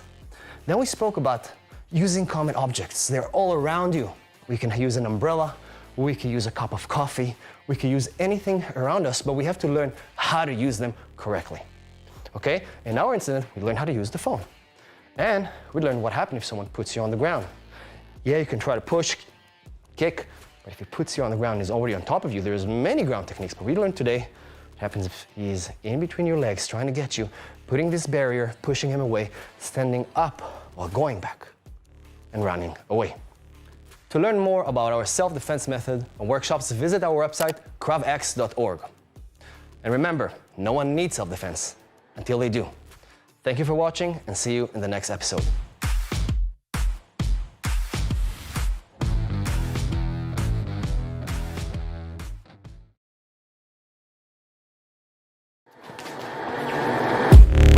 Welcome to your Krav Maga and self-defense class. I'm Or Malul, your self-defense teacher and the founder of the Krav X organization.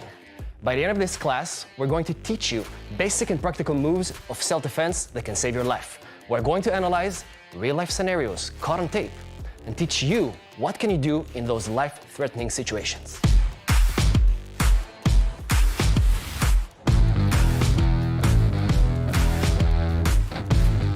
So we're going to jump in and start to watch our first scenario, where we have a couple here simply sitting on a bench, and you see this guy on the black simply walking.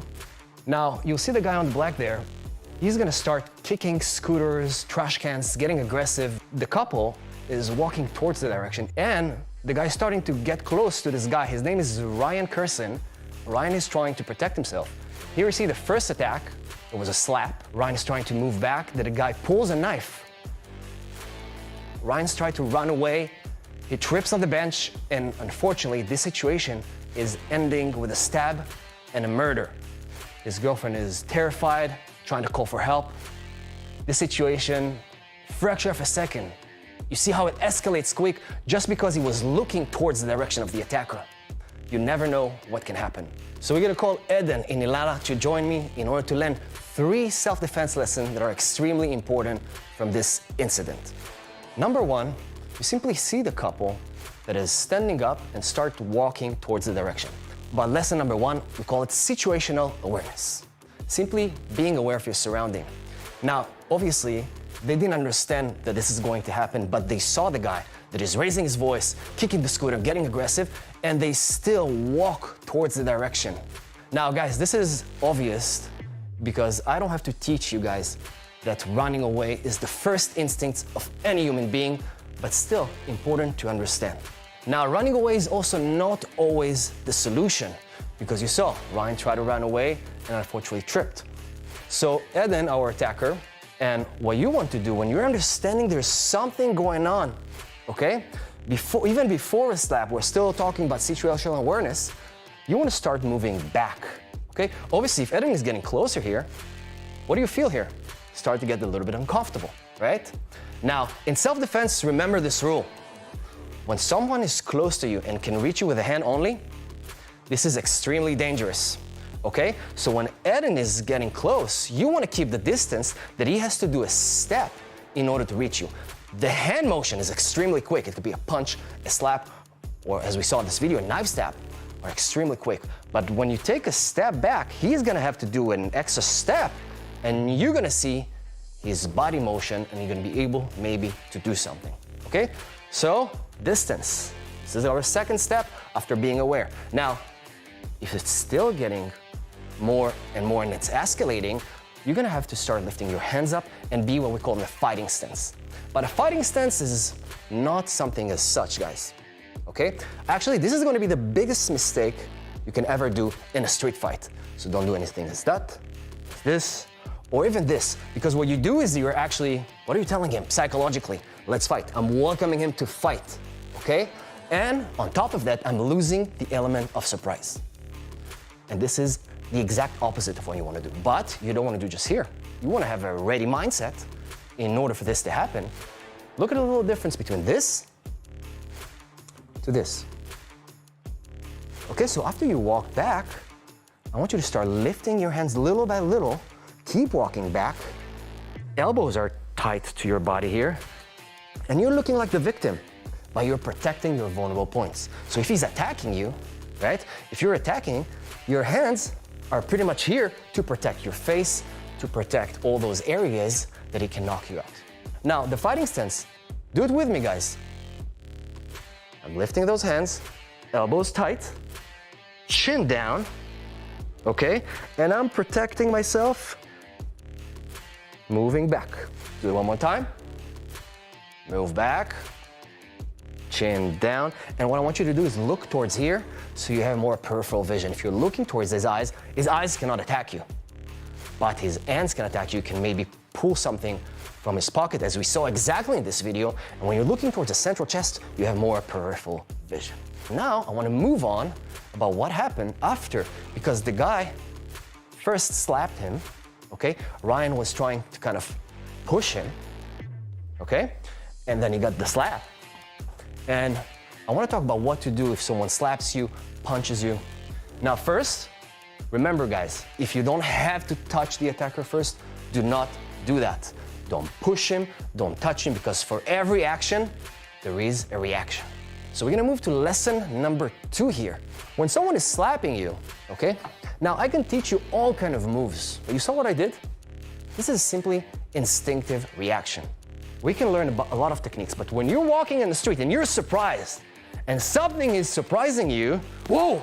What happens is all the lessons you learn, all the techniques you learn, you can throw them to the trash. You're gonna have to rely on your instincts. Just like someone who is walking on the street and suddenly trips and falls, what happens? He puts his hands on the floor. Exactly when something comes, you react with your instincts. When you get slapped and you're surprised, whoa, this is the only thing you can do. And after you get slapped, and this is your reaction, maybe you can do something as a pump strike, as a kick, and maybe then run away. Because running away is important, but on the right opportunity. Now, when someone is attacking you and you're surprised, I want you to block with your hand solid, not just here, so his attack can cross the barrier, create a strong barrier, and you want to defend more or less with the wrist area to the wrist area. Because if I'm going to defend here, okay, if it's a slap, if it's a punch, it's gonna get in. And pay attention, this move that happened, it started with a slap, and later on was a stab. It could be a punch. This move represents the most common attack in a street fight ever. After watching hundreds of security camera footage, this is the most common attack. Now, Eden is going to try to reach you. Remember, you're in your fighting stance, you walk back, you have some time, and when he's attacking you, there you go. Okay, more solid, let's do it again. Excellent. You can also move back, this is natural. Now, Eden, I want you to attack her a couple of times and let your mind react, try to follow those principles of 90 degrees, wrist to wrist and solid defend. Let's go. Nice. Excellent. So I got a question for you. Did you think while you were performing all those moves? Not at all. So you gotta trust your mind, because this is simply gonna happen. And obviously, once again, you gotta practice it. You gotta learn it. And I recommend you guys go to a certified instructor and learn it step by step. Practice it, get it into your muscle memory. Lesson number 3. What happens if someone actually pulls a knife and stabs you? Dealing with a knife is extremely hard. Extremely hard. And be prepared. You're gonna get cut. Okay, be prepared, you can get injured. But we're gonna teach you principles that if you will be able to implement, it can save your life. If he pulls a knife now, and I'm gonna simply react with my instincts, which can happen, and I'm gonna keep reacting with my instinct and I'm gonna get cut, I'm gonna get stabbed, he's motivated, he's going for this knife attack, and this is not gonna solve it. So when I see the knife, yes, I could react maybe once with my instincts because I don't have a choice, because I'm surprised. But here we're gonna teach you a technique, what we call the dive in, to control and neutralize the attacker. Okay, it looks like this. First, please leave me alone, leave me alone.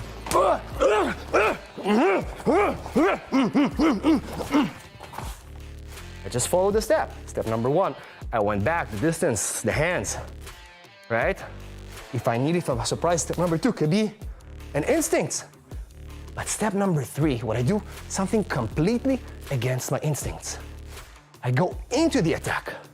So what I do here, I go in with the same move. I don't wait. I wrap, bring this hand from up, I prefer from down. Yeah. So here I'm limiting his hand motion. So if he wants to pull the knife, boom! He pulls the knife, here.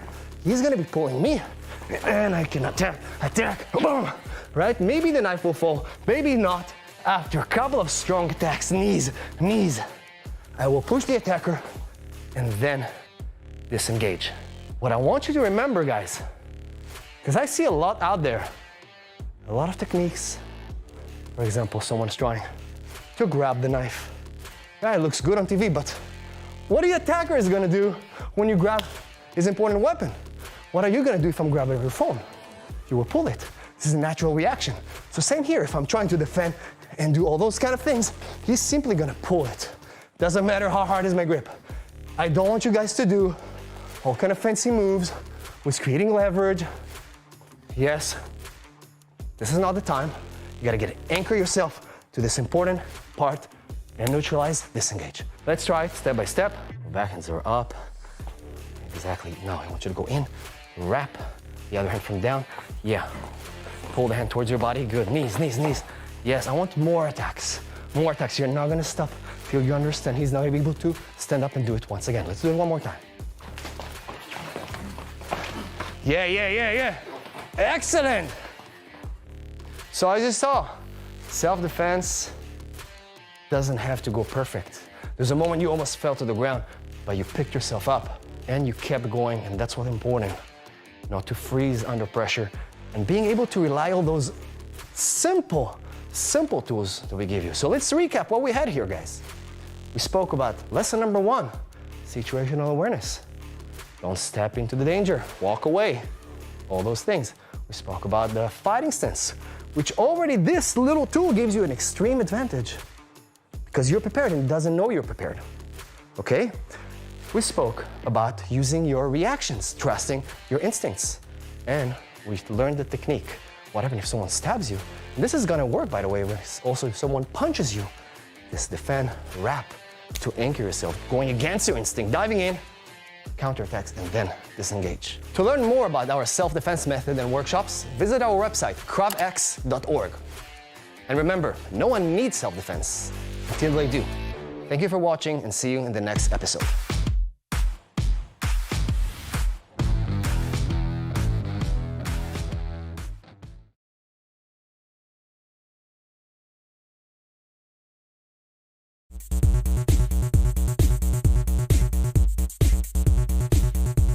Hello everyone, analyzing real life scenarios caught on tape. We're gonna dive into our scenario right away. Let's see what we got here. So we actually have a scenario happened in Israel not too long ago in a bus station. We have the guy waiting here and then another guy who's crossing the street here. That his intention is to attack this guy. You can see that he is crossing the street, walking towards the guy, pulling out a knife, stabbing him right into the heart. The guy is trying to kick to do something, but then runs away. So, of course, not easy situation to react.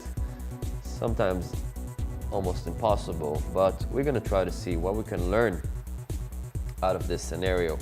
First of all, before starting to learn any move, talk about something called situational awareness. We could see in Israel a lot of knife stab was being occurred in a bus station. Now, instead of waiting for the bus just here in the open area, in the open air, what I would recommend, if you wait for a bus, is go actually to the bus station and put your back towards the wall. What that allows you is that there is no way that you're going to be surprised from your back. And just by putting yourself in a position when you're putting your back towards the wall, you have a vision, okay? So that does not mean that you have to be scared of life or any place you go.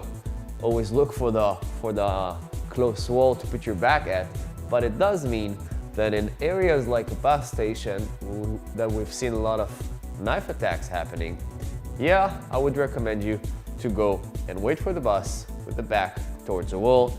And if the attack will happen, you're able to see if it's here, if it's from the side, you're able to understand something is going on, okay? So first of all, situational awareness, that changed all the rules of the attack and can make a very big difference. Second of all, if you're able to see the attacker, you should use your legs. Your legs are longer and stronger than the attacker arms. Even though I'm taller than Shana, I'm gonna try to reach her with my hand. You're gonna give me something called a push kick. Very simple kick when you're lifting your knee high and driving your leg towards my central body with the heel, with all the ball of the foot. Okay, so I'm trying to reach you. Slow up. Excellent. I want you to do more of a circle. Lift the knee higher. Up. That's it. So, as you can see, Shana is performing a push kick. And while she's giving the push kick, she's also leaning backwards. Up. There you go. If you're just performing the kick itself and not leaning with your body, I'm still able to reach you. But if you're mixing the push kick with the lean back together, first of all, you're getting more distance. Second of all, your kick is becoming stronger because you're letting your hips go forward. So you're extending your hips towards the target. So, Shana, you're here waiting for the bus. And then there is an attacker coming from the front or from the side, okay, most likely. So you're able to understand something is going on. He's not surprising you from the back or back angle like we've seen. You're understanding there is something going on. You're facing the attacker, performing a push kick. Excellent. So let's try to do it once with a pad. Go 100% like reality. Excellent. So as you see, I'm trying to reach Shana. Let's do it one more time. And she knows how to use her legs because she's training already with us Krav Maga for a little while. And she knows how to perform the push kick. Now, of course, that takes training, confidence, and attitude in your strikes in order to perform that. A person who is not trained, it's okay to try to use your legs, but you're not gonna have the same confidence. One more time, I'm trying to reach you. You're simply giving me a push kick. Nice job. Now, from here, the attacker already lost his element of surprise, and you're able to run away. So to conclude what we had today is, first of all, speaking about situational awareness. If you're waiting at a bus station, simply put your back towards the wall. If you're in a dangerous place, be aware of your surrounding. And that by itself could make a huge difference. Second of all, use your legs as a defense and create a separation. If there is a knife attack or even a punch or any kind of attack that's happening and you're able to see the attacker, you're able to use a push kick, and that creates the distance. Whoop! And pay attention how such a big of a distance there is the moment she gives me the push kick. Whoop! Okay, the attacker is being pushed away, and with your own push kick, you're also getting momentum to run away. That's all we had today. Thank you guys. Thank you guys. Thank you, Sean. Thank you guys for joining our Krav Maga class. You guys can stay tuned and check out our Facebook and YouTube page and learn more Krav Maga tips and lessons. Thank you.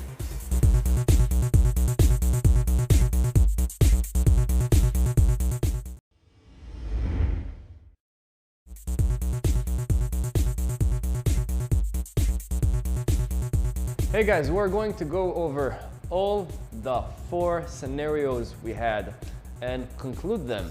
As you can see, we have a woman here and a man simply having a discussion first of all. So you can see that this guy is threatening her, telling her to sit down. And soon you're going to be able to see that this guy has a gun. Now look like this woman is kind of his hostage. When she's tied up here, her hands looks like they're tied up, and the attacker here is threatening her with a gun. So a couple of shots here that we can see when she is tied up, and he is threatening her with a gun. Now let's see what we can do. Not easy scenario to handle. You're here No, please, maybe take my wallet. No, leave me alone. Oh, boom, boom. You're trying even to pull the gun, Leo. Oh, and I'm here with the leverage, already taking the gun. And I'm in control of the scenario. So this video actually is a known video that got viral in the US when a guy here holding a baseball bat, he's threatening an immigrant and his family, and he's blaming him for being a terrorist. He's aggressing him, insulting him, and you can see that any moment he's almost using his baseball bat against this immigrant. So as we said, this video got all around the US. Now there is a moment, as you can see, that it stopped being just verbal. He actually swing the baton, the baseball bat, and becomes a fight. From what we heard, the immigrant had to go to the hospital to get treatment, but was able at least to protect his family. Let's see what we can learn out of it. If you feel that you're under threat, it's not always great to wait for his punch, for his stick or knife attack. If you're understanding that you're under threat, like in our scenario when the guy is simply moving towards you with the stick on his shoulder with the baseball bat, okay? Sometimes the best defense is to initiate the first move and continue, from there. So if it's a stick attack, knife attack, or even someone getting closer to you and you're understanding you might get into trouble, sometimes you guys should initiate the first move. So as you can see, we have here a guy in a gas station waiting here for the cashier to hand him the bill or something. Then suddenly another guy coming from the side, moving the guy waiting for the cashier and threatening the cashier himself with a knife. So from the back, as you can see here, we have our man who is going to react, who is a firefighter, who is deciding to react. And pay attention how he is controlling him, neutralizing to the ground. So happened to be that we have a good guy here who decided to react in really couple of seconds, made his calculation and decided to do something. He is neutralizing the attacker till a police officer is able to come and take control of the situation. So if you're going with the bear hug, you're gonna go and lock his hand. From here, he's not able so much to stab you. Leo, you can try to stab me. And from here, of course, I'm not gonna let him that much time. I'm gonna lift him up and put him on the ground. And then, of course, neutralize him. Another way we're gonna show you how to neutralize someone that holds a weapon, if it's a knife or a gun, it's coming from the back. We spoke about it in the past, but this is a very simple way. If you got here, that's gonna be here. If not, hands to the face, and I'm going with a whoop. Now, usually the knife or the gun is going to fall because you want to use your hands in order to protect your head. And if I'm doing it correctly, I'm putting leverage on his vertebrae here. And if I do it in one motion explosive, I'm gonna create damage, and his head very likely is going to hit the ground. Boom. Of course, stay away from the knife or the weapon, okay? We're gonna show you the last way. If you're from the back, what's gonna happen, that our attacker is simply gonna have to leave the gun because he's putting his hands instinctively. It's not something he thinks about it. Of course, you're moving towards the face, boom. And if he has a gun, pay attention where the weapon is and taking control of the situation. Thank you guys for joining our Krav Maga class. You guys can stay tuned and check out our Facebook and YouTube page and learn more Krav Maga tips and lessons. Thank you.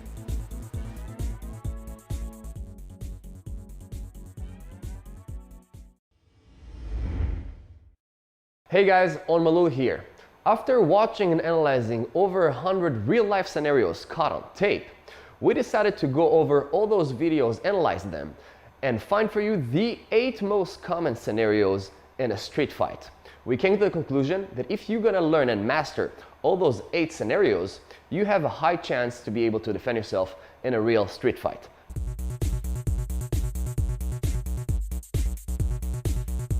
One more common street attack, and one of the most dangerous, are knife attacks. They're accessible, easy to carry, and create severe damage. Let's watch a couple of real-life videos caught on tape and see how can we handle knife attacks.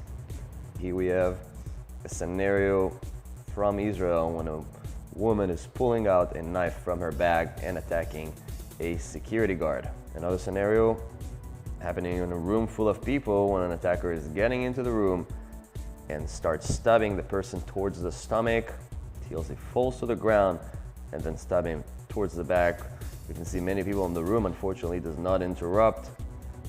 Here we have another scenario in Israel when a terrorist pulls out a knife and tries to stab a couple of soldiers here.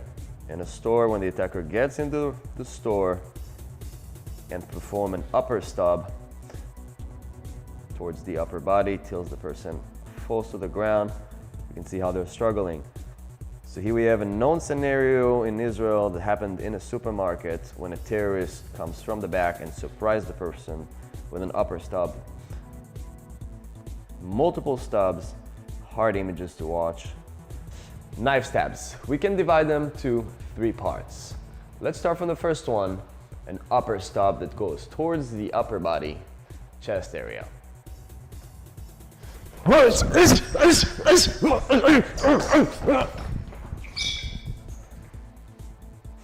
So as you guys saw, I performed a dive in with a wrap. Okay? Which we have to understand that in order to perform this kind of move, I have to be ready. That means I have to see the attacker. It's impossible when I'm talking to a person and the guy's attacking me that I'm going to perform with dive in. As you saw, I performed with another move, which called an instinct. So we have to understand that first of all, if I am ready for the guy, the best thing to do is to actually dive in.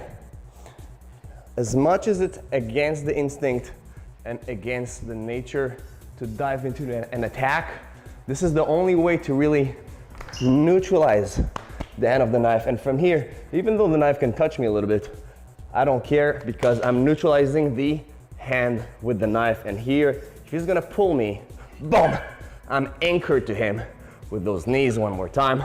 You can try to pull the knife, boom, and I will go with a couple of knees, elbows, hammers, boom, till the knife will be on the ground, and I'm gonna push the attacker. So first of all, understanding that if I see the attacker, the best thing to do is to kind of suicidal knife. I know I'm in trouble, even though it's against my nature, I want to control the attack. So we do have to address what happens if I'm not ready. That means the attacker is surprising me. Sometimes, yeah, I would get the first stab. There's no magic technique for that. But sometimes I'm going to be able to perform what we call an instinct, a very natural move. For example, Leo is talking with me behind his back. He's the attacker, and suddenly out of nowhere, whoa, he's attacking. So we can see that a human being's natural motions are always to do this kind of motions. If he's attacking with the other hand, boom, he's attacking from up, from down. So all those motions, which are instincts, we can take a person who is even not trained, and you'll see that he's going to defend against those swinging motions. So very similar to a punch. This move, as we spoke already, represent a punch, a slap, a knife stabs, battle of beer, hair grab, shirt grab, all those motions that comes from the outside in, okay, multiple attacks. Now we're addressing knife stabs. So if I'm not ready, the only thing I can do is first of all, to react with my own instincts, maybe try to create a better angle, okay, attack. So reacting with my instincts, attack, prefer maybe in other attacks, getting distance, running away if possible. But if it's not enough, and now he's going to stab, whoa, I will need again to go back to the dive-in because this is the only way I'm gonna be able to completely neutralize. Only defending and attacking is okay, but he still has the knife. I'm gonna perform it again and again. If I'm in a closed room here, the attacker under adrenaline, I cannot 100% count on those punches, on those attacks to neutralize a person who is motivated with a knife. So we talked about knife stabs that comes from up all the way towards the upper body. We spoke about that if I'm able to see the attack, I want to dive in, and sometimes I'm going to be surprised. It's two different scenarios. Being surprised, I'm always gonna have to react with my own instinct. Maybe the second punch, I'm gonna be able to dive in and control the hand of the knife. Next episode, what we're gonna be addressing is more scenarios that comes an attack with a knife from the back, out of nowhere when I'm really not able to see the attacker, and another stab that comes from down towards the stomach area, lower body. We're gonna have to learn how to address this one. Stay tuned, see you. Thank you guys for joining our Krav Maga class. You guys can stay tuned and check out our Facebook and YouTube page and learn more Krav Maga tips and lessons. Thank you.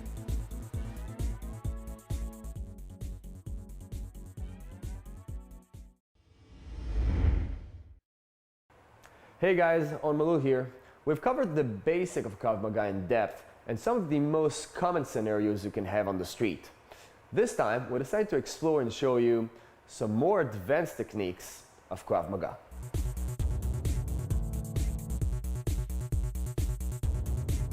We're moving on to some gun threats scenarios. We're gonna call Yogev to join. And this time, Yogev, you have a gun ready. Yeah. Okay, last time was a knife ready, and this time, a gun. So, we're gonna talk about a scenario when the person is actually getting close to the person and threatening him because he does not want the people around there to see. So he's maybe pulling the gun from the pocket and then come with me, come with me. So that's basically, we call it a close gun threat to the side. Right, it can be in the center, but most likely it's gonna be a little bit on the side because the hand comes from here. Okay, Yogev, you're gonna come from here and threat exactly the same way I showed, and you're close now, right? So I cannot perform the classic defense, which I have the space, which I go to the side, to his back side, because he's close to me now. And if I'm gonna go to the side, I'm gonna get stuck to his body if he's even closer, his hand, and then the barrel, of course, is pointing me. Okay, so let's do this. Defend once quick, and then we'll break it down. Leave me alone.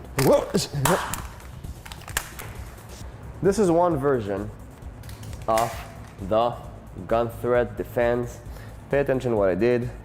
Move my hand, redirect the gun, knee, headbutt, disarm. Okay?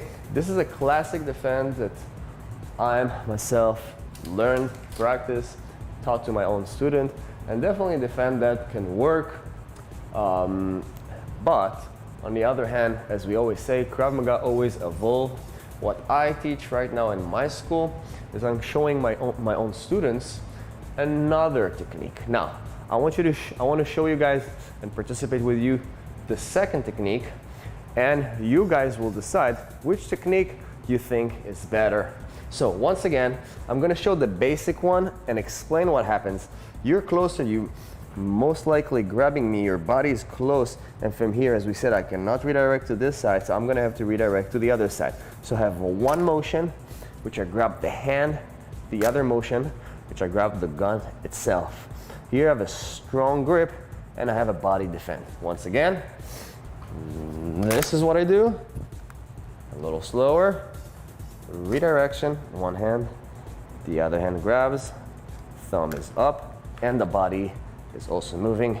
Here I'm bending my knees to be in a strong position, and here I'm starting with the knee, headbutt, and rotation with the body, boom, right?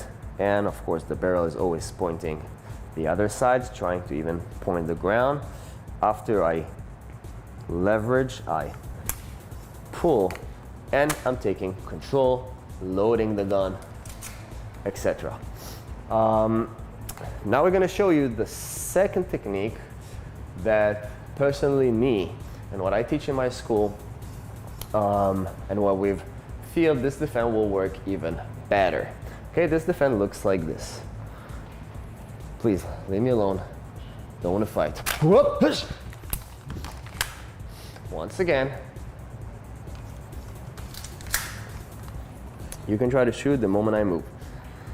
What do you want? You can get even closer. Please. Want my money? Take my wallet. Whoop.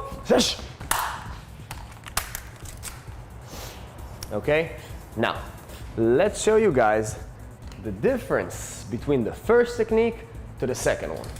First technique, pay attention, I had 2 moves of redirection. 1, 2, and of course body that comes together. 1, 2. Now, pay attention what I'm gonna do now. Get a little closer. I'm gonna lift my hands and go in 1 move down. Lift my hands a little bit, get a little closer, grab me, and whoop, down. Okay? Now, maybe you guys recognize what is this technique similar to? Yogev, I know you always have a gun ready, but also a knife, of course. So, if you put a knife on my stomach, this is exactly the same redirection, and then from then we continue, so pay attention. Lift those hands, down, body goes backward, lock those elbows. Now, the gun. All right, you're close to me. You don't want the other people to maybe see you have a gun. You maybe want to kidnap me towards somewhere. And right now I'm doing the same defense, okay? Now we're actually gonna check. We're gonna do the first technique and right away the second technique. Only the redirection, which is the most important part of the defense. Okay, so please load the gun. Okay, I'm gonna do the first one, which can also work, right? Get closer. If I have the space, I'm gonna go to this side. Remember always, that's why I'm always telling you, get closer, because this technique is going to be done when I cannot redirect the gun to the other side. Let's see which technique is quicker and better. Please leave me alone. I don't want to fight. Whoop. Okay, so yeah, this technique worked. Once again, redirecting the gun. The other technique, the moment I move, you can shoot. Leave me alone. Whoop.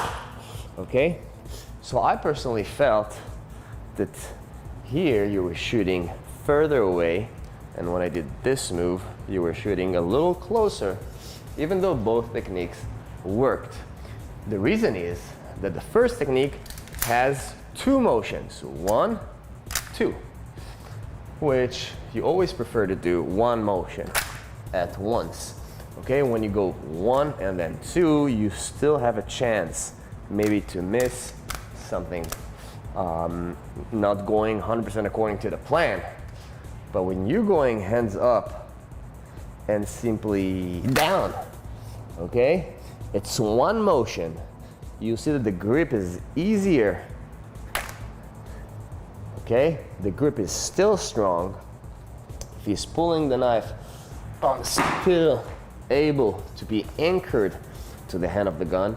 And then I'm doing the same disarm with rotation and pulling, taking control. Thank you guys for joining our Krav Maga class. You guys can stay tuned and check out our Facebook and YouTube page and learn more Krav Maga tips and lessons. Thank you.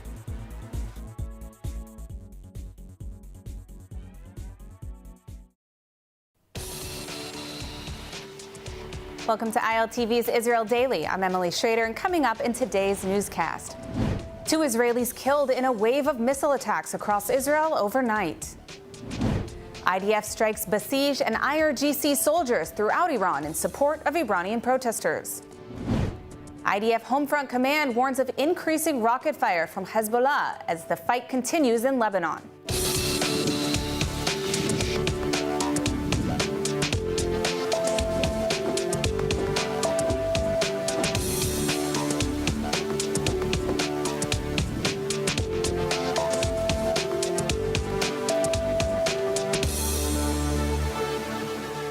Welcome back to ILTV News. 2 people have been killed in last night's attack on central Israel. Multiple waves of ballistic missiles have been fired by the Islamic regime, sending thousands into shelters overnight and leaving massive amounts of damage across multiple impact sites. This afternoon, another wave of ballistic missiles was fired, with several impact sites reported in Petah Tikva, injuring 3 additional people. State of Israel also reported that 3 private planes had been damaged at Ben Gurion Airport in the recent strikes. Reporting from Ramat Gan, where a missile impact turned tragically fatal, is our ILTV correspondent, Devil Klein. Hey, Emily, I'm standing here in central Israel at the sites of one of the hits of last night's massive barrage of ballistic missiles from the Islamic Republic. As you can see behind me, there's cranes that are working to clear up the rubble. I was here just a few minutes ago, and a chunk of the porch that had been hit from this barrage has actually crumbled down. It was a huge scene. There's a lot of cameras here trying to capture the moments. As you can see, also Israeli and American flags. They've been draped all over the city as well. Just a reminder to the people to stay strong, to stay united. Unfortunately, the apartment behind me was a hit last night that unfortunately killed a couple in their 70s. The reports right now are indicating that the couple was attempting to run to their shelter, and they didn't make it. They missed it, and the missile hit them and unfortunately killed them. May their memories be a blessing. Right now, there is wreckage, there is carnage, and they're just trying to clear up the rubble. We've been hearing that an IDF official might be on his way to the scene right now. We're going to try and speak to him, but as of right now, there's police presence, there's news presence, and everybody's just trying to get a glimpse at the tragic site that killed an elderly couple. Fire erupted across central Israel following the incoming missiles last night. An impact in Holon, Israel, left rubble and fragments scattered across the neighborhood, the missile causing a fire upon impact. This video taken in Petah Tikva, where a fragment fell on a residential building and ignited a car parked in the lot. But the most tragic was the death of Yaron and Ilana Moshe in Ramat Gan, Israel, raising the death toll from missiles from 9 to 11. Now, Emily, this was not the only site of impact from last night's barrage. We had quite a few sirens, red alerts going off in central Israel last night. There were a few points of impact. Obviously, we're talking about the ballistic missile sent over by the Islamic Republic, the cluster munitions. What's happening is that the aerial air defense, they're intercepting them in the sky, and then there's smaller fragments that are kind of separating from the missile, and so there's more impact sites. There's less damages, but this is the first time, Emily, that we've seen a death coming from these incoming barrages. The last deaths that we've had, the highest death toll so far was in Beit Shemesh. 9 people have died, and now we're seeing 2 more, an elderly couple in their 70s, unfortunately passing away from last night's barrage of missiles. After killing Iranian strongman Ali Larijani and Basij commander Gholam Reza Soleimani, the IDF is expanding attacks on Basij targets to weaken and degrade regime internal security and making way for a potential uprising by the Iranian people. The waves of new attacks also target nuclear facilities and missile launch sites. ILTV's Steve Leibowitz has the latest on day 19 of the war against the Islamic regime. After killing the Basij commander, Gholam Reza Soleimani, and several of his top officers, the IDF says it has significantly expanded strikes on Basij targets across Tehran, hitting multiple command sites linked to the Iranian regime. The military says more than 10 Basij positions were struck in recent hours, including checkpoints and command centers embedded in civilian areas. One target included an emergency command post operating from a former football club, highlighting what the IDF calls the regime's use of civilian infrastructure. Israeli officials now say the son and deputy of Ali Larijani were also killed this week in what is described as a deepening blow to Iran's leadership structure. Some details of the killing have become known. Israeli sources say intelligence quickly located Larijani in an apartment in Tehran, which was then struck after high-level approval. At the same time, a separate strike targeted a gathering of Basij leaders meeting in a makeshift site between residential buildings. הבוקר חיסלנו את עלי לריג'ני. עלי לריג'ני זה הבוס של משמרות המהפכה, שזה חבורת הגנגסטרים שמנהלת בפועל את איראן. אנחנו חיסלנו לצידו גם את מפקד הבסיג', זה העוזרים של הגנגסטרים, שהם מפיצים טרור ברחובות טהרן וערים אחרות של איראן נגד האוכלוסייה. גם שם אנחנו פועלים מהאוויר עם מטוסים של חיל האוויר עם כטב"מים, וגם שם פועלים. אנחנו מערערים את המשטר הזה, בתקווה לתת לעם האיראני הזדמנות לסלק אותו. The IDF says the besieged has played a key role in suppressing anti-regime protests, with officials accusing Larijani of having helped drive those crackdowns. The military says the latest strikes are part of a broader campaign to dismantle Basij and Islamic Revolutionary Guard Corps command structures and weaken Iran's internal security networks. The IDF says it struck Hezbollah operatives, rocket launchers, and logistics facilities across Lebanon today, following warnings that the group was likely planning a major rocket barrage on Israel last night. ILTV's Kalev Ben David has more on the ongoing IDF maneuvers and airstrikes in Lebanon. A rocket launcher was destroyed near Deir ez Zarani. Several operatives were killed in southern Lebanon, and a building used for Hezbollah logistics was struck in Beirut. Elements of the IDF's 36th Armored Division have been deployed to southern Lebanon for limited and targeted ground operations, joining the 91st Galilee Division in order to expand Israel's forward defense posture. Before the entry of additional troops, the IDF conducted artillery and airstrikes against numerous Hezbollah targets, including a large underground complex near Akfara used to store cruise missiles and hundreds of rockets. The strikes were directed by military intelligence and Northern Command to deepen damage to Hezbollah infrastructure.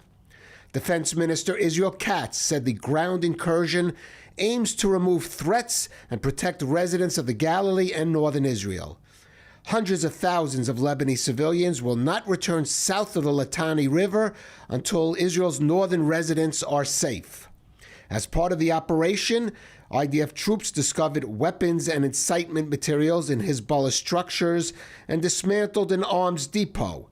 The IDF also warned residents south of the Zarani River, including Nabatea and nearby villages, to evacuate northward, saying anyone near Hezbollah facilities or operatives is putting their life in danger. U.S. President Donald Trump has acknowledged and praised Israel's killing of top Iranian official Ali Larijani, along with the head of the besieged force, Gholam Reza Soleimani. Referring to the IDF strike killing Ali Larijani, Trump said a lot of people say their actual top was killed yesterday, along with someone responsible for the death of 32,000 protesters. Their top person was, they say, a lot of people say their actual top was killed yesterday, along with somebody else who was responsible for the killing. The man that was responsible for the killing of 32,000 people over the last 2 weeks, he was in charge of the killing of protesters. It's an evil group. I mean, they've killed much more than 32,000 people. And the man who was responsible for that was also killed yesterday. When asked about his next steps in Iran, he said the U.S. is not ready to leave yet, but will do so, quote, in the very near future, and insisted that if the war ends, it would take Iran 10 years to rebuild. Trump also criticized NATO and Middle Eastern allies for not helping secure the Strait of Hormuz, calling NATO's refusal a very foolish mistake. Trump added that while the U.S. requested assistance, American forces don't need NATO or regional help to ensure security in the area. But we've had great support from the Middle East. Qatar has been great. Saudi Arabia has been terrific. Bahrain has been very good. The Middle Eastern countries have been very strong in their support. And of course, Israel has been our partner. Israel's been very, very strong. But we're not ready to leave yet. But we'll be leaving in the near future. We'll be leaving in pretty much the very near future. But right now, they've been decimated from every standpoint. And again, we've had great support from countries in the Middle East, great support, but we've had no support from, essentially, no support from NATO. In his latest comment on the war, Prime Minister Netanyahu spoke of ongoing strategic cooperation with the U.S. and Israeli armed forces. אנחנו עוזרים לידידינו האמריקנים במפרץ. אני שוחחתי ארוכות עם הנשיא טראמפ אתמול בנושא הזה. יש שיתוף פעולה בין חילות האוויר וחילות הים שלנו, ביני לבין הנשיא טראמפ ואנשיו. אנחנו נעזור גם בהתקפות עקיפות שמייצרות לחץ אדיר על המשטר האיראני, וגם בפעולות ישירות יש עוד הרבה הפתעות, בתחבולות נעשה מלחמה. אנחנו לא נחשוף את כל התחבולות כאן, אבל אמרתי לכם, רבות המה. Netanyahu claimed that after October 7th, Israel was on the brink of collapse, and now it's a mighty, almost global power. אנחנו בעזרת השם הגענו למצב שאחרי ה7 באוקטובר, שהיינו בעברי פי פחת, אנחנו עכשיו מעצמה אדירה, כמעט עולמית, עם הידידה שהיא המעצמה העולמית, נלחמים שכם אל שכם. זה כבר הישג אדיר מול כל האיומים שיבואו עלינו. An Iranian-born activist now based in Canada, Ida Turan, was forced to leave her country after being barred from higher education for her role in the 2009 Iranian Green Movement. Today, she's working to amplify the voices of those who are still inside Iran. She joins us now on ILTV to discuss the latest in the war.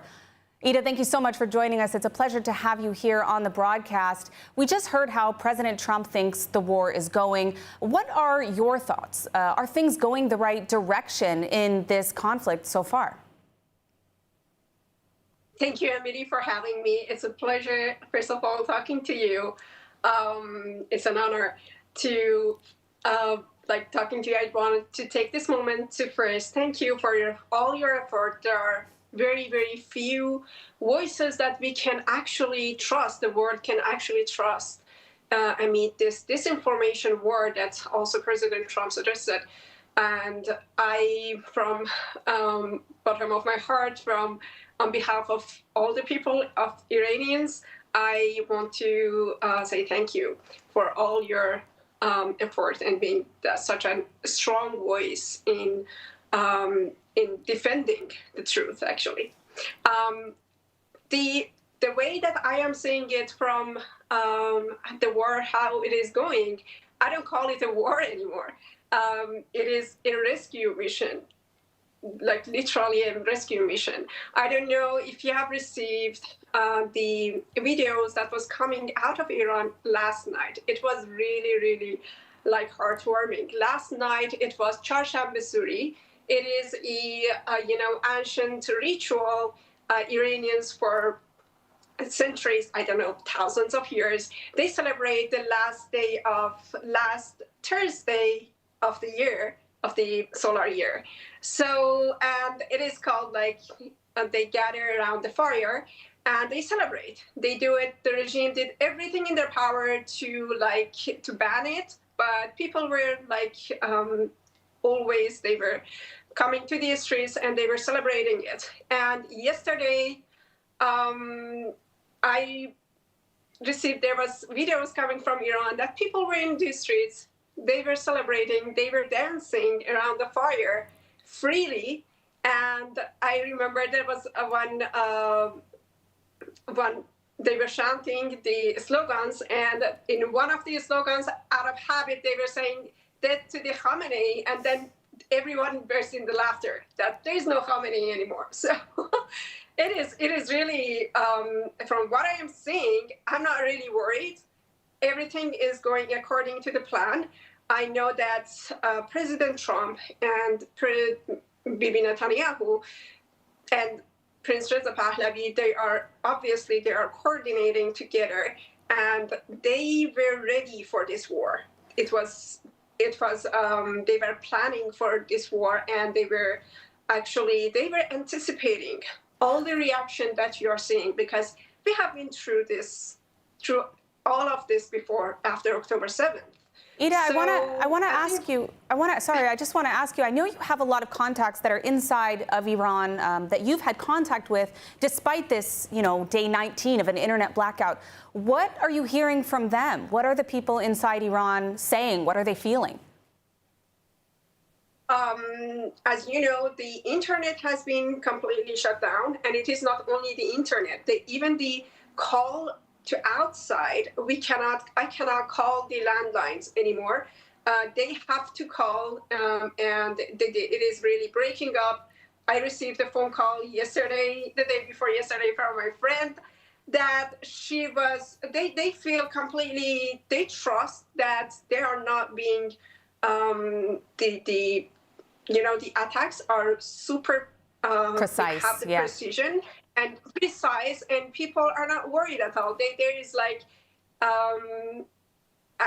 this is kind of funny to say that my friend, I asked her, how is it going? And she said, like, I went to the shopkeepers, I went to the store to take some fireworks for the Charsham Basuri, and there was none.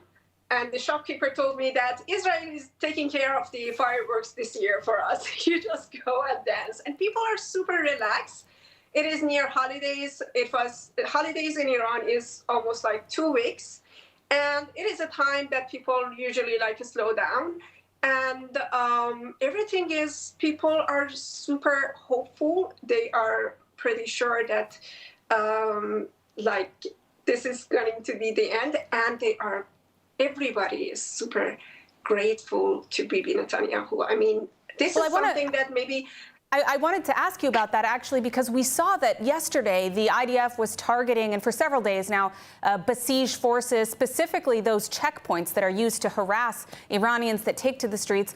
What's the significance of this? And do you think it can make a difference for the Iranian people when it comes to getting them in the streets, to rising up and getting rid of this regime once and for all? This is an important point that's... beside from protecting the Iranians and like ruining the mentality, the moral of the forces, they are very, they're experiencing the same horror that we Iranian like protesters were experiencing 2 months ago. So, but beside that, the reaction from people is like, finally, the great thing about this protest kind of is that we have a leader that we can trust, and they are coordinating, and that's why I'm pretty sure that this time we will win, and we will liberate, we will take back our country.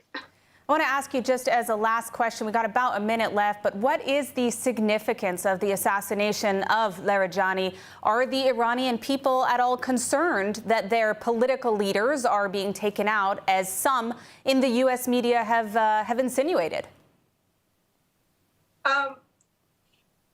No, at all, not at all. The thing is, Iranians are feeling very, it is really heartwarming, reassuring that Israelis are involved. Because to me, the U.S., U.S. journalists, they know nothing about the regime and the system and how it works. Larijani was the #1 person in this. He was the political face. He wasn't just a random guy.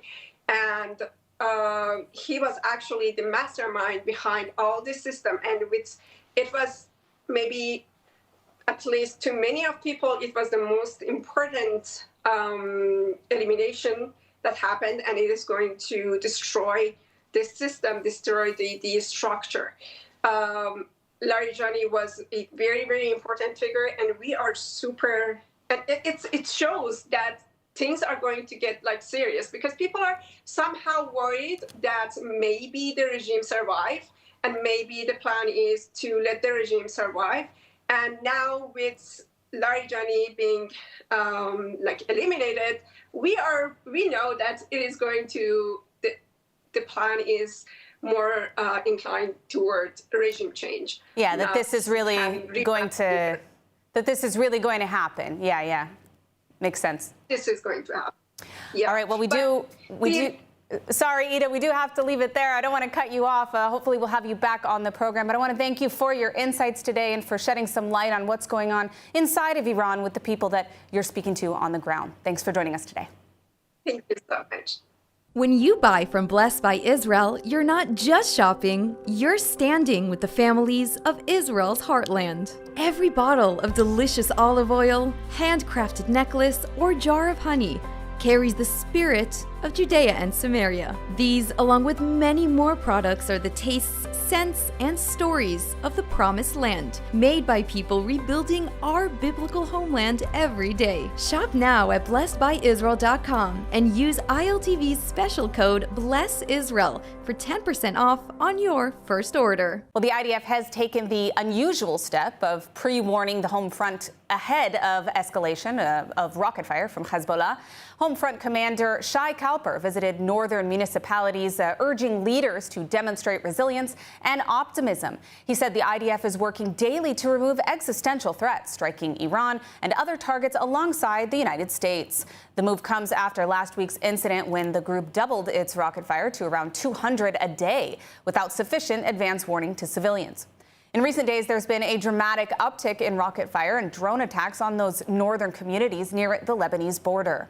Now, the IDF says the Air Force is again working to disrupt attacks while urging the public to stay close to shelters but not panic. This from the IDF spokesman. בשעות האחרונות זיהינו היערכות מוגברת של ארגון הטרור חיזבאללה לירות מטחי רקטות לעבר שטח ישראל. צה"ל פועל גם ברגעים אלו כדי לסכל ולשבש את הניסיונות. צה"ל לא יאפשר פגיעה באזרחי ישראל. אנחנו תוקפים בעוצמה את חיזבאללה גם ברגעים אלו, ונמשיך לפגוע בכל מי שיאיים על ביטחונכם. Israel's largest defense firm, Elbit Systems, is seeing surging demand amid the U.S.-Israel war on the Islamic Republic following strong revenues from the 2023-2025 Gaza war. CEO Bezalel Machlis says the company is working round the clock to supply Israel and foreign customers, including Gulf states, with ammunition and military systems. Elbit shares have jumped 11% on the Tel Aviv exchange, with order backlogs reaching $28.1 billion, most from international customers, as the demand is boosted by the ongoing conflict. Customers like to see tested in battle, so we know we are engaged with international customers, and we anticipate demand to go up. We see dramatically higher cadence in introducing new systems to the market, and that's, of course, to the demand that we see not just here in Israel, but also in Europe and in Asia Pacific, which is a strong demand as well. It was driven by a very strong demand from international customers. It's a $5.5 billion increase in our backlog. We have over $28 billion in backlog. It's a very strong year, mostly outside of Israel. Prime Minister Benjamin Netanyahu is continuing to mock social media conspiracy theories about his death and did so in a video with U.S. Ambassador Mike Huckabee. Huckabee joked that U.S. President Donald Trump sent him to check on Netanyahu. The Prime Minister responded, "Yes, Mike, I'm alive," and referenced the recent killings of Iranian leaders Ali Larijani and Gholam Reza Soleimani. Mr. Prime Minister, I wanted you to know the President asked me to come and make sure you were okay. Yes, Mike. Yes, I'm alive. I checked that, and I'm happy to see that. But he wanted to make sure because, you know, you guys get along too well. I know, and we shake hands with 5 fingers in each hand. You know, but I have to tell you, I'm alive, but I have this card. Oh. And, yeah, don't read it. So it's a punch card. Mm-hmm. Today, I erased 2 names on the punch cards. And you see how many more to go on this batch. You know what the good news is? My name is not on the punch card. Your name is on the list of the good guys. And now let's take a look at the weather forecast. Cloudy skies and partly rainy showers are expected around most of the country tonight, with temperatures reaching lows of 14 degrees Celsius or 57 degrees Fahrenheit. Tomorrow we'll see rainy showers alongside steady temperatures, seeing highs of 18 degrees Celsius or 65 degrees Fahrenheit. And that's it for today's news at ILTV. For the latest updates on all your devices, be sure to follow our ILTV channels and keep up with us on social media. That's ILTV_Israel on all platforms. Stay informed with the latest news straight from the heart of Israel. I'm Emily Schrader. Be well, and thank you for watching.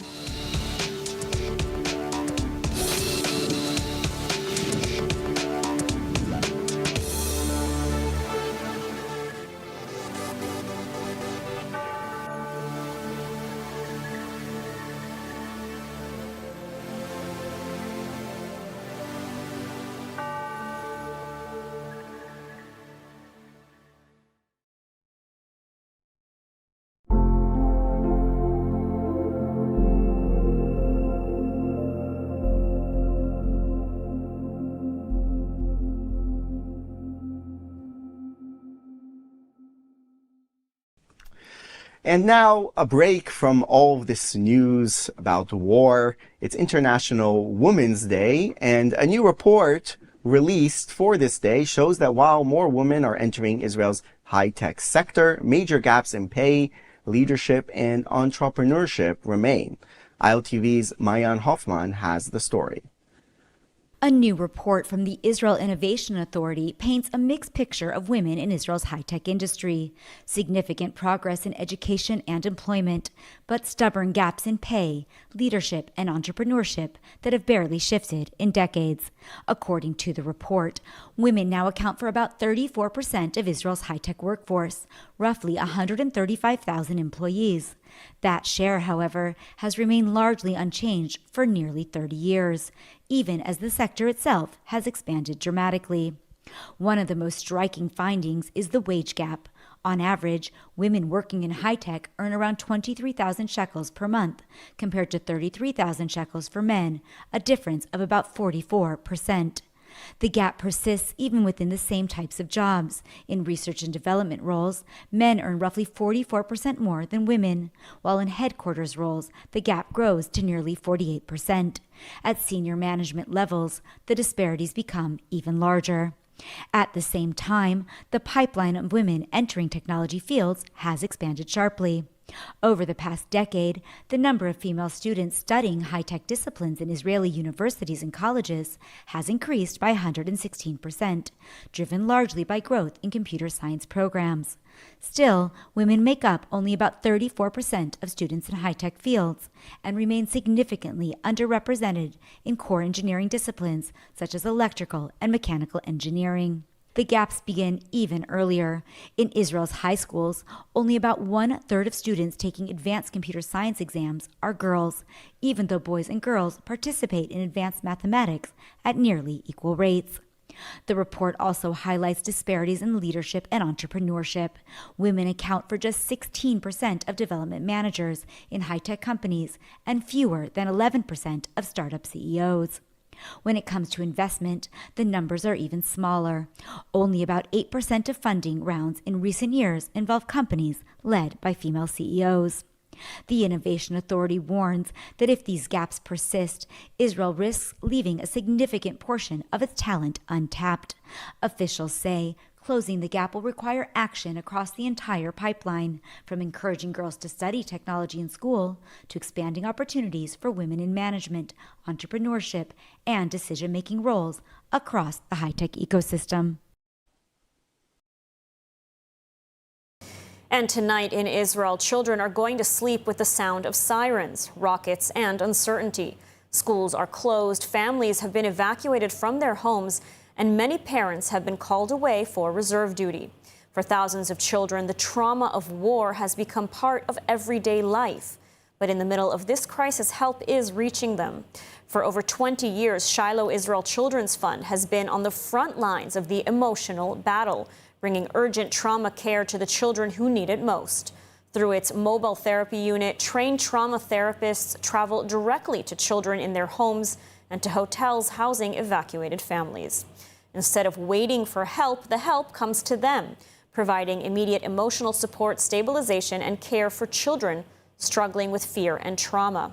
These moments of care can mean the difference between lasting trauma and the beginning of healing. But this critical work depends on people who are willing to help. So if you want to stand with Israel's children during this time of crisis, please donate today. You can visit israelchildren.org/now, because every child deserves the chance to heal.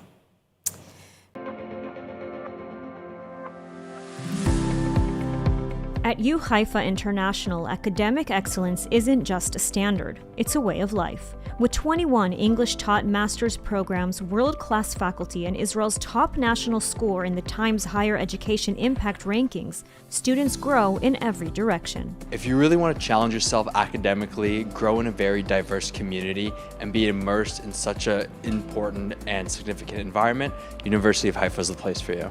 Located on the stunning Carmel Ridge, the U Haifa blends academic excellence with a welcoming community. U Haifa International has a great combination of top-notch academics with a great community of students.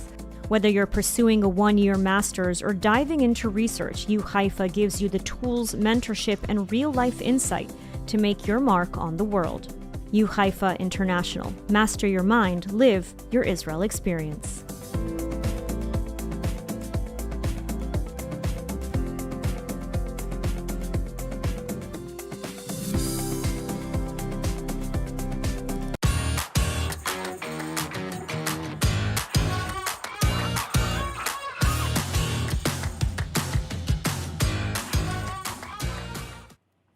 Hello and welcome to ILTV Insider. I'm your host, Mayan Hoffman.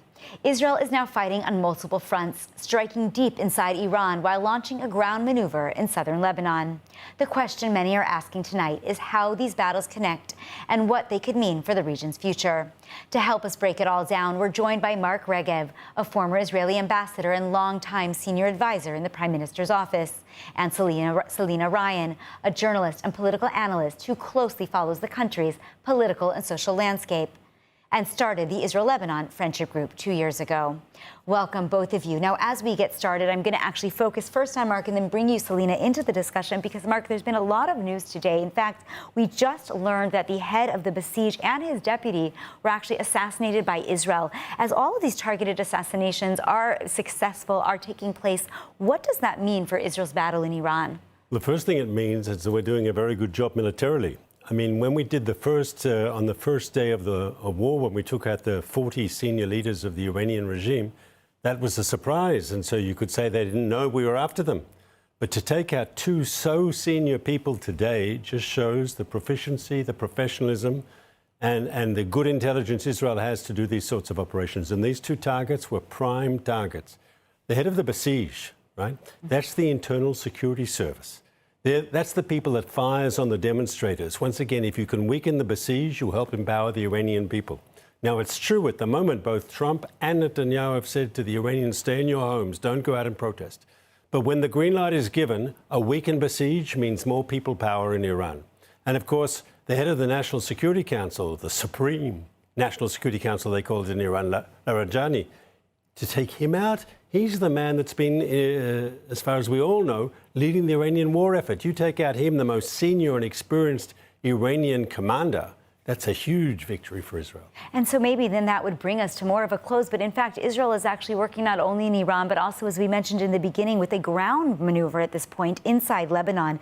From a strategic standpoint, how do these two fronts connect? They connect very, very, very strongly. Because when the fighting in Lebanon is over, the inability of Hezbollah to receive more finance, more weapons, more support from Iran, because the assumption is when this is over, Iran will no longer be in a position to be able to help Hezbollah, means that Hezbollah will not only be weakened by Israel's kinetic action against it, but that its ability to rebuild itself will be so greatly limited that this is a huge opportunity for all the Lebanese who want a better future for their country, who are sick and tired of having this Iranian proxy dominate their society. We're seeing it in communities we didn't see it in the past. We see it across the board in Lebanon. We see it amongst the Christians and the Druze and the Sunni Muslims. But even in the Shia community, there is outrage at Hezbollah for drawing Lebanon into this war. And Israel has an ally here at the United States of America. We heard President Trump yesterday. There's no call on Israel to, hold back. He basically said Hezbollah has it coming. The Lebanese people aren't pointing their finger at Lebanon, they're pointing their finger at Hezbollah. And the new actor in town is, of course, the new Syrian leader, who might not be a friend of Israel, but he's also a mortal enemy of Hezbollah. And there have been reports that because of there's this debt of blood between Hezbollah and the Syrian government because of the long civil war where they were bitter enemies, where Hezbollah butchered the Syrian people. And so it's possible even you could see in eastern Syria, on that border between Syria and Lebanon, the Syrians taking action against Hezbollah positions, especially in the Bekaa.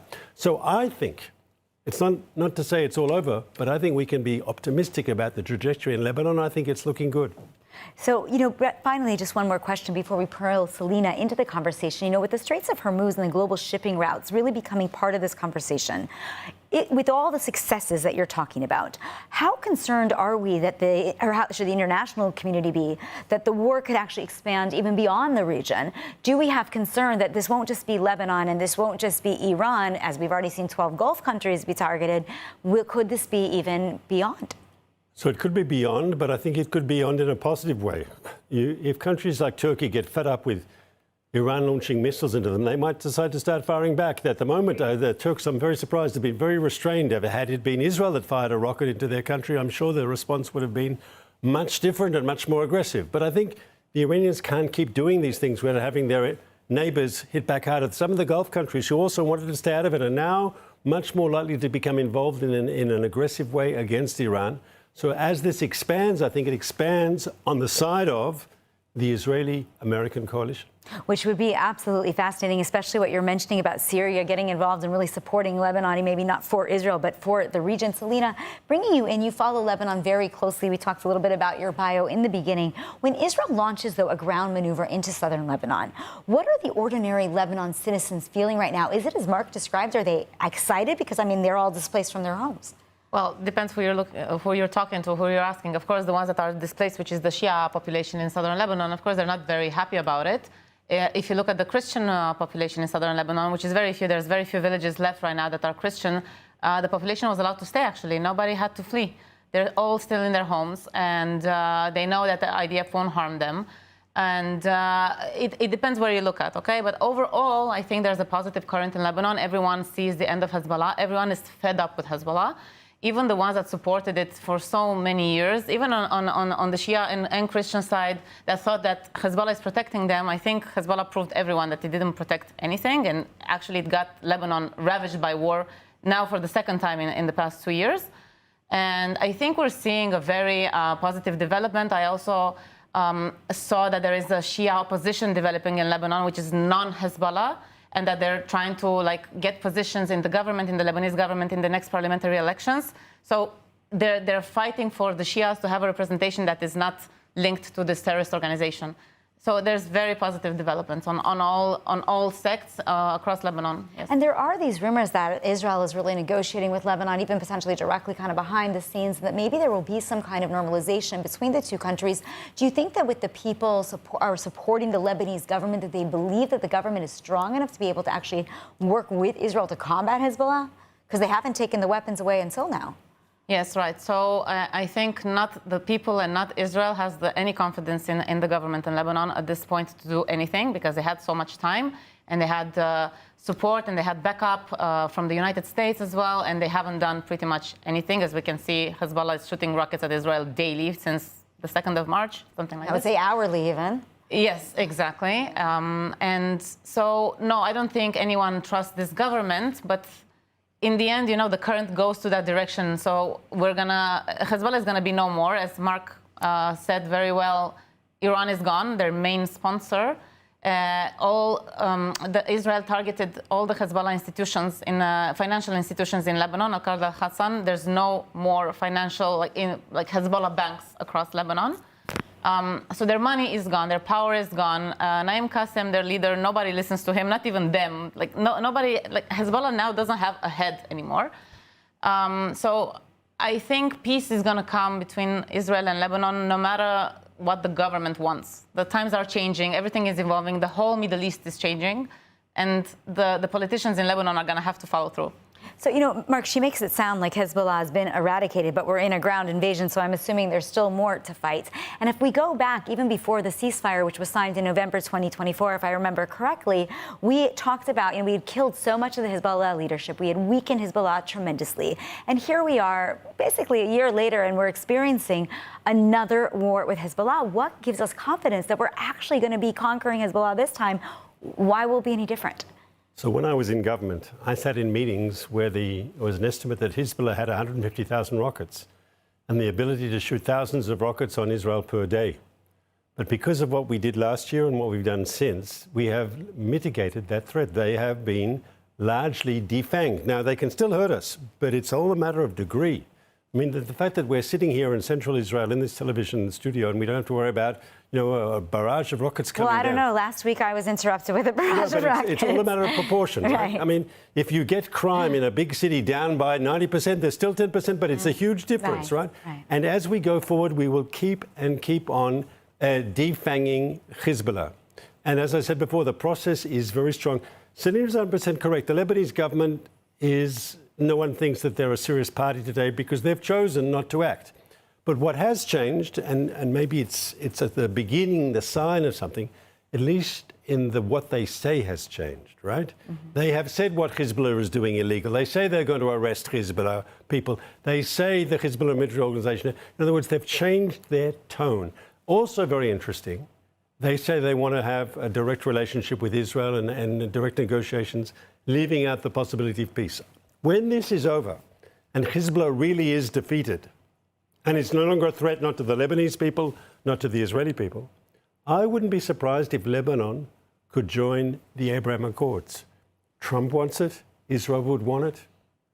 But the only way to get there, and there can't be a shortcut, you have to military defeat Hezbollah. How long? And that means Israeli troops are required, the Israeli Air Force is required, because you don't have that better future until you have defanged the beast.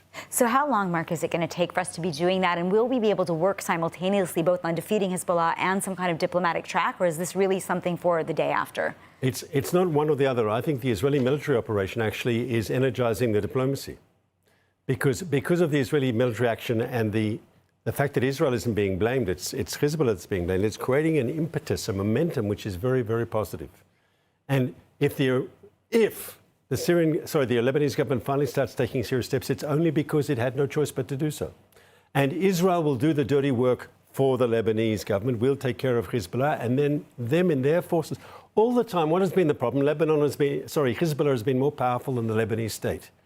As Israel degrades Hezbollah, and that means the Lebanese state is relatively more important, and the Lebanese army is more important, that creates possibilities for tomorrow that didn't exist yesterday. But Selena, I'm hearing that Germany, other European governments are really already beginning to talk about the humanitarian situation on the ground in Lebanon for the people. They're saying that this kind of ground campaign can actually worsen the situation for the individuals who are living there. Is that what you're understanding as well? Are people suffering tremendously as a result of this campaign? And what are things that can be done to help the Lebanese people as we try to eradicate Hezbollah? Yes, so these people that are evacuated from the southern Lebanon and southern Beirut right now are the people that encourage and strengthen Hezbollah for the past 2 decades.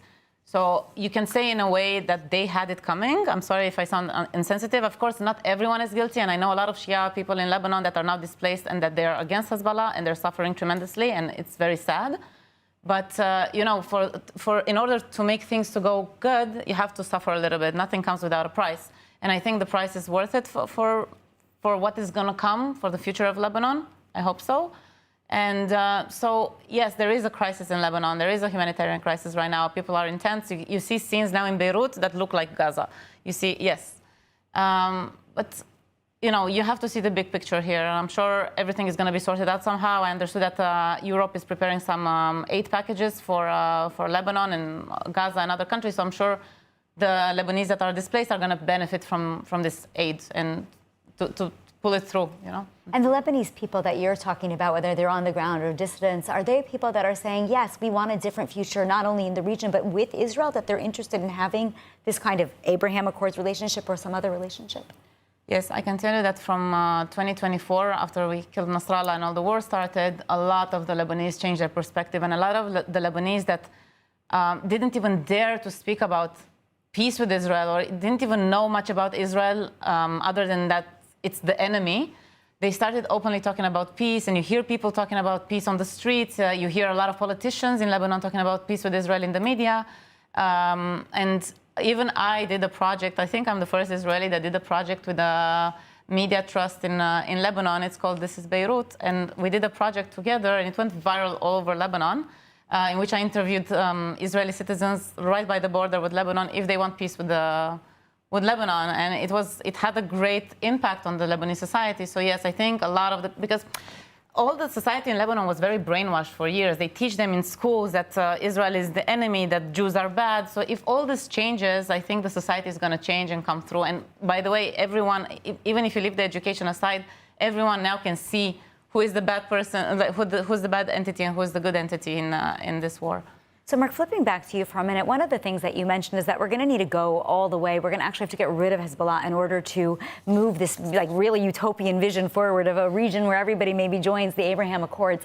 But in the beginning, we were talking about a limited ground incursion, just like we talked about a limited invasion into Iran. Defense Minister Katz, however, said that residents south of the Litani would not return to until Israel's northern communities are safe. And it sounds like that could be a very long-term campaign. Does it signal that there'll actually be a longer campaign than we think, and will that actually result then in long-term change on the border? Do you believe that at some point residents in the north will be safe? Yes, and I don't think it's overly optimistic to say that we're on a good trajectory here.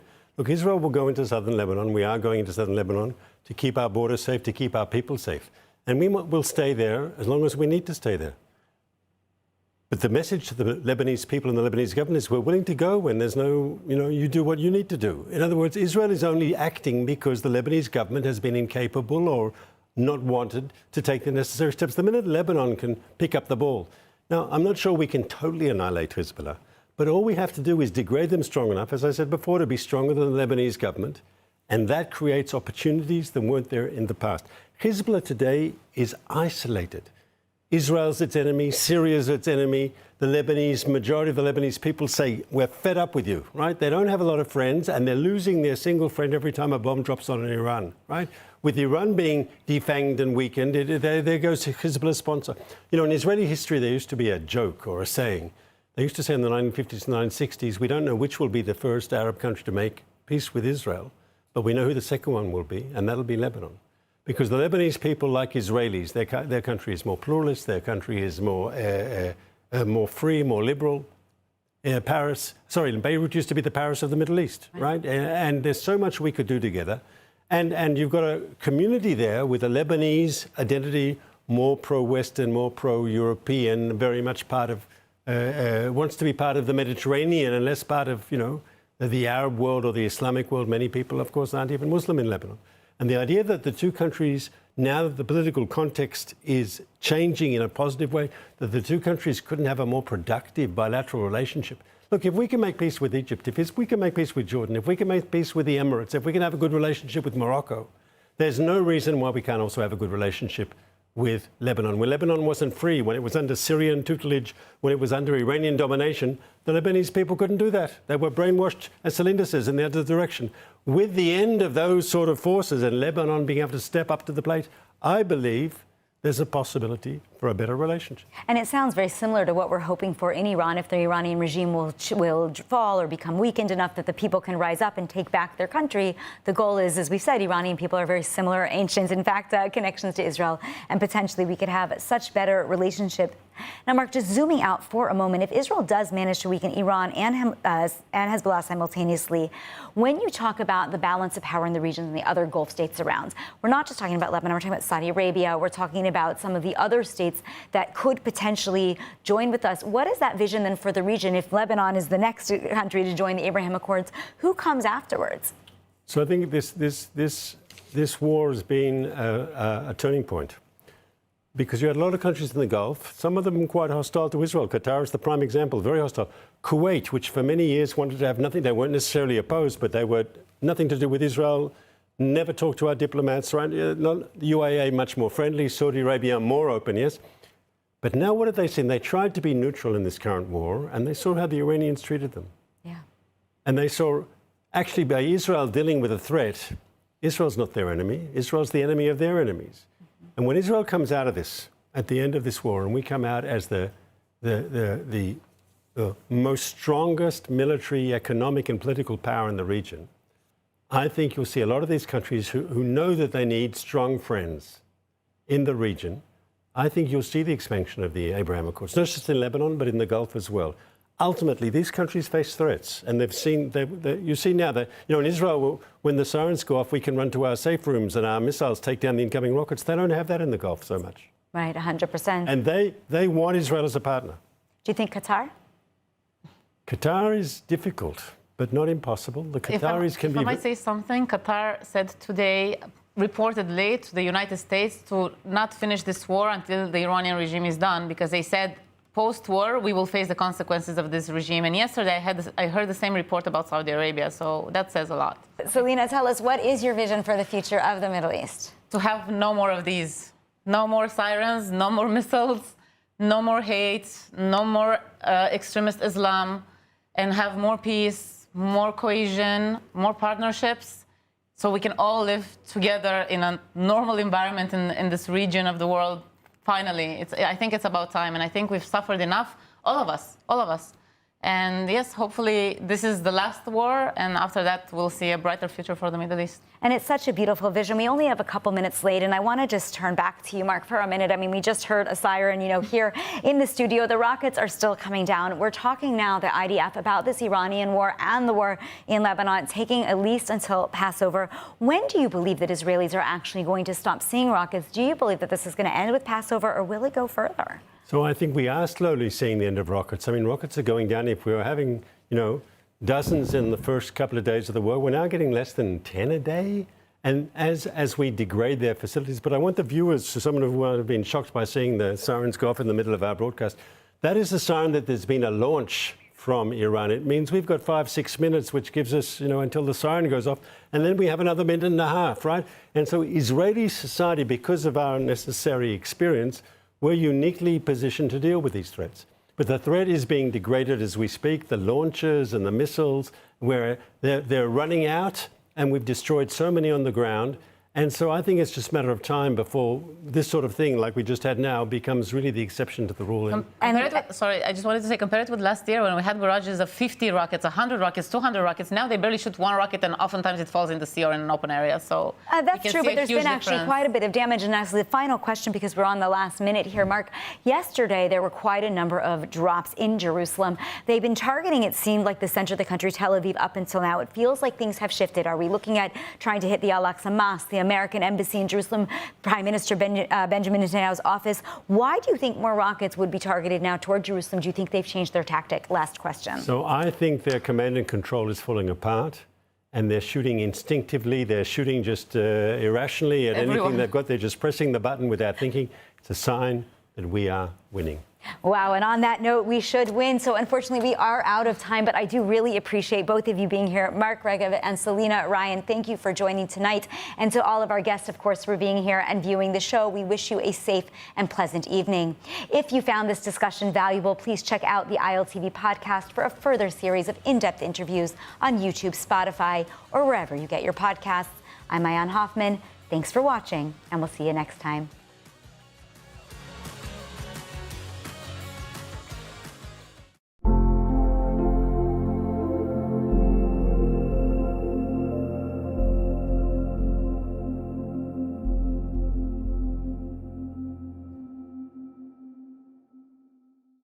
Well, the IDF has taken the unusual step of pre-warning the home front ahead of escalation of rocket fire from Hezbollah.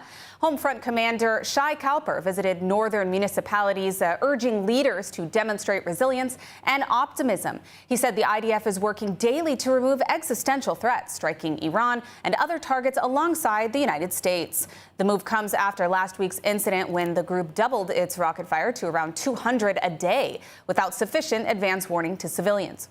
In recent days, there's been a dramatic uptick in rocket fire and drone attacks on those northern communities near the Lebanese border. Now, the IDF says the Air Force is again working to disrupt attacks while urging the public to stay close to shelters but not panic. This from the IDF spokesman. בשעות האחרונות זיהינו היערכות מוגברת של ארגון הטרור חיזבאללה לירות מטחי רקטות לעבר שטח ישראל. צה"ל פועל גם ברגעים אלו כדי לסכל ולשבש את הניסיונות. צה"ל לא יאפשר פגיעה באזרחי ישראל. אנחנו תוקפים בעוצמה את חיזבאללה גם ברגעים אלו, ונמשיך לפגוע בכל מי שיאיים על ביטחונכם. Well, as missiles rain down across Israel, reaching safety and managing daily life during war is far more difficult for people with disabilities. During this war, mobility challenges leave some families living almost entirely inside their bomb shelters, unable to reach food, medicine, or even essential care. For 35 years, Chimes Israel has helped children and adults with disabilities through therapy, essential care, and employment support. But because of this war, children with disabilities are losing critical therapies, and adults are losing daily structure and human contact. Even some staff members' homes have been destroyed by these attacks, yet they continue serving the people who depend on them. Chimes Israel needs your help during this war to deliver therapy, medicine, food, and essentials directly to families' homes. It also needs to build a protected shelter for vulnerable preschoolers. In times like these, we're called to stand with the most vulnerable among us. Please don't forget the children and adults with disabilities in Israel during this war. Your help can truly make a difference. And as missile attacks continue across Israel, the country's emergency teams are on constant alert. Our correspondent India Naftali went inside Magen David Adom's command center to see just how first responders prepare for the next call. Let's take a look. Right now, we are in the underground command center of Israel's National Emergency Service, Magen David Adom. They're the first to respond to direct hits from Iranian missiles, and they operate from this underground dispatch center. Magen David Adom, otherwise known as MADA, is responsible by law for responding to any medical emergency across the country. So what does happen when an emergency strikes? We found out during our visit. The Home Front Command has alerted us that there is an Iranian missile barrage coming towards central Israel. Can you walk me through what happens as soon as that red alert goes off? First of all, we have alert systems that we're combined with the Home Front Command, so we get an alert of an area that we're expecting to see a missile potentially strike. It's the area that will then, in a couple of minutes, receive alerts that the general population will then start heading to shelters. What we'll see on the maps, we can't show you on the actual maps at the moment for security reasons, but we'll have an indication of where we're likely to see something happen. So we can start sending teams to the scene even before we've started receiving emergency calls. On this occasion, there were no direct hits and no injuries from the incoming Iranian missiles. But in the past, MADA has responded to major disasters. Right here is an intensive care bus. There are 7 beds in it in the case of a severe emergency. In June of last year, during Israel's last war with Iran, the Soroka hospital in southern Israel was struck by an Iranian missile. More than 80 people were injured and over 100 patients had to be evacuated. These buses here were used to evacuate larger numbers of wounded from Soroka hospital, whereas a regular ambulance can maybe only take 1 at a time. MADA also holds Israel's national blood supply for both civilians and the IDF. It is stored here in a highly fortified bunker. Since the war began, the blood bank has been moved even further underground to keep it safe. But what is remarkable about this entire operation is that it is almost entirely funded by donations. And for now, during this war, MADA teams remain on standby, ready to respond to any incoming attack or emergency that may come. We've had all of our emergency vehicles have been manned since the first moments of Operation Roaring Lion. If on a regular shift we'll have between 300 and 400 ambulances on shift, what we've got at the moment is almost 2,000 ambulances out on the streets, ready to respond to whatever happens. As Operation Roaring Lion continues and security tensions escalate, one organization is already shifting into high gear to make sure Israel's most vulnerable do not go hungry. ILTV's Mayan Hoffman has more. As Israel confronts the challenges of Operation Roaring Lion, Lekit Israel, the National Food Bank, has moved into full emergency mode. The organization is expanding its relief efforts nationwide, working to ensure that food continues to reach those who need it most, even as security conditions complicate daily life. In the coming days, Lekit will distribute thousands of hot meals to Holocaust survivors living in housing complexes across the country. Around 1,700 nutritious meals are expected to be delivered each day, part of a broader purchase of approximately 12,000 meals designed to guarantee a steady and reliable supply during this period of uncertainty.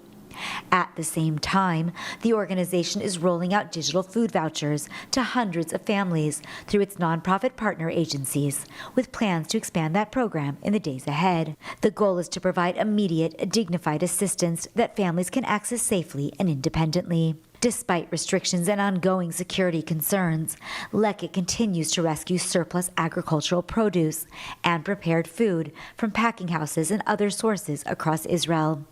The food is transported to the organization's logistics center and then distributed to partner agencies operating under Homefront Command guidelines. This shift is not new territory for Lekit. Throughout the last 2.5 years of war, the organization has rescued and redistributed surplus food on a large scale. During emergency, demand rises sharply. Even under fire, Lekit says it is committed to maintaining continuity, protecting its staff and volunteers, and expanding its response so that Israel's most vulnerable populations are not left behind in a time of crisis.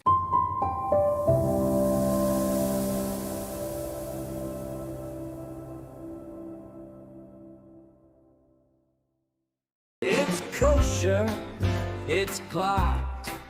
You're listening to Blocked. It's all blocked.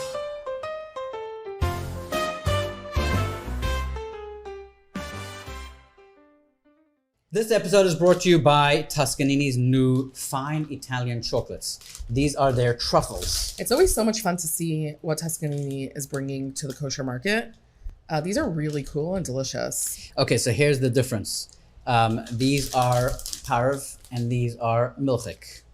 Sorry, Graham? my bad. No, they're both milchik. Oh. These are plain. I got confused. There's a third one that's parv. Okay. These are. Oh, they do make a parv one. Yes. And the funny thing is, you try them. We'll have to show them another time, and people don't know that they're parv. They taste milchik. Really? They're really, really good. Okay, so we have to try them. But you have the milk truffle chocolates, and then you have the hazelnuts. Oh, I like that they're named after different Italian towns: Venice, Milano. Oh, I didn't even notice that. Yeah, That's so cute. It's very cute. It's very on brand. Yes, very on brand. Which one is your Solid preferred product. I like the flavor? hazelnuts. And what's the blue one? The plain milk truffle. Oh, nice. Yeah, really good stuff. I don't want to say I go through bags of these, but once I take one, I usually end up having a bunch, and there's like a pile of wrappers. Yeah. It's that good. It's that good. This episode is brought to you by Meal Mart's Amazing Meals. So summer of travel has come. People are traveling, and even Put these beyond on the the summer. bottom of your suitcase, no matter where you go.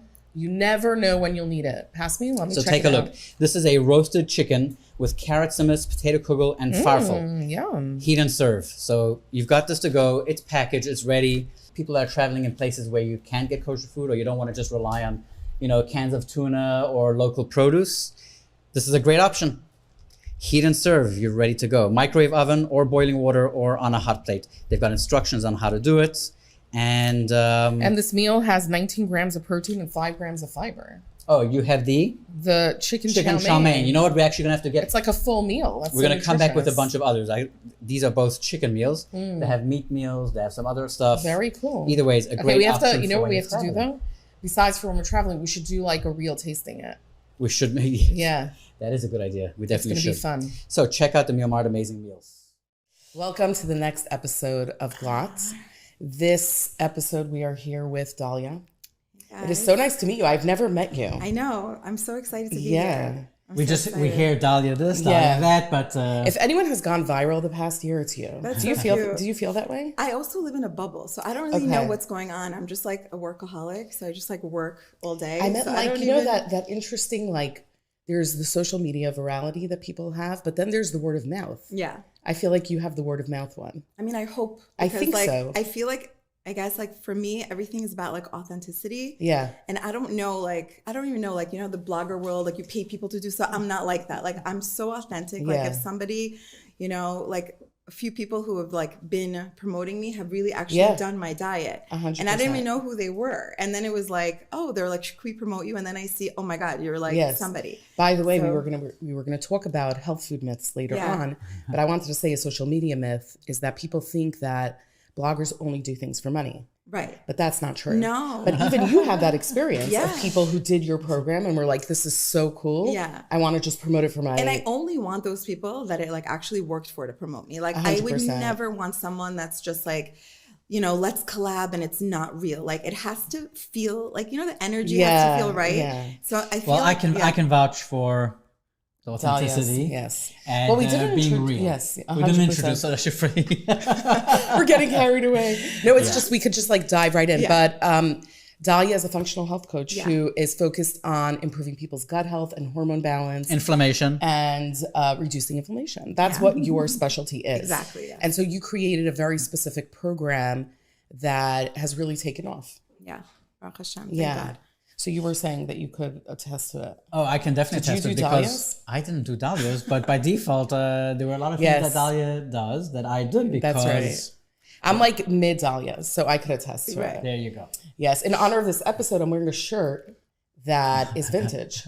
Yeah, it's love it. from the year 1999. I love that. That's Literally. when I graduated. Literally. Oh, really? I graduated Okay. in 99. It was a good year. It was a good I year. liked that year. Yeah. Yeah. So this is in your honor. I really could attest to, for me, like going on your program, really, I'm at not at the point, but I think for me and my husband both, we don't really care to like fit a certain mold and look a certain way. Yeah. Right. So that's not motivation for Right. us. But you just get to a certain point where you want to feel good Right. and be healthy and strong. And the byproducts Yeah. will be weight loss. 100%. But like the intention when it's not weight loss is so much better Yeah. because you're not looking for like the quick fix and the quick result. And sometimes I mean, your program does have a quick result. it does, but you know what? Like some people have like a lot of toxins and it'll take like 3 weeks for the metabolism to wake up. Okay. But if you don't have patience for those 3 weeks, you could give up. You could be like, oh, I only lost like 2 pounds a week and I'm working so hard. But then the people that really like persevere and are going in at full force, all of a sudden, 5th week, I get a call, Dal, I lost 4 pounds this week. That's and crazy. I'm like, okay, your gut is actually working. She's like, but I ate carbs this week. How's it working? I was like, the intention isn't to be on this, plan forever. It's just to heal you, to get your metabolism to work. And then of course, like, I lost 50 pounds. I'm not a thin girl, Right. but my whole life is about like connecting to the clients, like the struggles that they go through. So it's really important for me that like having gone through everything and relating to them. I'm like, I know it's going to work. Just So be how many years patient. are you doing this? So it's so funny. I'm doing this I studied it like 4 or 5 years ago. But I started the program 3 years ago and it was supposed to just be like 5 women. And, I was like doing it with my friends and like my family and they were like, we feel so good. And I was like, okay. And then I went on Instagram and I was like, who wants to join my detox? And then like, I got like 30 people being like, I'm in. I was like, oh, okay. Interesting. But I was a health coach. Got it. So I knew how to work with people and I knew how to do Zooms and COVID was like, introduced me to that. COVID. Okay. It was a little after COVID. But it is fascinating. I mean, I'm seeing how it's working, and I'm seeing you have the different groups on WhatsApp. Yeah. You have the different advice being given, and again, I'm literally in the background. Yeah, he's in the background watching. But I'm seeing like the gym and exercise. I'm seeing the different drinks. Last night, Liba had a headache. Yeah, it's very interesting. Okay, this is so funny because the whole values and principles that I gained from doing your program started to infiltrate into the way I'm feeding my kids. Oh, I love that. Okay, so it was Tisha B'Av, and you were telling us about electrolyte drinks, and it was actually Rory's electrolyte drink that you recommended. Yeah. So I made it, and then the other day my daughter had a headache, and she was like at the beach club all day.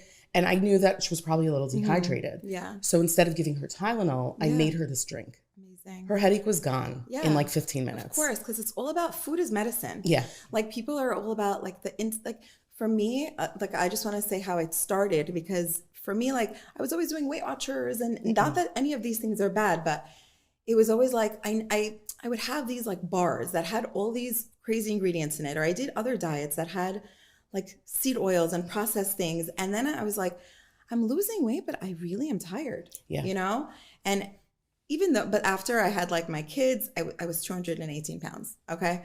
I'm very like, okay with talking about that like time in my life because. And probably so many people listening can relate to that number. It's not so it's like, preposterous. It happens to people. I'm 5'2". Like that's a lot. And, at first I was like, I tried doing all the diets that I did in the past and nothing was working. My metabolism was my gut wasn't good. It was just not working and it was asleep. So when I studied functional medicine, I was like, I have to heal myself with food. Like there's no way I can ever coach anybody unless I'm living proof that like it works and other people. And again, I don't know how to lie for my life. It's like a flaw also. Oh, so you're honest to like a fault. But like too much. Like well, you just shared your weight. So yeah. I hear that. About myself, I'm very vocal because I'm like, you know what? Thank God I'm confident and I have nothing to hide. Yeah, like love it. People that are insecure are like, oh, I don't want to talk about that. But I'll talk about, everything that pertains to me, not with my family, they're more private, but for myself, I'm an open book. But, I had Hashimoto's and I had a lot of like health issues like arthritis and the doctors were just like, okay, you need surgery. You need to do this. You need to take steroids. And then I was listening to them and I was like getting all these shots to kind of like, for my carpal tunnel. And I was like, you know what? I can't do this anymore. So once I understood, I started reading in functional medicine and started reading that like all my pain is coming from sugar. All my pain is coming from processed food. Then my pain, my carpal tunnel magically went away. Then I started losing weight. I started feeling good. And then, you know, keeping it off is harder than losing it. Yeah. But I have a very balanced life. Like I do have carbs, but I'm not extreme. Before in my life, like, you know, if I cheated on a Monday afternoon, that was it. I was like, I'm cheating Tuesday, Wednesday, Thursday, it's like Friday. Mitzvah Guerrero's Mitzvah. Yeah, I was like, know? it's done. The week is done. Like it's over. Like let me party. But now it's like, okay, I'll go out with my friends, and I will. It's all about balancing blood sugar at this point in my life. So like, let's just say I do have carbs, right? So if I'm having a pasta, I'll just know, okay, I'm going to have a huge salad before, so I don't have a huge insulin spike. Because with my program, everything is about balancing blood sugar. So let's just say you are having carbs at a later phase. You have to pair it with a good fat. You have to pair it with fiber so that you don't get that glucose spike, because you don't burn fat when you have high blood sugar or when your glucose spikes. Mm-hmm. So everything in moderation, balancing food really helps a person lose weight. So my beginning phases are more strict because I really want to heal your gut. More strict? Yeah. Their first 4 weeks. But the people love the structure because it's like, you're allowed to eat this, you're allowed to eat this. And it's not about calories. So it's like, you know. Yeah, the truth is, because there's a lot of, you could go on social media and there's all these health coaches and people who are promoting diets or losing weight. And at the end of the day, it really comes down to calorie deficit, right? Yeah. Like losing weight is all about just not eating a certain amount. Right. Okay. And so you could have 3 slices of pizza in a day. Yeah. And that's it. Right. Every single day. You will lose weight. So you'll lose weight, but then you're going to lose muscle. Okay. So And this then is where what you eat also matters. So when a person doesn't have enough protein and doesn't have enough fats, you lose weight, but you lose muscle. And then if you gain the weight back, you gain back pure fat. And then your metabolism slows down. So so this is the cycle that a lot of people get into. Yeah. So I'm a big advocate on having your protein. Like if someone says to me, I'm not hungry, I'm like, you're eating your protein, you're having your veggies, you're having your fat, because fat fuels you. And fat is really important. So you don't have that crash that you're craving sugar. I was the biggest sugar addict. Like for breakfast, all I wanted was my coffee and like a croissant and a cake. But then the whole day I was munching and I was eating. But now that I'll have a wholesome breakfast with eggs and avocado, or if people on my program don't have eggs, there's tons and tons of options. So many options. Right. I have 2 recipe books. One is the first phase, one is the second phase. And it's real food. And people that finish my program, they're like, we're really living your life, even on Shabbat. It's not. So I found it interesting the first few weeks. I was when I heard what was going on, I was like, "Whoa, this is limiting. This is tough." Right. It happens to be that we're dealing with the editor-in-chief of Flashix magazine, right? And the kind of food that was coming out of the kitchen. Oh, that's hard. You have some pictures, I'm sure. No, he was saying what I made. I'll tell you what I did about work. Coconut curried fishes. Yeah, that was really good. And chicken and I was like, wow. In the beginning, I spent a lot more time cooking because I was in that mode. Yeah. And then I just went on to just do roasted stuff. Yeah. And I got more you were on that the beginning, you're very inspired. Yeah. And then you're winging but it. You even and then I just ended up just doing some more, I simplified it just because it's more practical that way. But it's really delicious and filling, and you feel really strong because I've been strength training at the same time as doing your program. And I have so much energy to do it. So you don't feel hungry, which is so cool. It's really amazing. I'm so happy because even what you were saying, your family, people are their husbands weren't on my plan, but they're like, my husband just lost 40 pounds. I just wanted to let you know. Or my kids, because, my kids are I'll never talk about weight with my kids because growing up, back in the day. Yes, we all went through that. I was a closet eater, having chips in my room. No, we all don't even, me and my husband both, I think, share this sentiment of we almost rebelled against the diet culture we grew up with. Right. We're like, oh, you're going to tell us we have to be skinny? Yeah. Oh, well, we're not. And we don't care. And you know what I mean? A lot of people don't even tell me their weight. Some people just want to feel good. So I know how to be with different people. Some people need tough love. I'll be your mean coach. Some people really need gentle coaching. I'll be your gentle coach. I also know how to be with each person in a different way. Someone was like, I need you to be so mean to me. I'm like, okay, fine. I'll be so mean to you. Please explain how being mean to someone. What so I'll be send me your weight right now. 2 seconds, And then she loves that. And she wants to be scared of me. But then another person is like, please don't ask me my weight. I just want to tell you how I feel. So I'm like, hey, sweetie, you know, how do you That's feel really, today? really funny. And it's so funny. Like I have some chats that are like politically really incorrect with them because that's what they want. And It's then I actually have pretty some crazy. I That's mean, so funny. But I can also so you morph into individualize. yeah. What was interesting about your plan initially was I'm not like a group person. Mm-hmm. Like I like to, if I'm doing something, I want it to be like individual. You know what I'm saying? Mm-hmm.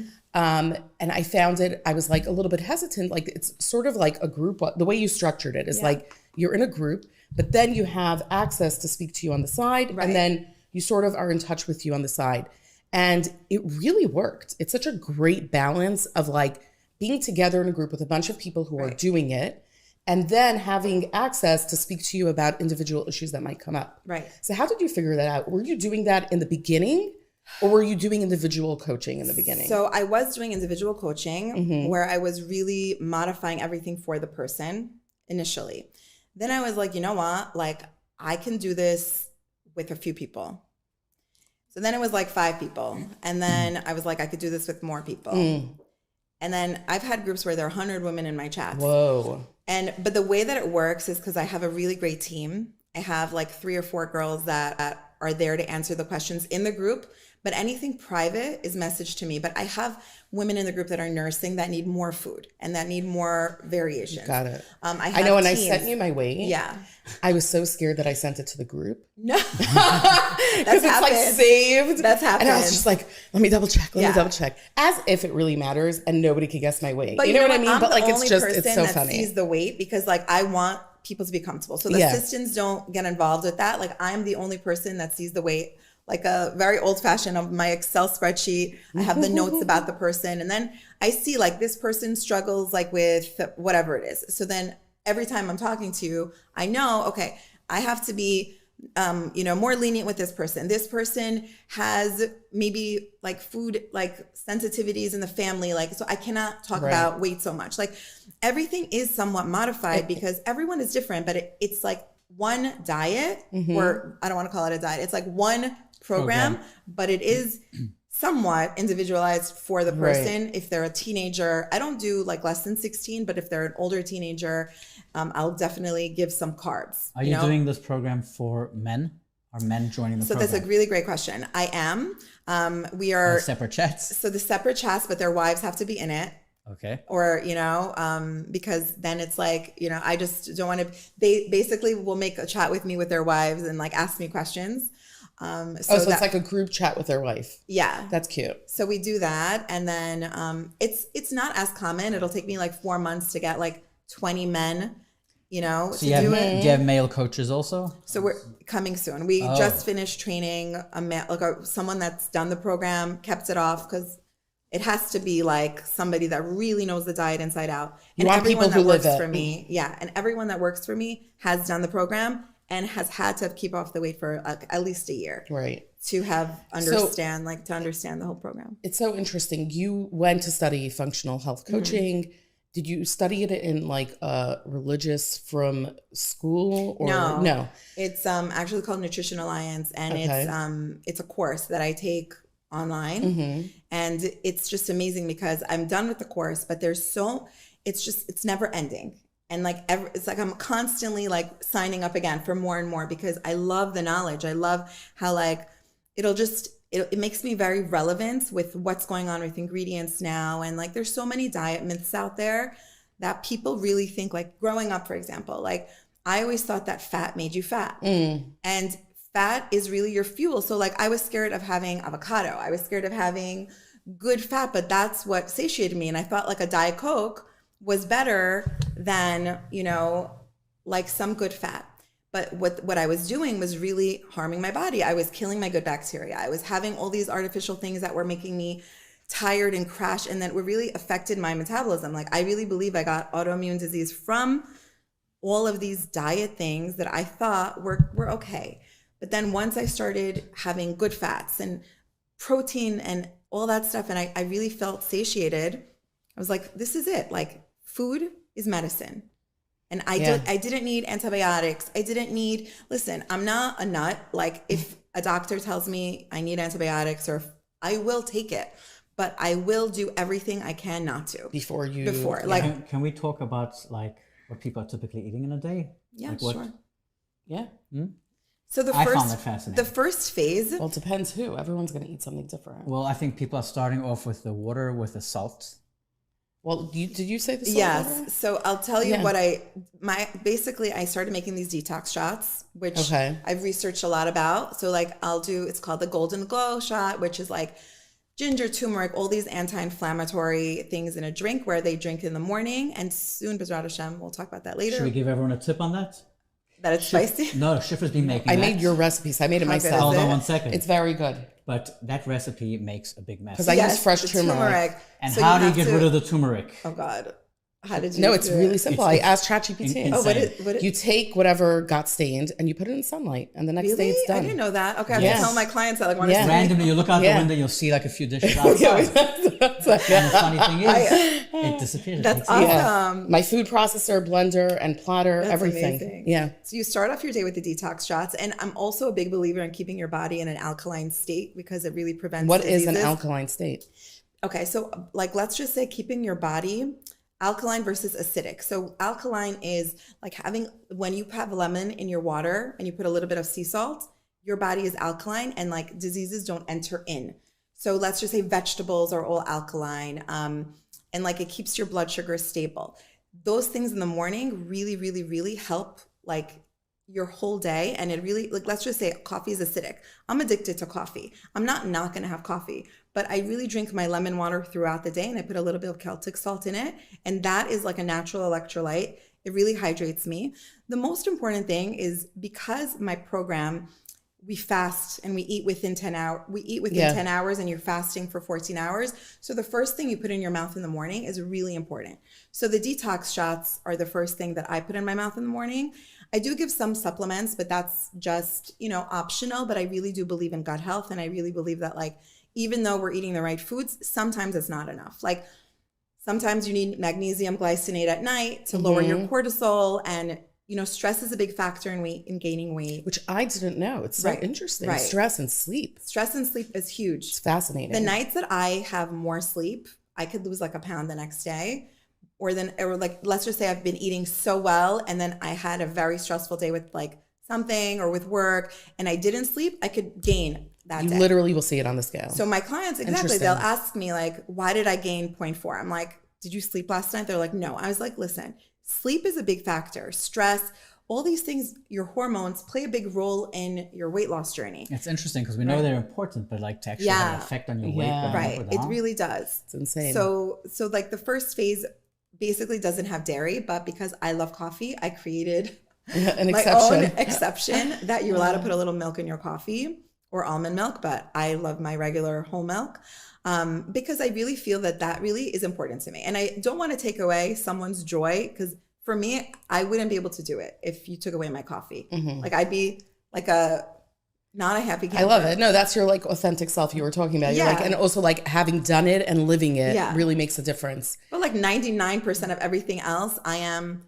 really like everything I buy. Like I read the ingredients. I really know like, okay, this is good and that's not approved. And this is phase 1 approved. This is phase 2 approved. So my clients already get a gist of, okay, phase 1 doesn't have dairy, but like phase 2 will have cottage cheese, yogurt, feta, chickpeas, all that stuff. A little bit of mozzarella. Yeah, a little bit of mozzarella. Yeah. And I do what really helps the program is like I'll give my version of pasta, like like this, like the pastas that I give, like the skinny pasta, the heart of palm rice. These things make you feel like you're having carbs, but they're really just made out of one ingredient, right? So you can make really cool meals with like coconut milk and curry and like chicken, and you really feel like you could even add it to chicken soup. It's so good. Like someone the other day it's a was great like, I want product. ice cream. I was like, you can make ice cream. She's like, how? I was like, with coconut milk, pistachios. You can put it in that. What's that? The ice cream maker. The Ninja thing? The Ninja. It's the Ninja Creamy. You could put a little bit of honey in phase 2. Okay. And she made it, and she was like, it really looked like it gives you like- that feel Yeah. and satisfaction. So I don't want to take joy away from anyone, but I just feel like there's so many alternatives. Like if somebody wants, I don't know, a snack, okay, you're allowed to have a snack. Calm down. But there's a approved popcorn instead of all these artificial popcorns. Right. There are. How did we carbs. get to this point? It's very like now people are becoming more aware of how much chemicals or, like you were saying, inflammatory properties are in the food that we're eating. Yeah. And people are starting to see for themselves how it's affecting them. Right. It's interesting how we got to this point Right. where food, like you said, which is supposed to sort of nourish you and be your medicine, has become something that's almost poisoning people. Right. Is that a dramatic thing to say? No, it's not, because like, listen, the industry makes a lot of money on like getting people sick or whatever. It's not necessarily getting people sick. I think they're trying to make people's lives easier, tastier. It's not always, I mean, obviously everyone's trying to make a living. Yes. But yes. yeah, but there is something, you know, without being too controversial, there is something to the fact that, like, if you're going to go to the doctor, if you're having a stomach ache, they'll just give you an anti-acid pill, right? Instead of trying to tell you, oh, maybe change your diet. So, like, if somebody's having like acid reflux, I'll give them this like something called slippery elm, and it's like a natural. It's just a natural form of whatever medicine it was, and there's like no side effects from this. So I'm more into that natural, like, or if someone has to lose weight faster, I mean, even let's say like doing that fasting, quote unquote thing. It's not really fasting, but like stopping to eat and like not eating for 14 hours. I think that like a lot of people with acid reflux will just be healed by doing that. Exactly. Yes. So like what I'm saying is you go to the doctor and he's not going to tell you, or she's not going to tell you, oh, try to just not eat after 8 o'clock and like wake up in the morning and do X, Y, and Z. They're not and then come nutritionists, back I to me guess. in 2 weeks. Right. Yeah, but like you're Right. doing everything else, but rather they like give you a medicine right away. Right. Yeah. So I like, listen, I go to the doctor, I listen to my 100%. doctor, I love my doctor, but like I also know what I know and I do it with a balance. Yeah. So like, let's just say I know I had to take antibiotics. I'll make sure that week I make bone broth soup and I have my probiotics because antibiotics kills your good bacteria. So sometimes it's really necessary, but then you have to also know what to do that your body doesn't weaken. Yeah. Right. So like, how do you navigate the supermarket aisle? The supermarket shop. Well, it is good. You wanna shop, you know, for your own health and mind. Right. So it is good that you were just talking about, you know, so many different companies and people making money. The kosher market has become a lot more health conscious. Yeah. Yeah. You have a lot of new brands. Heaven and earth, I've seen like a lot of, even Tuscanini, who's one of our sponsors. Yes, I love them. They've become much more natural, simple ingredients. The new flours and, you know, like their tomato sauces are tomato great. sauce and tomato paste. Yeah.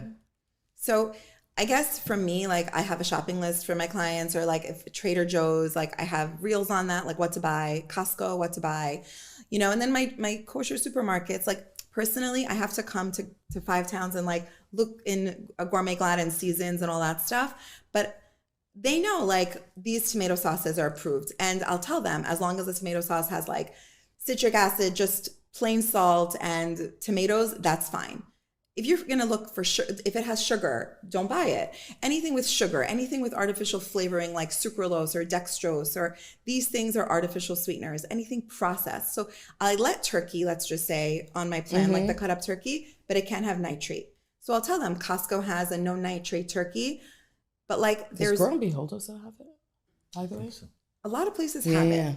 Like it's a website, growbehold.com. So like beef jerky, for example, my our close friends Maya and Effie Namdar, yes, which are like family.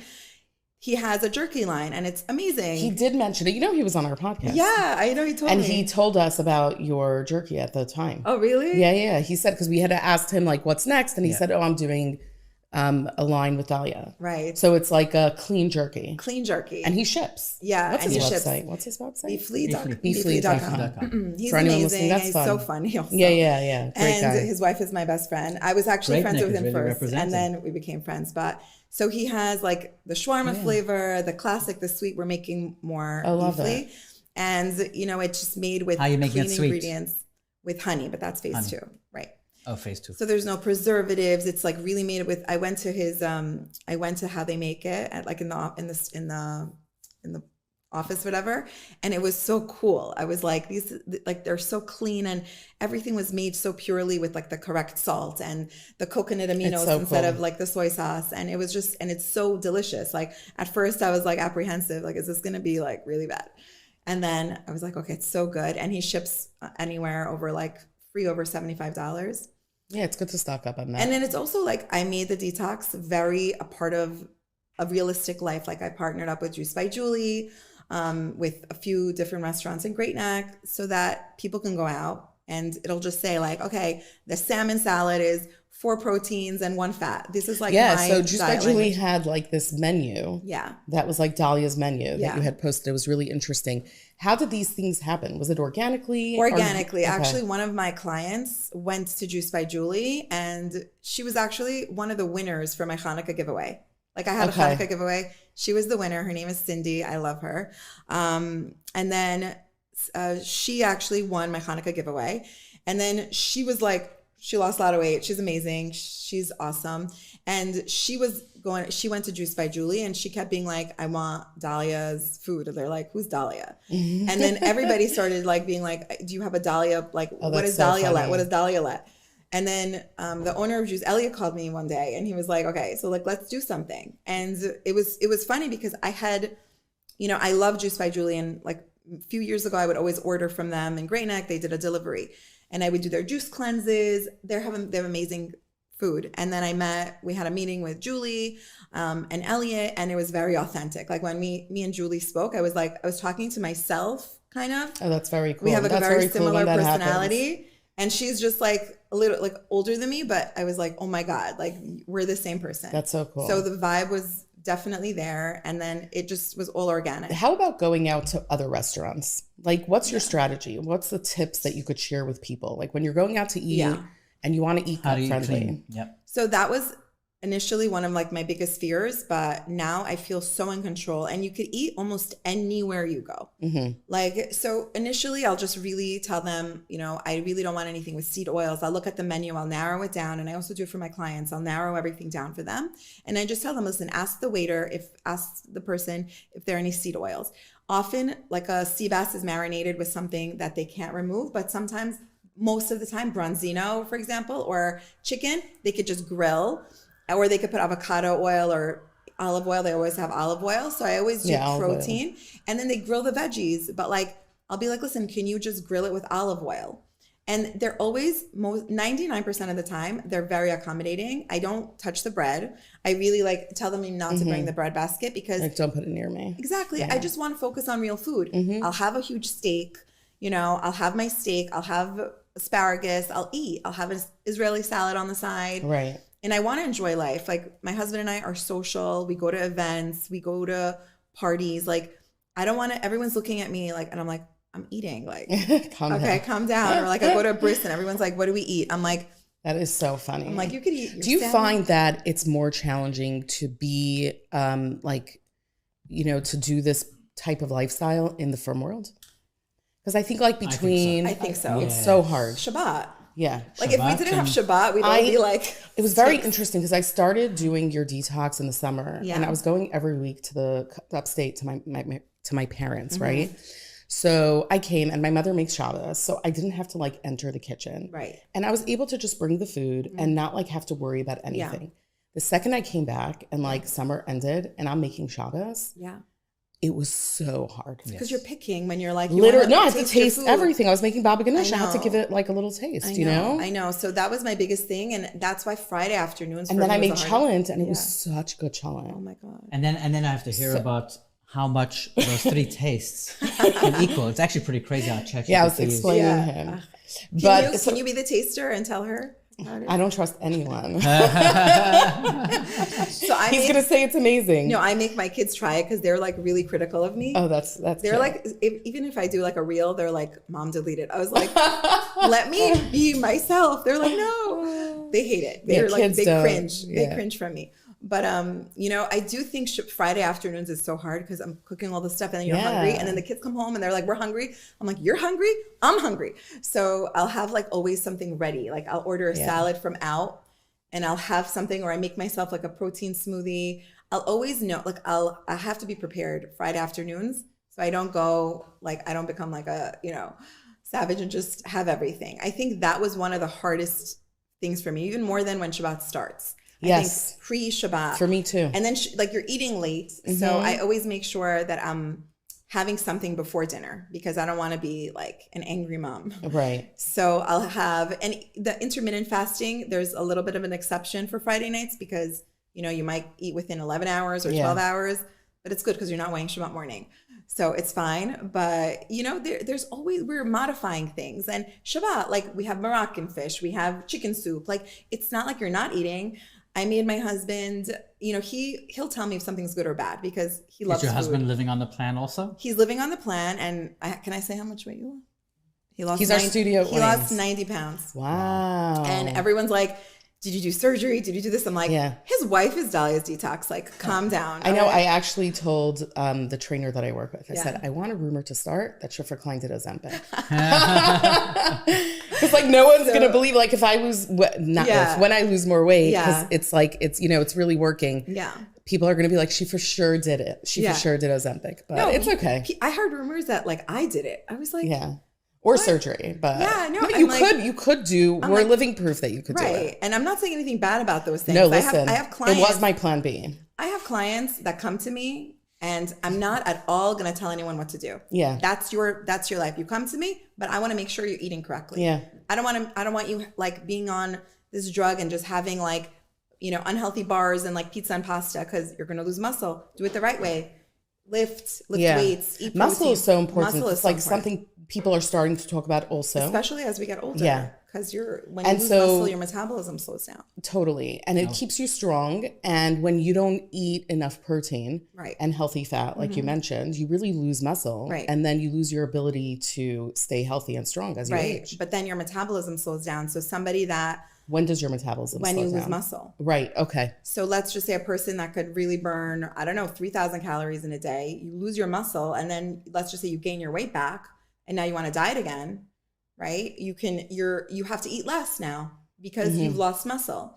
So it's very important to weight train and walk. It's, you know, everyone, I love working out, but on the detox especially is doing workouts that keep your body in a very zen state, like yoga, meditation, breathing, going for a walk, like getting oxygen in your body is so important. Being hydrated. Like, I'm being honest again, I'm being authentic. I struggle with water. I always have struggled with water because I drink my coffee and I'm not thirsty. So I have to physically force myself to drink 80 ounces of water a day. I really do. I have to force We're very myself. lucky in our house because Shifra was always into water with a lot of ice. Yeah, obsessed. And because of it, our kids are into it. That's they don't great. drink anything else. You know, your kids, it's interesting. I had a problem with water, but I drink a lot more That's water great. also. It's great. It's so important. Yeah. After Yom Tif, we always have like, remember in South Africa, like we're like dealing with like, oh gosh, okay, I'm not going to talk about it. You can talk about it. No, you could. I don't want to talk. Kidney stones. I'm like, no, not mine, his. Yeah. Wow. But so you weren't drinking water? I don't drink I enough. think, and especially like over Yeah. Yom Tif for some reason. Yes. I don't know why. It's like There's so always much salt, harder. so much, it's the food we're eating and all the meals. So it's like number one. It's so important. And I bought those Voss glass water bottles and I put the lemon in it with a little bit of Celtic salt and I have 3 of those a day. And I know I have 90 ounces. I'm good. And it makes it feel fun. And I love the way it tastes. I really do. Or like hint water, you know, Yeah. or seltzer, or like my tea at night. But, you know, there's that magnesium I drink at night really like calms me. It's like having... You really feel the difference? Yeah. You feel more calm after having magnesium? I really like feel that my body is more relaxed and I can sleep better. So when you're sleeping better and it's more of a restful sleep, you feel more energized the next day and you do burn more calories when your body is like... So I'm hearing that people that aren't able to do the full program, whether it's for whatever reason, it sounds like sleep is a big issue. Yeah. Strength training and exercise, water. Yeah. And then trying to eat less inflammatory foods. And sugar. And sugar. Yeah. Yeah. And no processed food and no seed oils. I like how you summarize. I summarize it. it? Yeah. But I think that like even there are people that really like they just had a baby and they're nursing. And I was like, listen, right now just focus on the food. You don't have to do everything at once. Don't do any supplements. Don't do anything. That's such a good point because it's very overwhelming. It is. And like when you think you have to do what you just listed, let's say, right? And you're like, I have to do it all. You're like, forget, I'm not doing anything. Right. So I tell everybody, this is ideal. Like this is honestly like I'll have I have a group where they've done it for like 6-7 months because you could keep adding to plan and then it becomes like $100 maintenance. And this is where I start teaching more of like lifting weights. Like it's not so much initially. It's like now that you got the diet down packed, what else do you want to know? Let's talk about improving our health. Yeah. Let's talk about adding like what else we can do because now they're more open to adding things because they're so used to the plan and they just want more knowledge. So at this point, I start giving more knowledge. In the beginning, it's more like don't eat this, don't eat that. But it isn't like from the beginning, I don't say you have to work No, out. not at all. Not at all. Yeah. No, that's something I was just Yeah. into before. So But it was everyone very goes important with their to own me. pace. 100%. And I'm really okay with that. Like, you know, people come to me, they're like, we had such a like crazy coach before you. And I was like, I'm not here to be anything crazy. Yeah, I love the way your plan balances, like I was saying, the group setting, but then also the personalized approach. Yeah. So like, it's fascinating to see you started 3 years ago. Right. And thankfully, thank God, your business seems to be really growing in a great direction. Thank God. Do you have like, is it a natural business sense? Or is it just the passion that's driving So you? it's so funny. I was always like a 9-to-5 worker. Oh, I had interesting. no business. So you're not an entrepreneur. Nothing Okay. about me was an entrepreneur. Like I was like, you know, I work 9 to 5 kind of person, getting a salary, very like by the book type of person. But this just felt right. And like everything I do, I'm very connected to Hashem. Like I'm very like, Hashem, like give me like guidance on what to do. And I just want everything to be real. And I just want everything to be authentic. And I just want everyone to be happy. And then, you know, you have people that like aren't happy all the time. And then that's okay. Like you learn to kind of just continue being yourself and taking risks because like, I'm like, okay, I'm not afraid of failure. So if something happens and something doesn't go right, I'm like, okay, let me just get back on and That's such a fix key. it. That's such a key character in building a business, like not being afraid of failure. Yeah, because I'm not. Because I think that stops so many people. And I'm really not a perfectionist. Like I am in a way where I'll do everything for my clients, but like if it's not like when I started my detox, like it wasn't like 100%. It was like, okay, I knew the information I'm giving is so valid, but like it was also going to be a little bit of like you're learning. testing. Yeah, you're learning as you're going. And I wasn't going to wait a year to do it. I was like, let's go with it. Just do it. And like everyone Guys, just do it. Just do it. Just do it. Just go with it. Yeah. Like, just don't be afraid. I felt like it's so important and it's so in important everything, by the way, not even Yeah. business, just like, and also like, you know, you were talking about not caring about saying your weight or like what people might think. I think it's such a good quality. It's very inspiring to hear that Thank from you. you. I think it's something everybody can, you know, I stand just want to be just relatable. And Yeah. I just want like, you know, like what I was saying with Hashem, like even when things are bad, I'm like, Hashem, like you made me overweight initially so that I could do this because like you're amazing that like I had to be overweight so that I could do something that I love. Like, right. And now it's like, I do something that I love so much and I want to help people. And I'm so lucky. Like, I'm so lucky that I could do something that I love and help people. Yeah. But like I always say, it's like, it's Hashem. Like, I don't even know sometimes the words that come out of my mouth. I'm like, he's like always, you know, Hashem is the best. And there have been times in my life where, you know, whatever it was, like you struggle this and that. But like at the end of the day, like I feel like if you have emunah and if you look at life as in like a positive light and you have gratitude, and I'm very into this with my clients. I'm like, by the way, that ties into the stress thing. It does. If you really embrace what you're saying, you're already so much more zen and like calm. Because you know that you're not in control. Like you do your hishtadlut, like I'm gonna do everything I can, but at the end of the day, like everything comes from Hashem. Like even someone could copy my business, right? And literally. But it's even fine. someone like, in your group. Right. You're right. But I'm not afraid. Like what I'm trying to say is like everyone can do whatever they want and there's parnassa for everyone. And I don't have that personality of like, this is for I'm me. such a cynic. I'm like, for everyone? No, like I'm not like that. This is for me. But I hear you. Like I'm like, okay, do whatever you want. Like, you know, like at the end of the day, like if you know Hashem wants you to have something, you will, and if He doesn't, you won't. And and that's that. So what's next for you? So we're actually really excited. My husband, thank God, has really been helping me with the website. Our website is launching, and we're coming out with this like a crazy app for Android and Apple. Love it. So that you could track. Yeah, That's you amazing. could track so and valuable. you can scan, and it'll tell you like it's phase 2 or it's maintenance, and it'll tell you like your macros, and it'll really guide you like drink water. Did you take your supplements? And it'll keep everything really organized because right now, like I'll give everybody kind of like a journal thing to write in but it's, you know, you rather have it on your phone and to track you. So we're really excited. Really we're cool. really training it, and it's going to have a bot where like if I'm usually available all the time. Unfortunately, I'm always with my phone, but like if I'm in a podcast and they're messaging me, which they probably are, the bot can answer them if like AI, you know, Yeah, the yeah, AI yeah. can answer them for basic questions. Listen, we got to embrace AI is Yeah, here. So yeah. if you're making use of it For in a good sure. way, That's exciting. That's really, really cool. So where could people access your website and more information? So my Instagram is Dahlia's Detox. Okay. And then So on Instagram? my website is dahliasdetox.com, and they can Okay. email me from there too. That's so cool. And, now your email address is up on your website. Yes. Okay, Yes. that's awesome. Yeah. Any Really? go ahead. No, go ahead. This is all very fascinating Yeah. to me because for me it's a whole new world. I remember when we first spoke. yes, I did.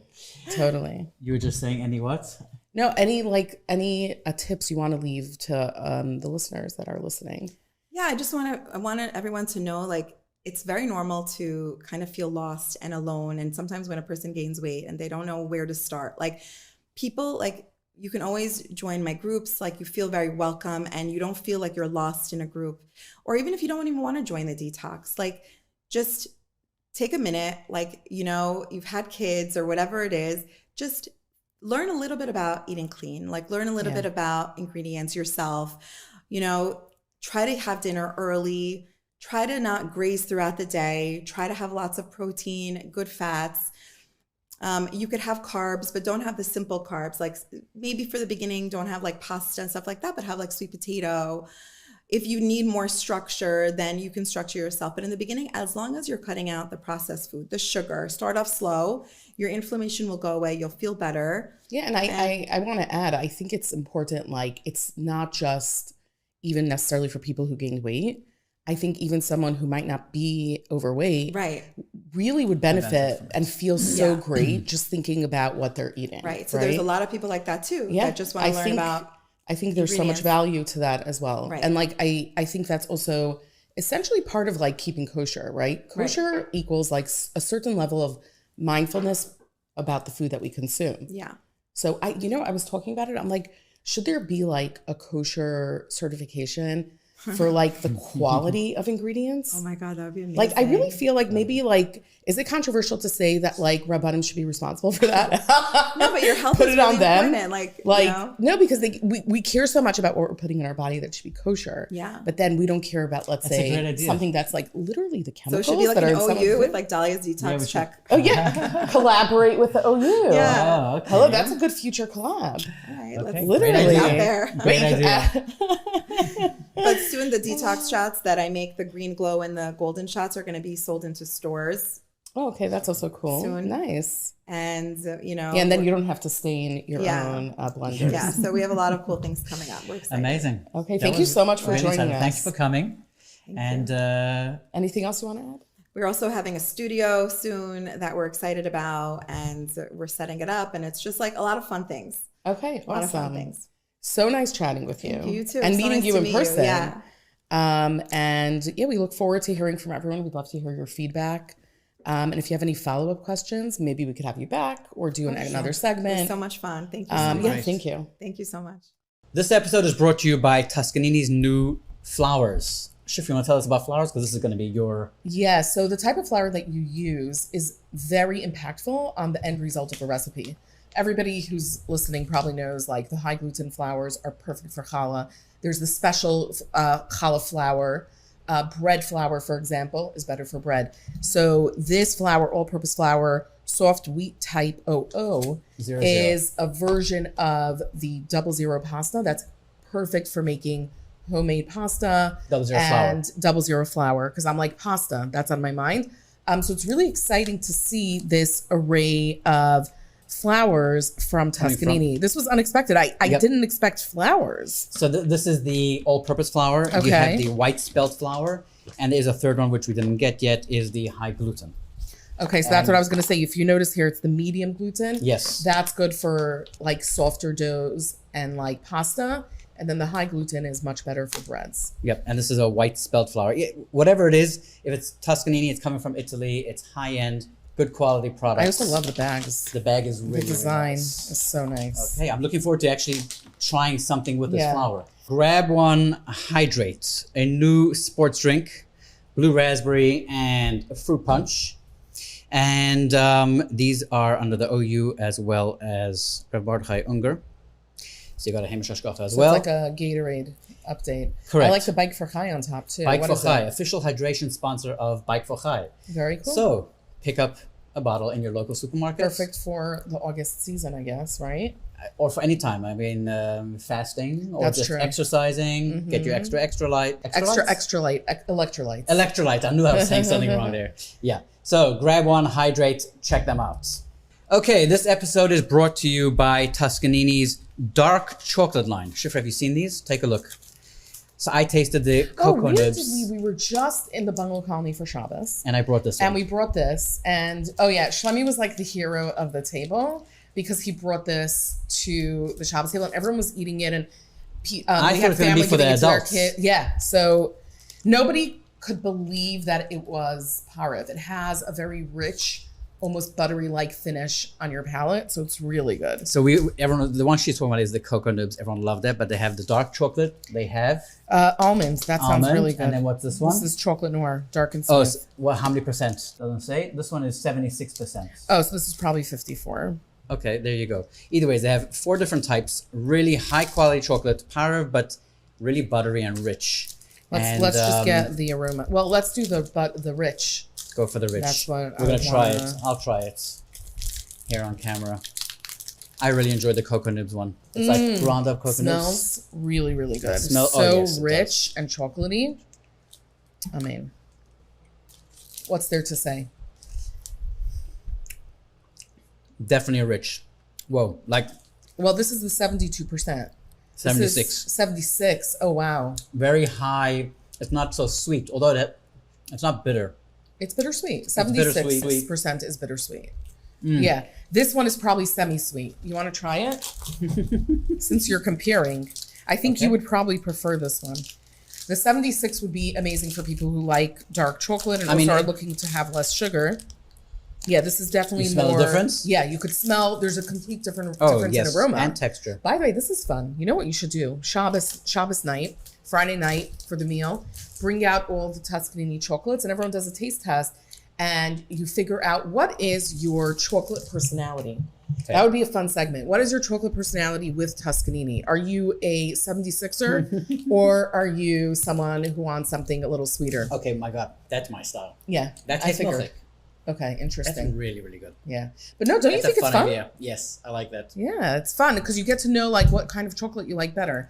I think the dark would also be really good, like melted into a brownie recipe because you get like the rich chocolate flavor. It's kosher, it's clocked.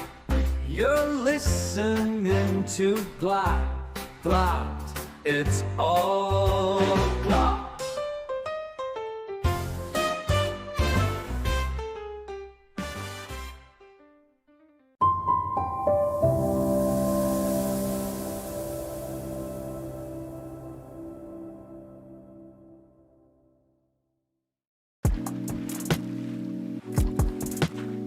Welcome to Zalame, a cocktail bar in Beersheba. Let's see what is waiting for us.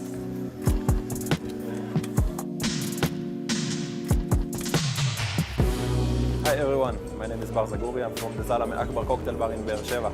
And today I'm going to make you a few of our cocktails, such as the Benedict Blazer, the Clover Club, Basbous Adai, which is our original cocktail, and also Old Fashioned, that is a perfect classic. And let's start off with the Benedict Blazer.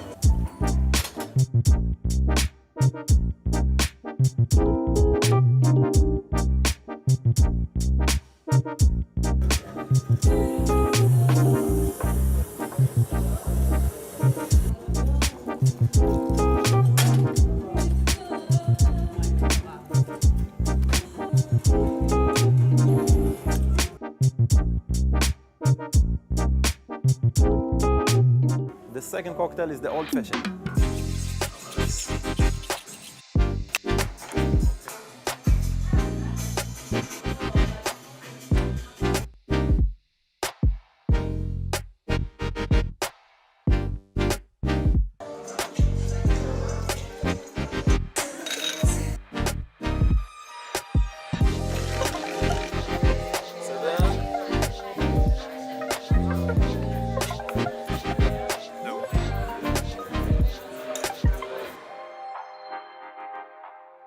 Next off is the Basbous Adai.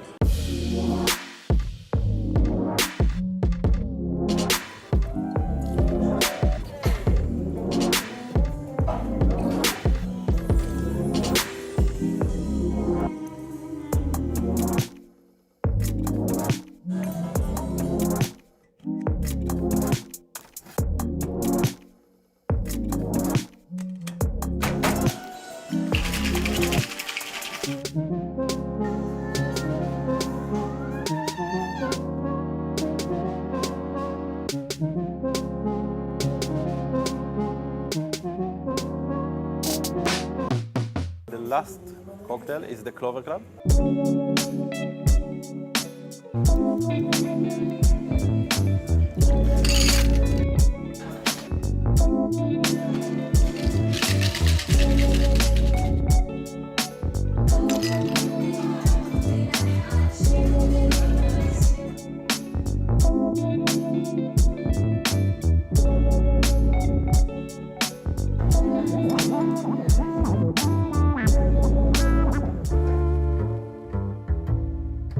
So I'm about to taste this one. Sure. It's been winking at me this whole time.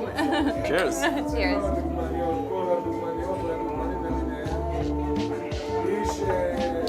It's like a lemon pie.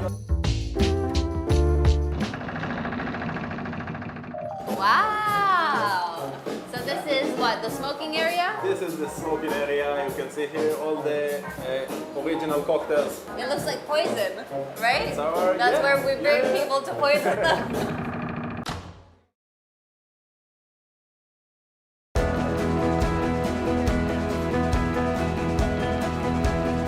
Ingredients are so much more important than calories. A lot of people, they think, oh, this food is high in protein or it's very low in calories, so this is good for me. But actually, ingredients are so much more important than the nutrition facts.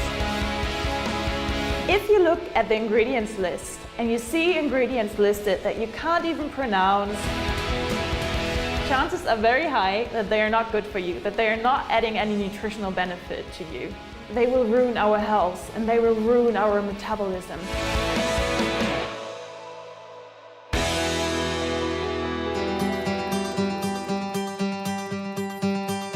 A lot of people think that foods that are very high in carbs are not good for us, but that's only half the truth, because if a food is high in carbs but very low in sugar, those carbs are complex carbs. Those are the healthy ones that take longer to digest, that give you long sustainable energy, that usually come with healthy fiber. So I always recommend you to check the sugar as well. Dates are quite a good example because dates don't have any ingredients listed. But if you look at the nutrition facts, you'll see that around 65% is just sugar. Even if it's natural sugar, like in dates, it spikes up their blood sugar levels and that affects your metabolism of fat. Check the nutrition facts to look for the carbohydrates and also look for the sugar.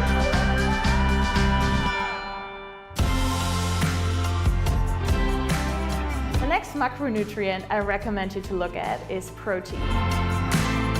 Because I always recommend you to have at least a little bit of protein in each of your meals.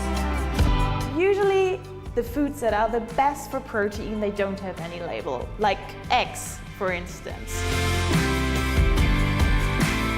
Fat tends to have a bad reputation, and that's mainly because 1 gram of fat has almost double as many calories as the other macronutrients, carbs and protein. So be moderate with using fat. Peanut butter, I always recommend you to check the ingredients list because the fat content is pretty high. So it's totally fine to use a little bit of fat, but just make sure you use it sparingly.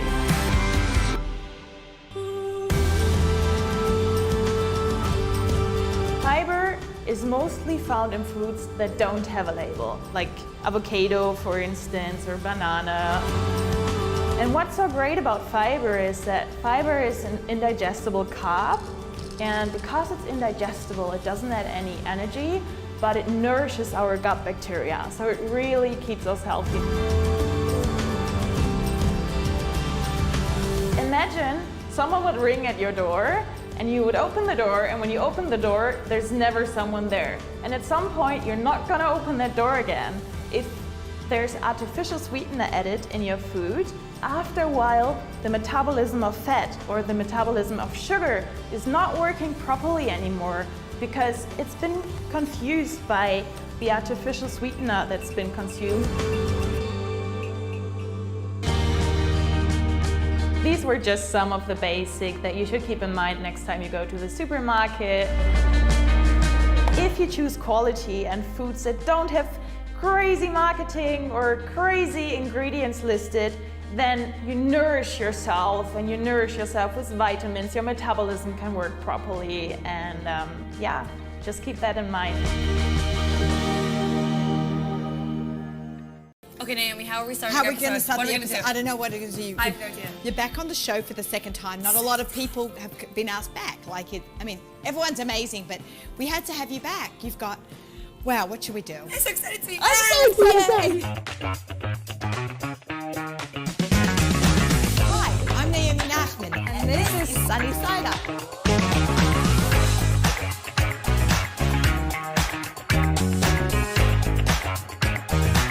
Ladies and gentlemen, Shady Plotzker in the house, back on Christian.com. Yeah. I'm thrilled to have you back here. I'm so excited to be back here. I think we're both always in a hurry, and we both need to work chick-chuck on things. So You know, I feel like so many people live their lives like that, though. Like, a lot of people are just constantly running and going, and I feel like today maybe we're gonna like listen to that.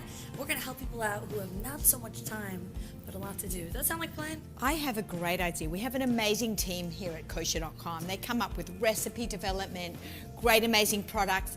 Let's show one of our team's incredible products. Her name is Chai Suri. Go Chai Suri. And she made this most amazing Pesach babka cake. Wait, did you say Pesach? Pesach. Wait, does that mean Pesach's coming up? Pesach is like I'm so excited. in a hot minute. You just had an amazing concert. I was in the audience, and kosher.com was a great sponsor. An incredible sponsor. We're so grateful. We love kosher.com, and I'm so grateful they're a third-time sponsor for the annual Tzedakah. Well, we all love you, so we're just proud to be supportive of you and what you do for the Jewish women and to the confidence and showing Hashem's love through music, and we show it through food, so the two came together. Let's show a little heart. I was teaching Naomi the updated. We were talking about the updated heart. Okay. So this is how we used to do it back in my day, right? This one we're very. Yeah. Okay, I'm gonna teach it to you. Ready? 2 fingers like this. 2 fingers. Down. Down. 2 fingers like this. We got it. Oh, This is a the lot of updated heart. coordination. You know, I think we're gonna have a lot of teenagers watching this episode. What do you say we give them a little challenge? Okay, what are we challenging our so, teens with? You know, it's Pesach time. It's a hectic time. I remember when I was a teenager, my job was always, my mother said, leave the cooking to me, you do the baking. Because that's like the fun extras, right? The cakes and the cookies. You need a lot of that over Pesach. That was always my job. So I want to challenge any teenagers that want to help their mothers out. Okay? This Girls is or boys? Yeah, we don't discriminate. You make this cake, okay? If you make this cake to help your mother for Pesach, send me an email, and we're gonna pick some winners maybe that could, you know, they helped out for Pesach. I think we got to give them something in return. Okay. Sound like a plan? This cake is going to be amazing. So should we start getting? Should we do the cake? Should we then? do it? Ready? Start that clock. Let's go. Start the clock. Let's see how fast we could do it. We are about to make the fastest gluten-free Pesach cake ever made on the history of kosher.com. Well, let's try for that Let's